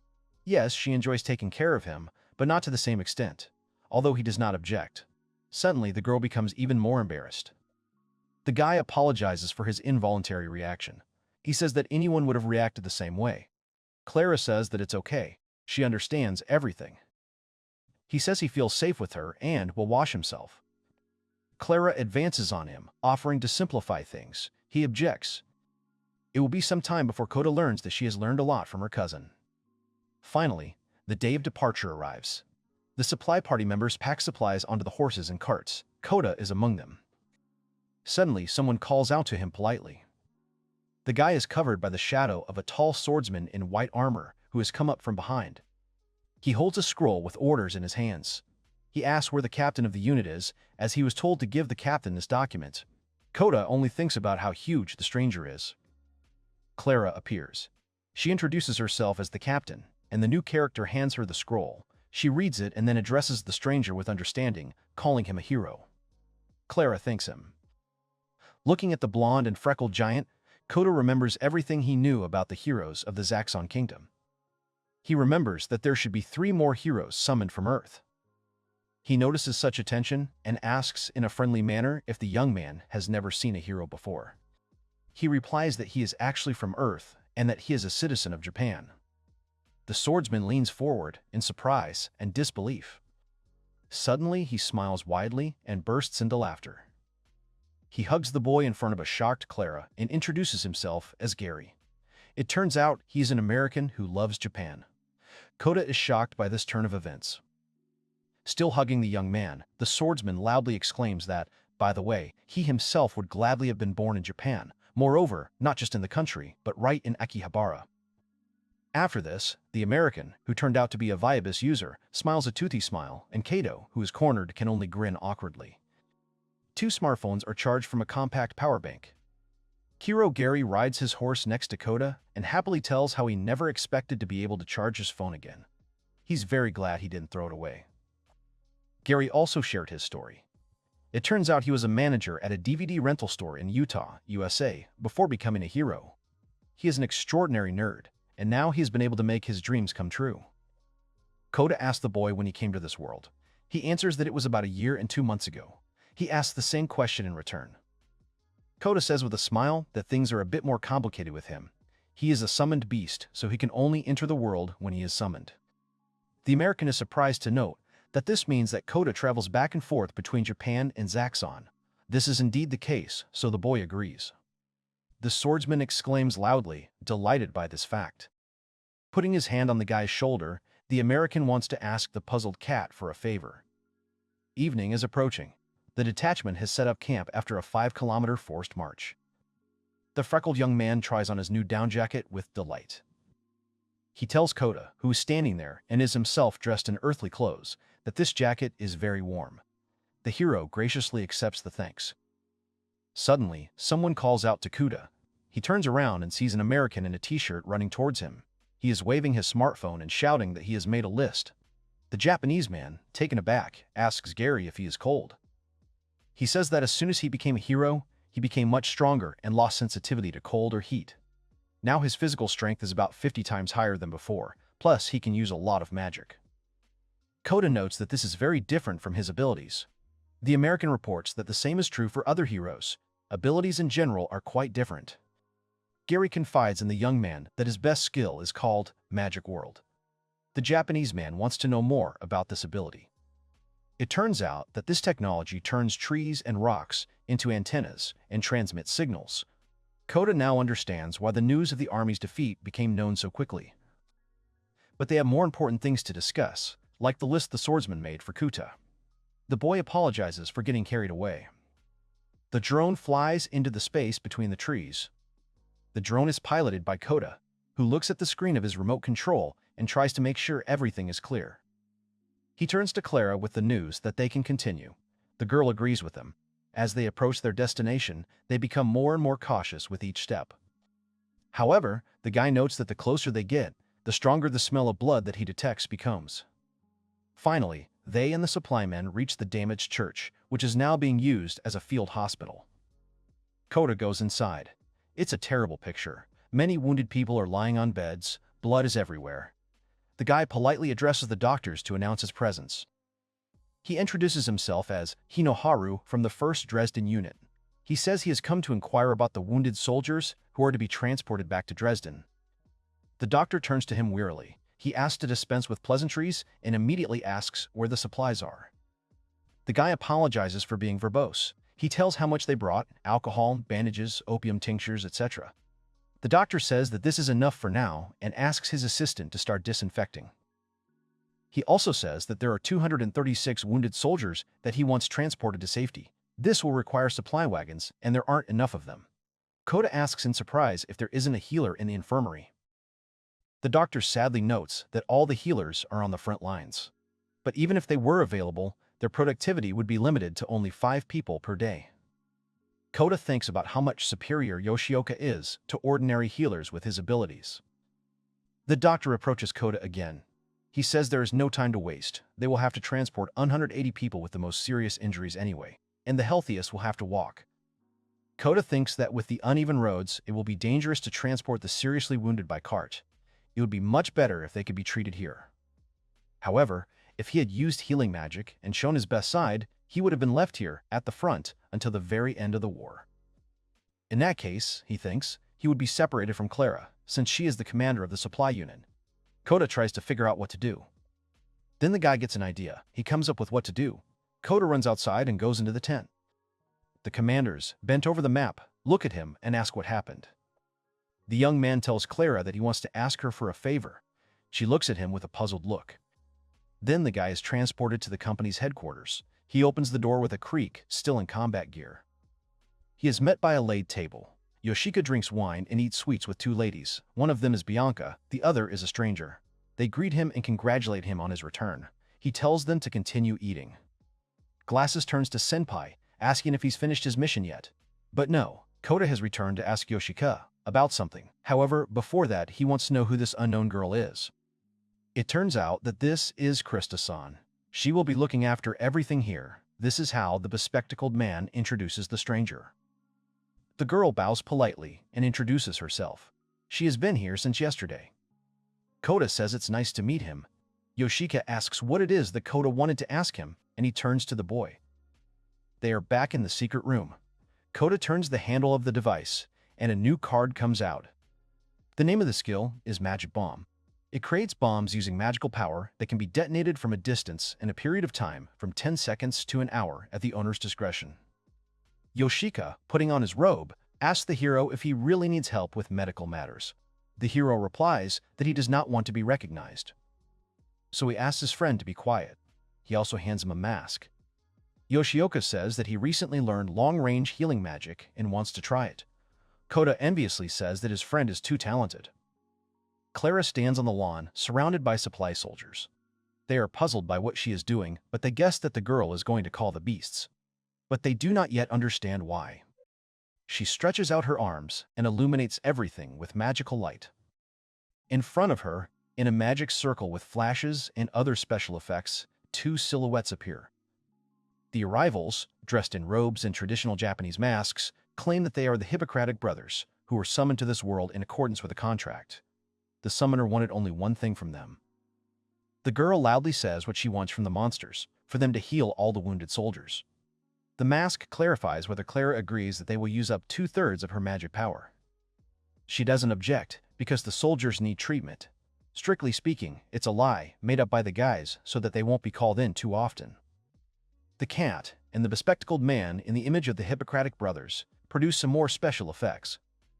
They tell each other that they will do it. Then, turning to Clara, they confidently say that they will lend the girl their powers. She is glad to hear this. The boys stand surrounded by members of the Dresden squad, frightening them with their appearance. Clara says that she leaves the matter to the two of them. The wounded groan and suffer in the hospital. The beds are overcrowded.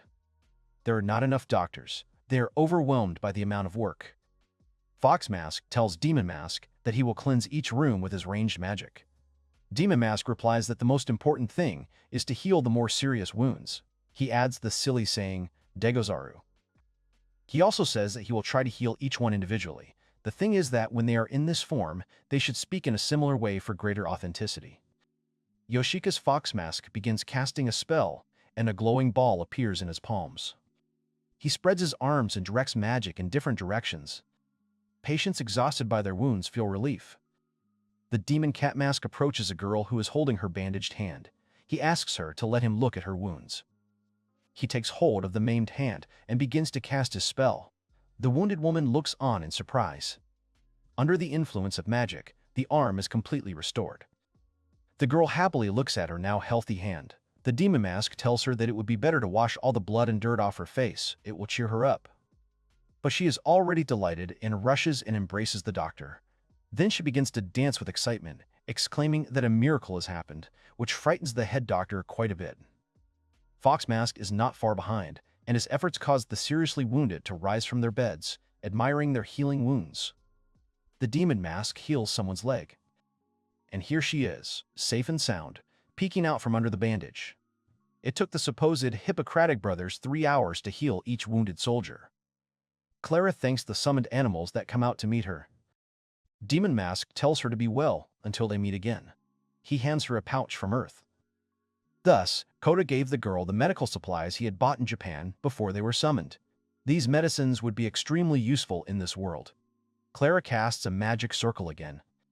The two supposed brothers fly off into the sky in bright flashes before the shocked soldier's eyes, bidding farewell to the summoner. She watches them with gratitude.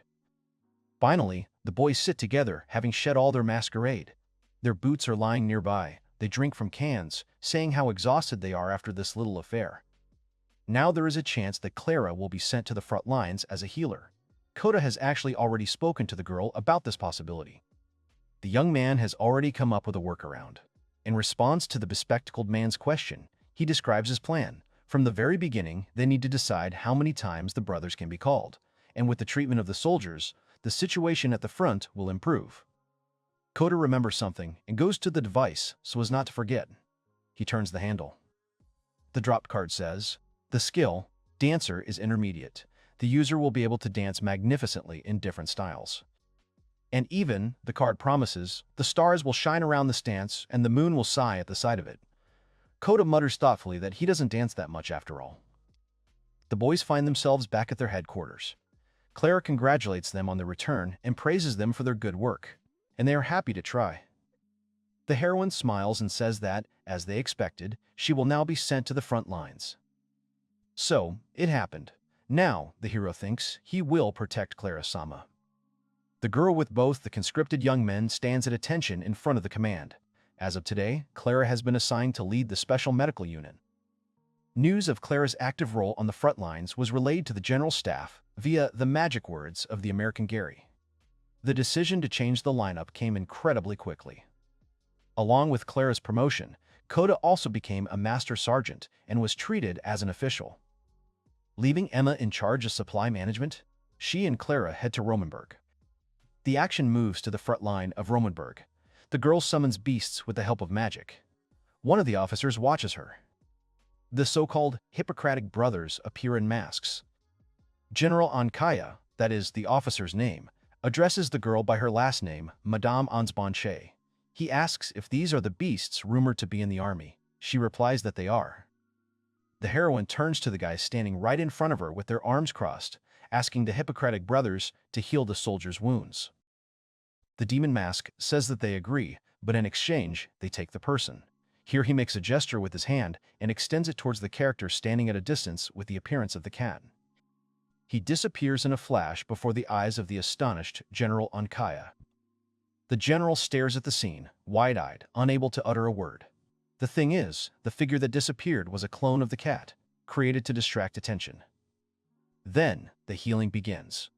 Yoshika, spreading his arms, casts a healing spell on the entire infirmary at once. Meanwhile, Kota bends over another wounded man, saying that his brother's miracle is working and that the sick man should quickly show his will to live. Here he is called, addressed as the summoned beast. Two frightened soldiers carry a third one to him, asking him to take care of this man, to do anything but help him. They lay the lifeless man on the bed and try to wake up the young man, whose name is Leo. One shouts at the other that Leo is dead and will not wake up, but the other cries that this cannot be, Leo cannot die. Everyone is crying over the boy's body.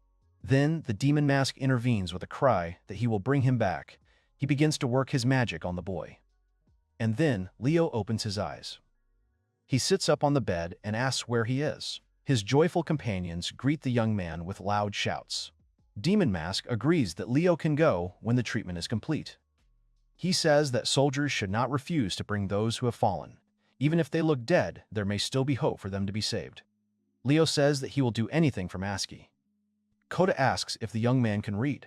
It turns out that yes, he can, which he readily confirms. Then, Kota continues, the boy must go to Mrs. Clara and join her banner. Everything will be fine. He has a recommendation from the Hippocratic brothers. Leo asks again in a weak voice to remember better.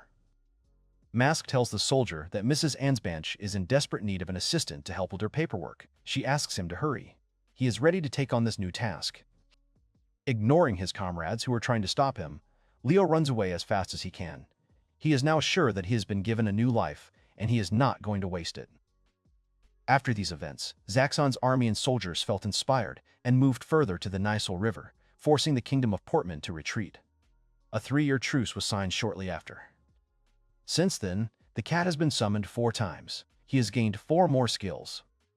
First, the poison detection skill.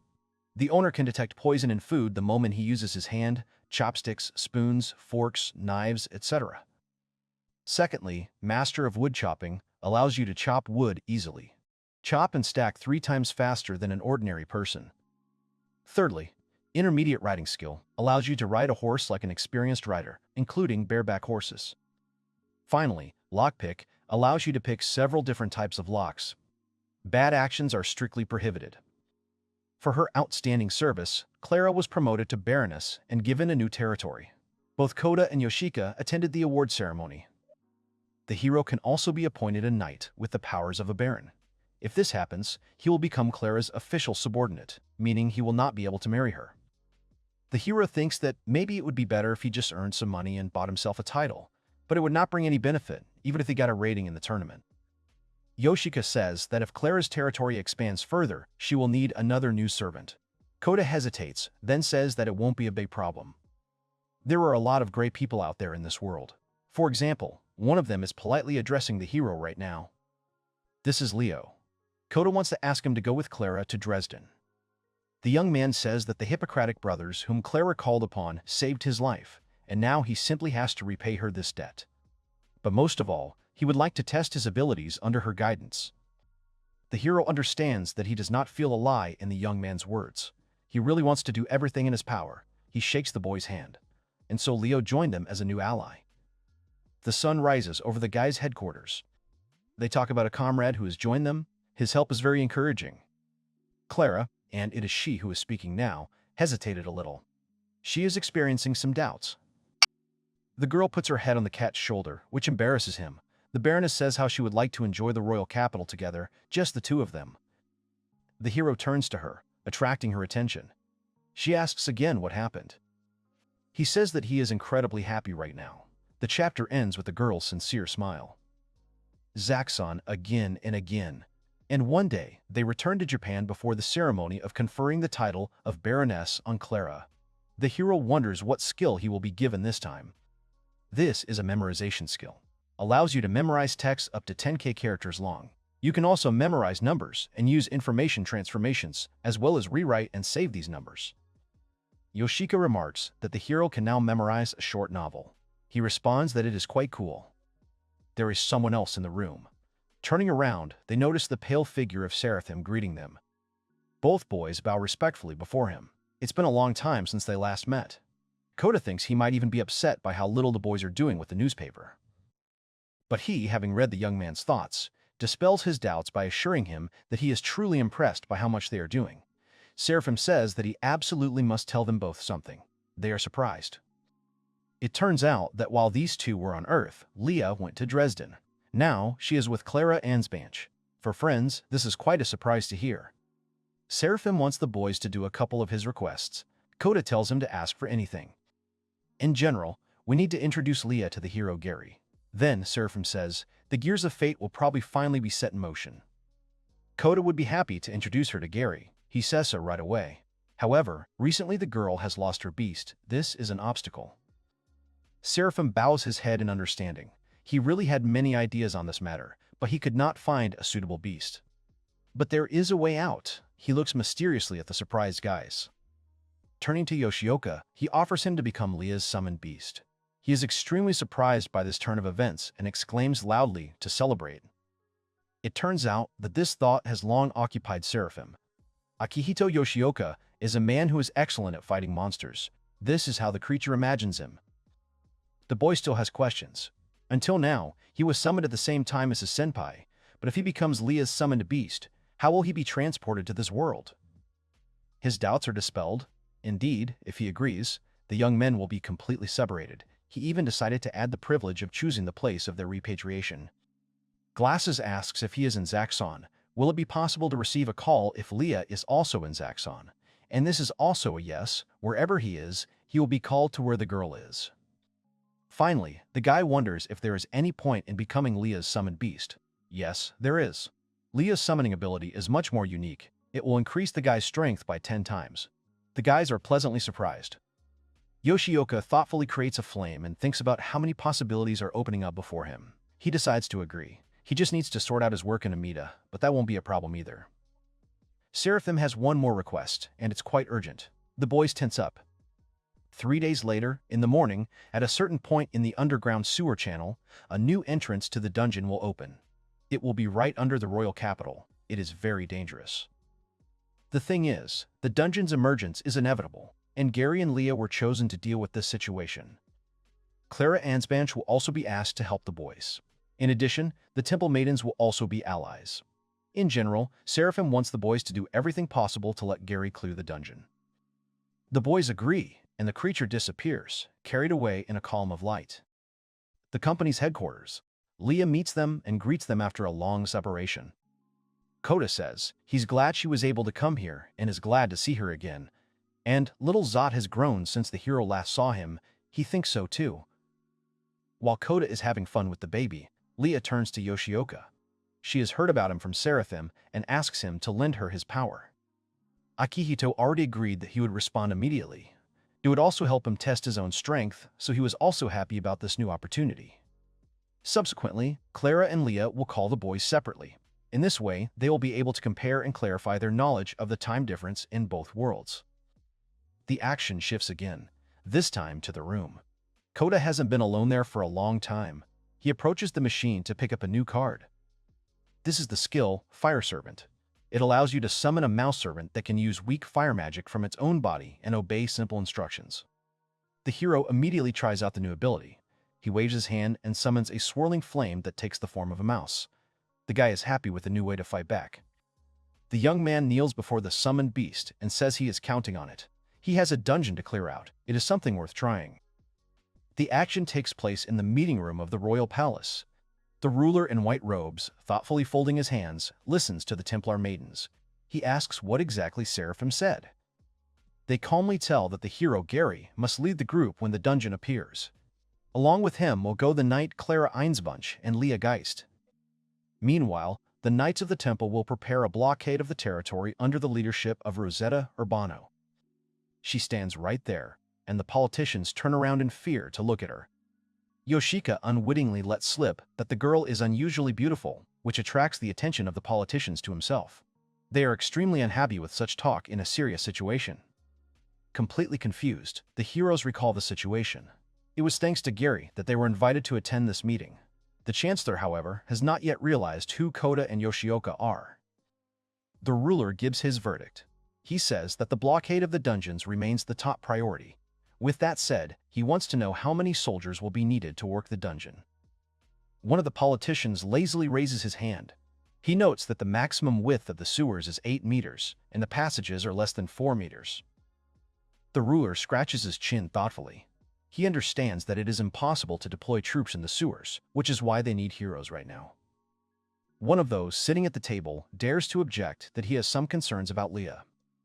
After all, she is a summoner, and the church has taken her under its protection.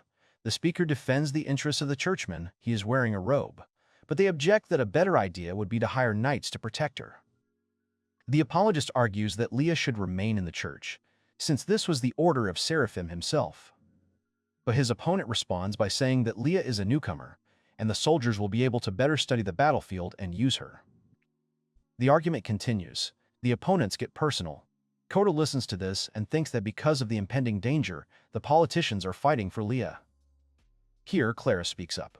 She declares that Leah Geist came from Everberg, the Baroness's, territory. Therefore, the girl is under her protection.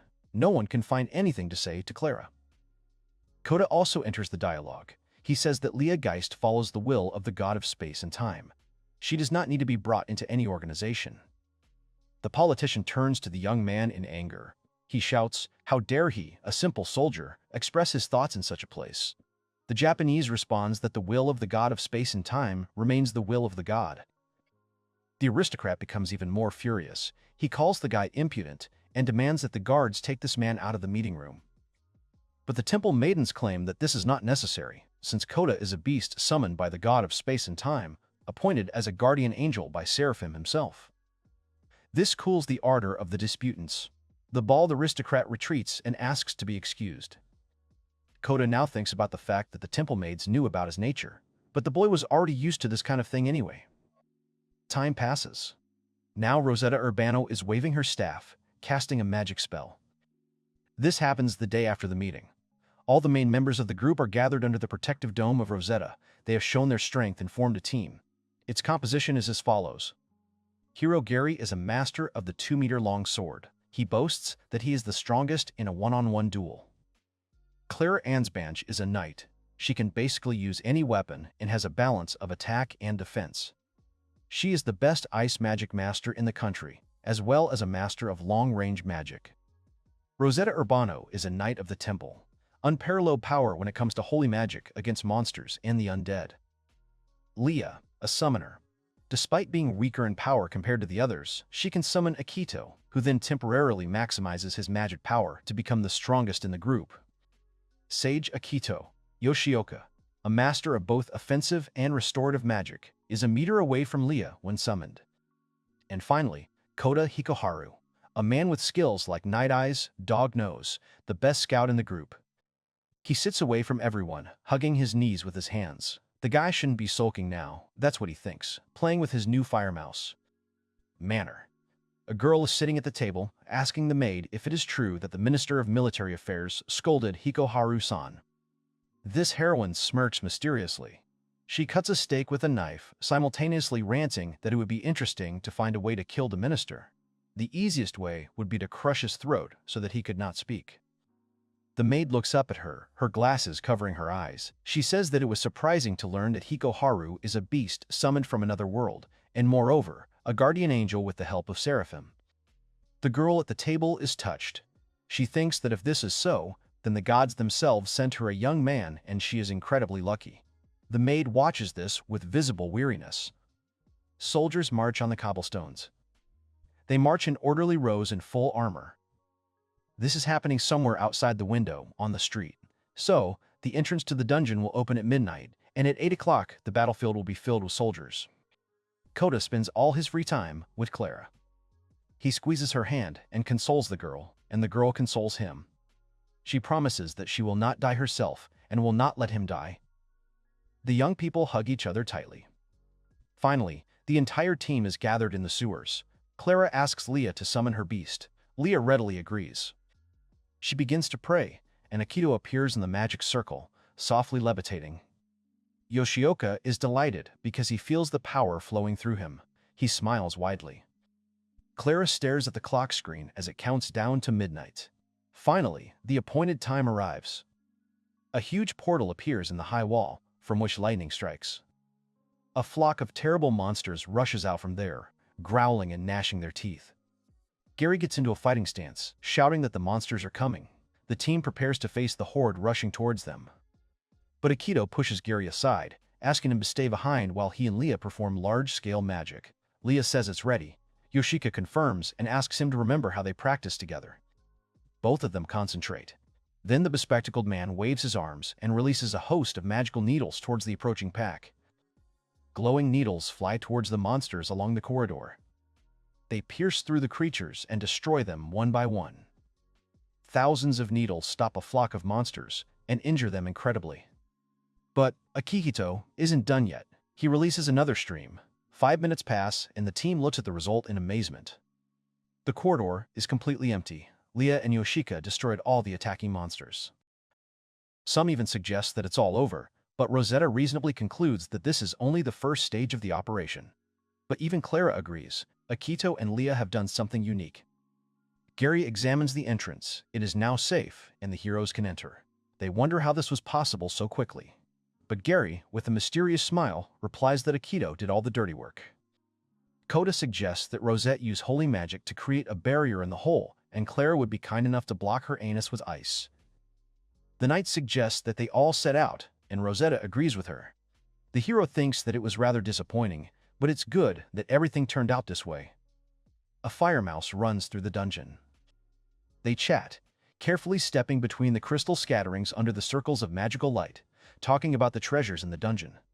Some are surprised by how much there is, but Clara knows it must be so. The girl says that this is why soldiers are sent here, and, quite often, adventurers too. Kota asks if aristocrats can also send expeditions. Yes, but a large deposit is required.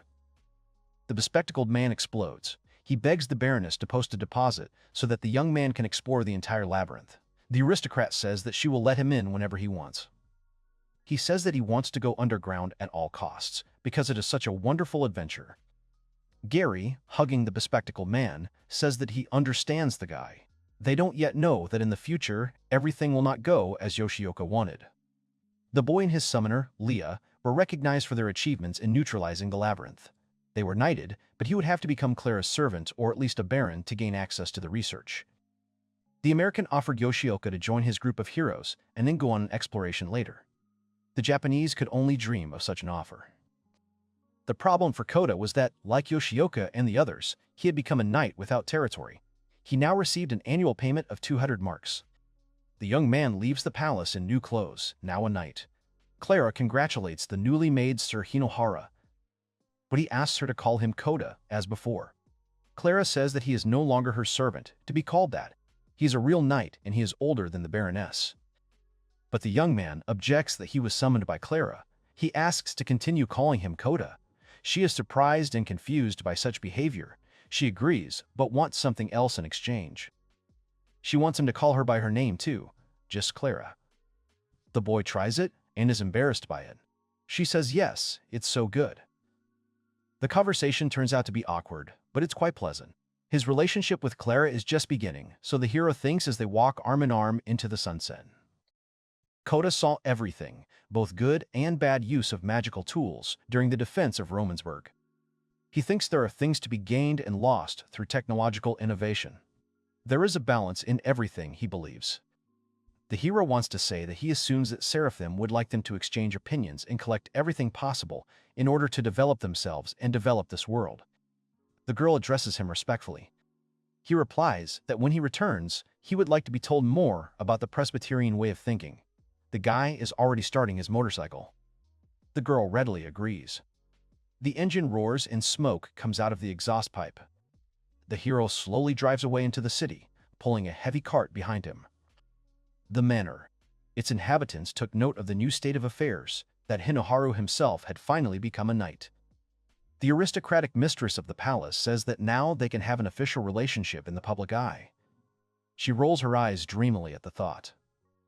However, for this to happen, Hinoharu needs to know more about her. The girl tells her maid about this. She awkwardly agrees in response to a direct question. The girl's servant in glasses enters. Her name is Lara. She addresses the aristocrat.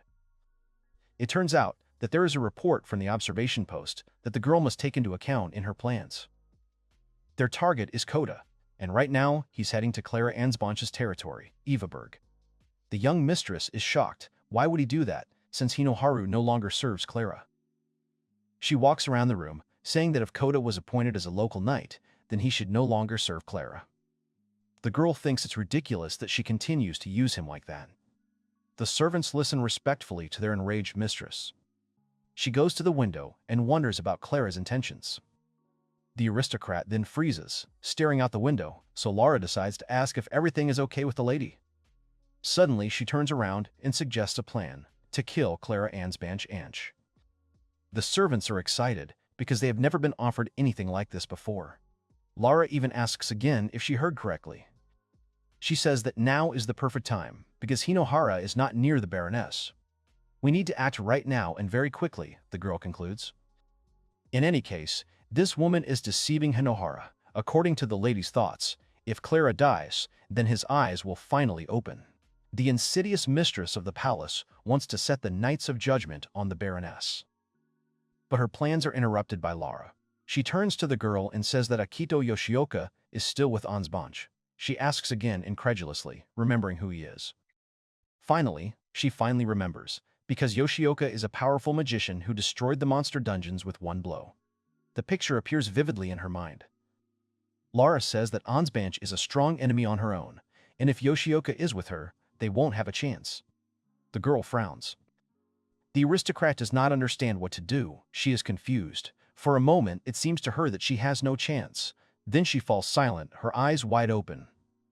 She smiles evilly and squints, muttering that she has come up with a great idea. The servants are struck by the dark aura of villainy emanating from her. Kota, after setting up the portal, joined Finn. He is riding somewhere on a motorcycle in the rays of the sunset. Finn sits behind the guy on the seat of the motorcycle. She asks if it's okay to stay at her parents' house. He doesn't really mind, since Clara will be staying until 3 a.m.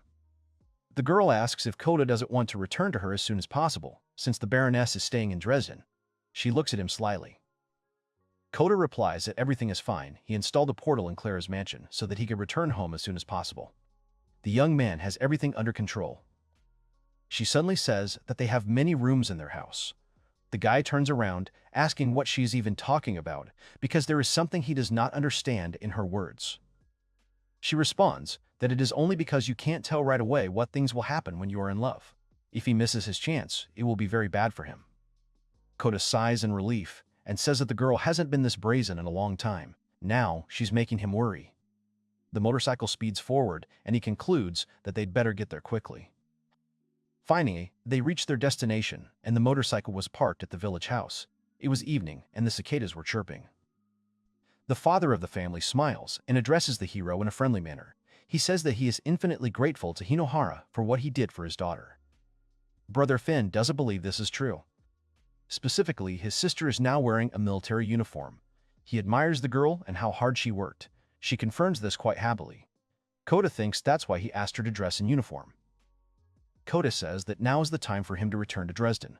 The father of the family is surprised. He does not want to let the young man go back at such a late hour. It is inhospitable.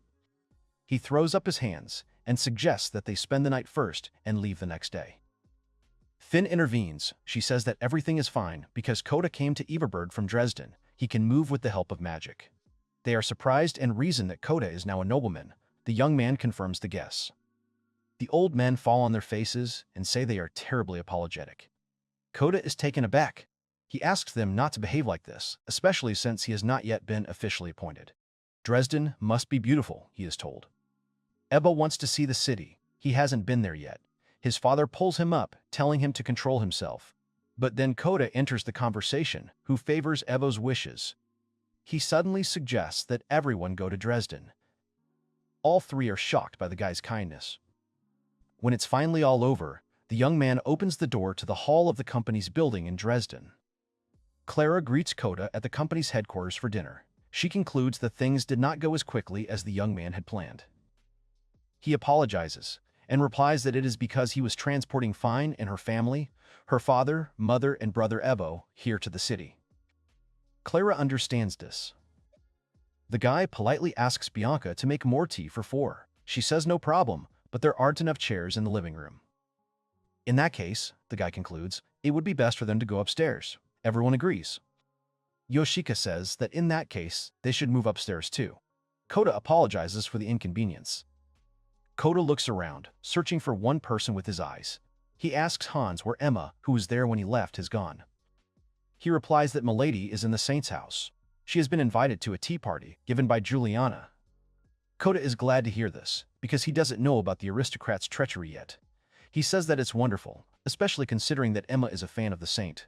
Hans agrees that the girl was even nervous about it. The guy ponders, wondering if Juliana has decided to switch her attention to Emma instead of him. He knows the girl was a yandere, but if Emma likes her, she can't be a bad person. At this time, in the estate, Emma is shyly drinking tea from a large cup. Next to her on the couch sits Juliana, who addresses her by name and says that she has always wanted to be friends with her. This leaves her incredibly surprised. While Emma is drinking her tea, the saint takes her hand and asks permission to ask one more question. She turns around, frightened. The noblewoman says that she wants to confirm whether Hinoharu is really Clara Ansbanch's summoned beast.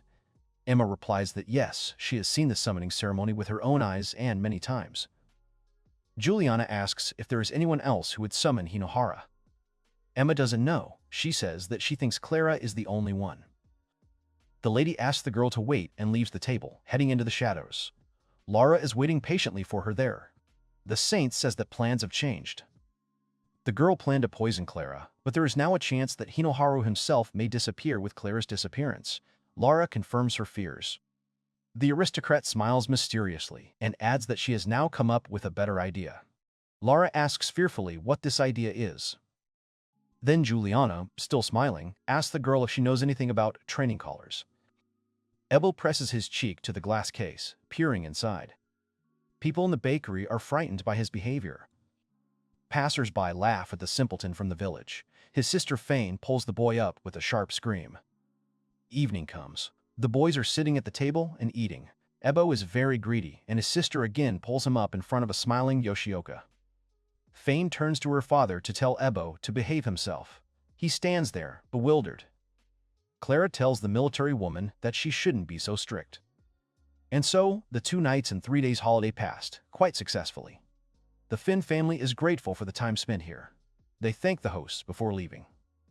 They also say that they will do anything in return, but the Baroness replies that there is no need to worry. The company is already glad to have a friend like Fine by their side.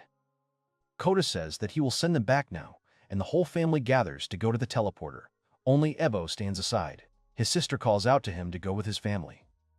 The boy capriciously shouts that he wants to work with his sister in the capital. His parents are worried, and Finn is also surprised by this behavior. She says that at least, unlike the boy, the girl can read. He notes that he killed his first bear 3 years before his sister, but she insists that reading is a must. The parents yell at them. The father exclaims that it's enough arguing, they are behaving disgustingly. But Kota intervenes, saying that what they really need is people. Ebo and the father are very surprised. Smiling company members say they are now looking to hire as many staff as possible to help prepare for the opening party. The villagers are delighted. A little later, as a result of a short discussion, Ebo received a 3-month probationary period. The cathedral shines in the sun's rays. Juliana goes up to the hall and greets Priest Baffle. She asks for forgiveness for taking up some of his precious time. He answers with a benevolent face that everything is fine. He will do anything for the saint. He asks her to go further. The noblewoman's servants are sitting outside in the carriage. They say that Baffle is a despicable man who turns the temple servants into slaves. He should be condemned in every way. It's so ridiculous, says the maid Karina, that the 2 of them allowed Juliana to meet such a priest alone. Lara points out that this is all just to show how seriously Juliana takes the matter. The servant girls can only show support. The second one agrees with her. Baffle had already conceived an evil plan. He looks at the girl intently and appraisingly. She in turn says that, among other things, she has something to ask. He asks again, what exactly? The noblewoman asks the priest if he knows what a training collar is. He says that there was something similar in the temple treasury. Presumably, it is an item that controls the summoned beast. He asks why the girl needs this information. She looks at Baffle mysteriously. The saint then reports that she has made an investment in the Western continent following the trend. Her profits will allegedly increase from next year, but there is one problem. An evil summoned beast is rampaging through the land and wreaking havoc on the fields. The priest grins with relief. Now he thinks he knows what the holy training collar is for. She says that the locals worship this captured beast as a god, and it would be better for the locals to eliminate it. The priest says that Juliana is truly a good person. He leans forward and takes the girl's hand with all the suddenness. He squeezes his hand, but the aristocrat does not resist, which inflames the terrible Baffle. The priest says that the treasures are kept in the temple vault. Even at the request of the saint herself, no one is allowed to take anything out. She feigns despair. Is there really nothing that can be done, even for the sake of faith? She says she'll do anything if Buffett can help her. The priest tenses, wondering if he really will. He then decides to add that he can actually enter the treasury, but first he would like to see how far Juliana is willing to go for this. He starts touching the girl. His intentions are becoming more and more obscene. The girl asks the priest to stop. She says that she will give up her virginity herself if Baffle brings the collar, but later. He is shocked. He says, "Is this really true?" She agrees that it is. Then the priest clenches his fists in excitement. He will get the artifact as soon as possible, but Julian will have to wait a little. Horses' hooves click on the cobblestones. Lara praises the mistress for the successful negotiations. She thanks the servant, looking away, out the window. She says that when the deed is done, there will be a price to pay for the request. When that time comes, she will have to lend herself to Buffett. Everyone present immediately became alarmed at these words. It's evening again at the company's Dresden headquarters. The hall is filled with people, mostly aristocrats. Clara enters, and congratulations pour in from all sides. The fact is that Clara was recently granted the city of Bams. This is a mountain town near Bram. It thrives on the production of salt, cloth, and meat. The population exceeds 2,000, and the tax revenue is considerable. As a result of her knighting, the Baroness also became the ruler of Bamsa. Applause is heard. The cupbearer Ebo carries glasses of wine on a round tray. The guests are talking. Kota also makes his way among the merry guests. He tastes the wine a little, and then they ask him if everything is really that good. This is Count Breamman. The young man answers him in the affirmative, and asks the counter-question whether the aristocrat likes it here. He replies that he likes the food and wine that was served to him. It turns out that the gentleman has come to talk to Madame Ansbanch. His hometown of Bram and the city of Bams are quite close. He offers a drink in the hope of a strong relationship in the future. Kota says that they should do everything possible to get along. With the help of the Count, both territories will further actively develop according to the young man's plan. The Count says he has just received a card from Madame Ansbanch. He digs in his pocket and hands the Japanese a richly ornamented card. Kota senses interest. He asks the Count what is the matter. He replies that he would like to have his own. That would be nice. Kota states that since it is a request from Breamman, it will be done the fastest. The boy also introduces the aristocrat to his engineer, Oliver Bach, who developed the printing press. The Count can ask him questions directly. The aristocrat is not the first to ask for the technology. The boy leans against the wall, finally freed from social obligations. The moon is already high in the sky. He thinks that everything is going pretty smoothly, for now at least. From tomorrow, he leaves the royal capital and goes to Bams, the new territory of Clara. Since Fine is his only assistant, the guy thinks how busy he will be to spend at least a little time alone with the girl after work. Here, Leo appears. When the young man asks him directly what happened, he says that the royal herald Joachim will now enter. And the herald does enter. He clears his throat. Kota falls to the ground and mumbles an apology. The herald loudly proclaims the royal decree.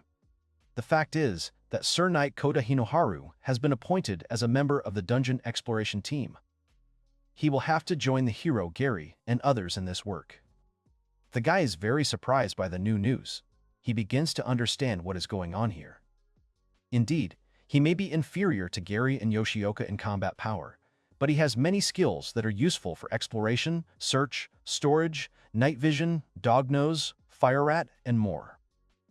The herald congratulates the knight on the prosperous path that has opened up before him. The boys follow the messenger with their eyes. Leo, who does not understand anything, smiles and tells Kota that he congratulates him. However, when he encounters a return glance, he becomes embarrassed and begins to apologize. Kota sends the boy to get wine and he runs away.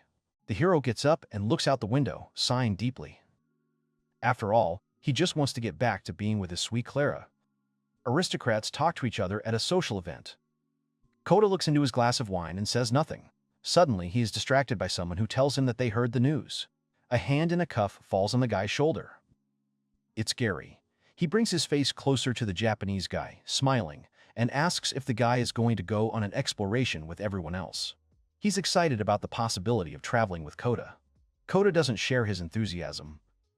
Yoshika comes up and says that he understands his senpai completely. He compares the hero situation to a business trip that happens at the most inopportune time. He feels very sorry for the guy, he adds with a grin. Kota turns around, surprising the American. He apologizes to him and leaves, saying that he must first report to Clara and check the schedule. The American agrees. He scratches the back of his head awkwardly and asks Yoshioka if he said something wrong. The aristocrats applaud. The hero himself walks through the rows of aristocrats congratulating him with applause, thinking that being chosen for the hero's squad is a short path to success. However, he is not happy with this fact. The hero calls out to Clara, approaching her from behind. She turns around, saying that since he is a knight, he no longer needs to address her as Clara-sama, like a servant would address his mistress. Kota looks at her, frozen. He understands that he is now in a formal public setting and must maintain decorum.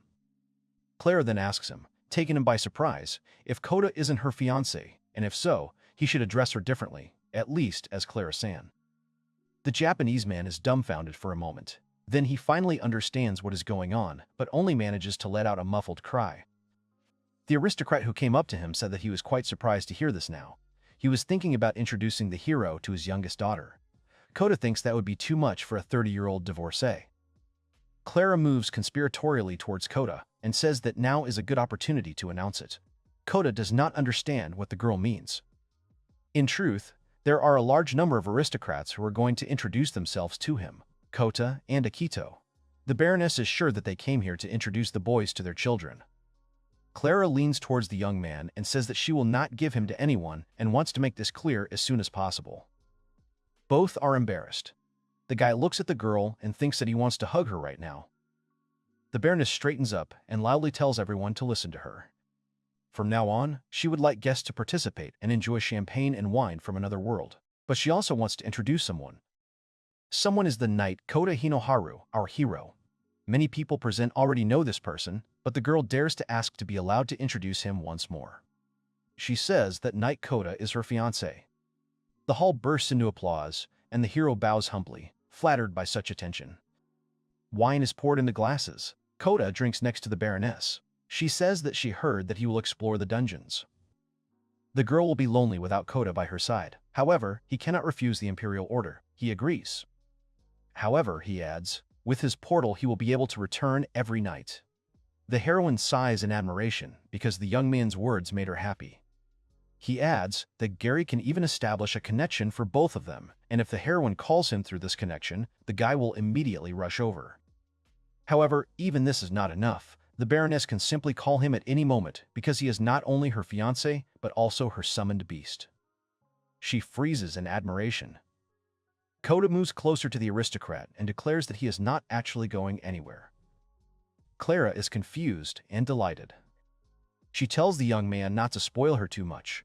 She would not be able to stay with him all the time. This is what she tells the hero, despite her great embarrassment.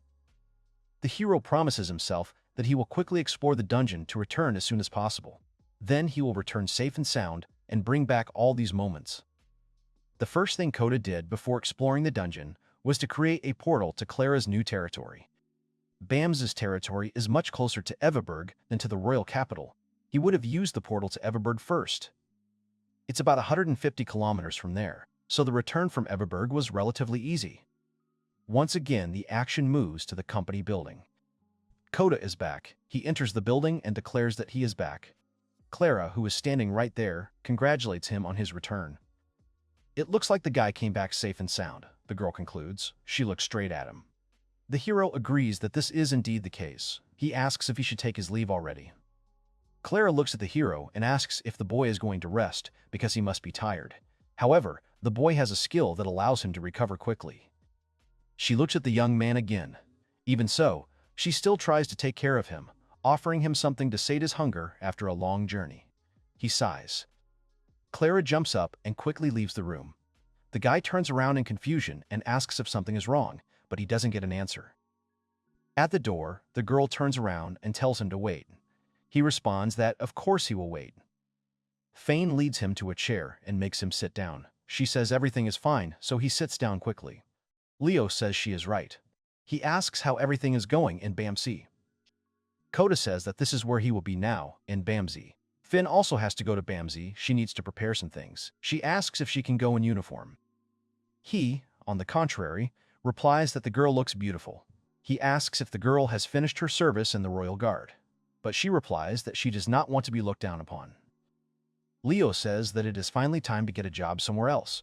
Kota pats his cheek affectionately. Because the young man is nervous, he will work in Bams as a bailiff. A bailiff has the right to collect taxes and maintain order, so his duties are quite serious. He will need about 2 subordinates. He is not a bailiff yet, so there is no need to worry. Leo suggests that the guy have a detailed talk with the mayor during today's inspects while he's here. He thanks the cat. The young man in turn hears a loud knock. It's the sound of a door opening. Clara walks through it, carrying a tray of something covered with a napkin. Kota rushes to her aid, telling her that she shouldn't carry it alone. Finn tells him it's okay, he just needs to sit down. The girl pulls him into a chair. Clara, still holding the tray, watches all this. The girl places a tray in front of the surprised guy. He says that he feels bad that he made her work. She tells him not to worry and to eat quickly. Kota opens the napkin and finds sandwiches underneath. The sandwiches are on a plate. The guy dares to take a small bite of one sandwich. The girl excitedly asks how it tastes, referring to the sandwiches. The guy replies that they are really good. Kota asks who made them, Bianca or Krista. Neither did. Clara points to herself. She says she made these sandwiches herself. The guy is taken aback. After a short silence, he turns to the girl in shock, not believing how this can be. She says that it is. She always wanted to be able to cook. The girl smiles, because her dream is coming true. In fact, she wanted to make something more elaborate, but Akito said that she should learn gradually. The girl apologizes for making something so simple. The guy assures her that the result is really amazing. Clara is delighted. He says he can tell the Baroness made the sandwiches with special love. He is glad the aristocrat did it for him. The girl turns to Kota. It turns out that Clara practiced every day. The guy listens in surprise to Fane's story about how the aristocrat once cut her finger during her first attempt, and Akito had to heal it with magic. Clara explodes. She screams that it was a secret, outraged by Fane's talkativeness. But the hero conciliatory remarks that he understands everything. Looking at the sandwiches, he notes that as he eats each one, he feels the same way she did when she came face to face with her own demons. Because this sandwich is filled with Clara's love, his heart and mind will now be filled with 10 times more energy. The hero sips tea from his mug. He thanks the girls for the treat. The sandwiches were great. He is really grateful. Clara promises that next time she will cook something else. She asks if he would like to eat more. The guy thanks her again and says that he is truly a happy man. Clara addresses him as her fiancé, calling him her stupid fiancé. The guy thinks that this is the very reason why he is happy at the moment. Leo and Fine exchange glances in the background. It's a cloudy day above the company building. The action takes place in Clara's new territory, in Bamsey. Booths trample on the wheat. Someone walks right through the crops, very carelessly. Peasants grow wheat the same way they do on Earth, the guy notes, talking to his companions. The methods are the same, no matter where you are, he concludes. The wheat-treading peasant introduces himself as LeBlanc, a glamorous Bamsa. He thanks the guests for waiting. Clara looks at him very intently. Half-timbered building in the city. Inside, the boys are talking to the mayor. They discuss the future with the city's ruler. So, since the city had an unused building, the renovation will turn it into a police quarter for Leo. While the work is going on, the bailiff will live in the mayor's house. The hero notices that 3 girls are watching them from around the corner. The mayor of the city squints slyly and majestically says that the guests should forgive these 3 for their ignorance, and that the girls should greet the arrivals properly. The girls bow to the boys. Clara turns around and nods her head at them. LeBlanc explains that his eldest can read and write, so he thinks she could be useful to Leo. He asks him to take the girl on as his secretary. She introduces herself as Rita. Leo looks at her, embarrassed. He turns to Clara. She thanks everyone for their help and emphasizes that by doing the job well and honestly, the worker will receive fair pay. She says that it would be better for Leo to tell about his work too. He agrees. Clara asks the girl how old she is. She replies that she is 17. Kota notes that all 3 of them seem quite smart. He believes that the girl will be safe with Leo. However, he realizes with displeasure that the young man was immediately struck down. The sisters begin to argue. One of them also wants to help Leo if her sister doesn't mind. Kota asks her name. The girl's name sounds like Naomi. When asked how old she is, she readily answers that she is 16. Kota understandably concludes that the girl is tired of sitting at home. She replies that this is indeed the case. Naomi asks her sister if she is against it. She says why not? She will be working with a wonderful person. Leo, hearing this, accidentally spits out the tea he had just sipped. In that case, okay, and Kota asks Naomi how about working in Dresden? Naomi shouts with delight that she never dreamed of working in Dresden and is very happy with this opportunity. When asked why, Kota answers that they are short of employees at Amida Shokai. Bianca and Krista tried their best, but the group has too many clients, especially the beauty salon, which is booked 6 months in advance. Naomi moans to her father that she wants to work at Amida Shokai. She really hopes that her father doesn't mind. And the third sister joins the conversation. Her name is Isabel, and she wants to work too. LeBlanc rests his head on his hand thoughtfully and says that Dresden is very far away. If it were near the city, he could at least look there. Kota interrupts his thoughts with a suggestion to visit Amida Shokai right now. Everyone is shocked. Indeed, it can take everyone to Dresden, but there is a limit of 5 people at a time. It's hard for the girl's mother to ask, but she wants to join in too. It's no problem for the cat, who says it'll even be safer for the sisters. So they move. The 3 girls are disconcerted by what they see. They study the strange objects that Amida Shokai handles, while Kota explains them as what makes up the company's products. Naomi asks if they have any thefts. It turns out that there aren't many, considering the barrier set up by the great magician Yoshioka. The mayor asks again, since he knows something about Yoshioka. He exclaims that this man is the great magician who sealed the dungeon. Gary appears, wanting to talk to Kota. The young man introduces him to the Bomsa family from the new territory of Clara. He simply shows a mid-shokai to these girls. Gary smiles at everyone and introduces himself as Gary Levy. He greets the guests. So much about... The hero says he doesn't mind if such beautiful girls join Amida Shokai. He even offers Mayor LeBlanc a drink of cola. He doesn't know what it is yet. Kota has a bottle with him, and the American treats LeBlanc to a frothy drink from his world. After the obstacles to the girls' work in Amida, there are no more shokai. It's been 18 days since the hero's last return. The weather is fine and sunny. Kota is half lying in the plane seat and dozing. He didn't have time to come back because he was very busy clearing the maze as part of the team. This time, he immediately left Japan upon returning to Earth because he was asked for a favor. Kota opens his eyes and looks at the flight attendant passing by with a glass. A guy goes to Salt Lake City, Utah. A young man knocks on the door of a small wooden house in the suburbs. A sound is heard behind the wall. An elderly woman looks out from behind the door with suspicion. She asks who came up. Kota smiles, greets her and says how nice it is to meet her, but she turns away, saying that they already have insurance. She mistook him for a salesman. But Kota grabs the edge of the door and asks her to wait. He tells the shocked woman that he has come to deliver a message from Gary. He himself is Gary's friend, Kota Hinoharu. The woman pauses and then asks again about Gary. She can't believe her ears. Finally, the young man is invited into the house. The woman is sitting on a chair with her young daughter standing behind her. The young man tells them that they can believe it or not, but let them watch the video first. Gary smiles at the astonished women on his phone. He tells them, his mother and sister Cindy, that it's been a while since they've seen each other, and it really is him. The American says that he is currently somewhere very far away and cannot return home now.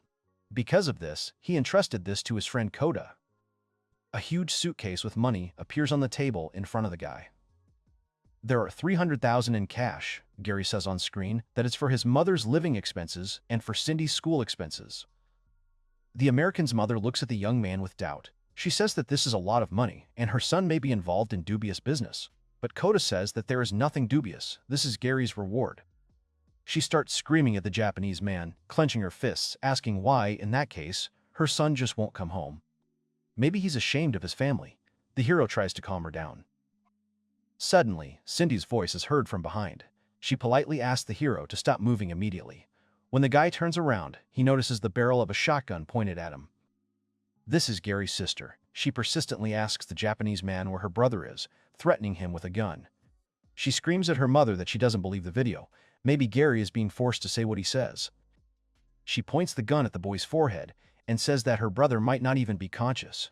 The girl's mother yells at her to stop. Cindy also tells her mother to take a closer look at Gary's outfit, the shiny armor and sword. She states that even if it is cosplay, it is still suspicious. Then, she is overtaken by a discharge of electricity and falls to the floor, and Kota stands over her with an outstretched hand. He knocked her out with the help of magic in front of her mother. She rushes to the girl and embraces her. She screams her daughter's name.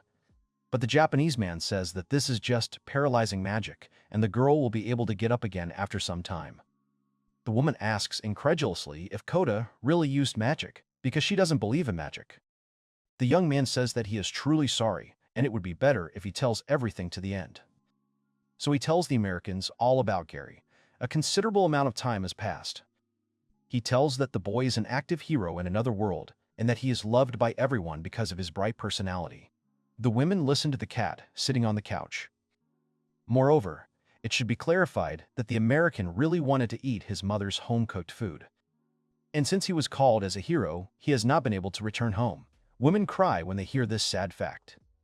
Suddenly, the American's mother gets up from the couch. She says that when he mentioned home cooking, he really meant her signature Reuben sandwich. She will make the best one he has ever eaten in his life. Cindy watches a video where her brother says that this time, Kota will go on a dangerous journey with him, and she must give Kota the weapon that is in his room. Cindy agrees. She commands the guy to go upstairs, and he follows her. Now he's in Gary's room, putting various suitcases into a spatial storage unit hanging in the air. Cindy says she thought the guy was talking nonsense, but now that she's seen the magic, she believes him. After that, the guy went to Japan, having previously promised to visit the guys again sometime in the future. A treasure vault, beneath the cathedral in Dresden. Only the highest-ranking priests are allowed to empty the treasure chests. The guard greets the priest as he enters, who thanks him for his hard work. He responds that he will open the door for him right away. The priest thanks the guard as he unlocks the door and slides the heavy bolt aside. The door slides to the side. The priest enters, following the invitation of the caretaker. He holds a lantern in his hands. The priest also holds a broom. He thinks that, despite finally finding himself in the position of an archbishop, he still, to his surprise, has to clean out the treasury like a janitor. Buffett, and it is he, could not have imagined that the saint would offer herself to him. He walks over to one of the shelves, illuminated only by the flashlight he holds in his hand. He smiles widely. After all, now he is looking at the object for which he is entitled to this award. The action moves to the company building. Bianca looks out the window, inviting the man in. She greets him. It is Holger-san. He apologizes for disturbing them so early in the morning. The messenger asks if Lord Hinoharu is free. She replies that she was told that Hinoharu is currently away and should return in 2 days. She asks again if what the messenger is about to tell is urgent. He says that he would not say so. He moves closer conspiratorially and says that murderers appeared last night. It is quite natural that the girl turns pale. She was afraid of the bandits. Even though all the bandits' targets were bad people, their targets were bad because they were stealing money and would have been killed eventually anyway. Holger thought he would tell Master Hinohara, but he was away. He rubbed his chin thoughtfully. Bianca says that even if Hinohara was away, the Baroness was free. She invites him to the office. He replies that everything is fine, but he is afraid to go in.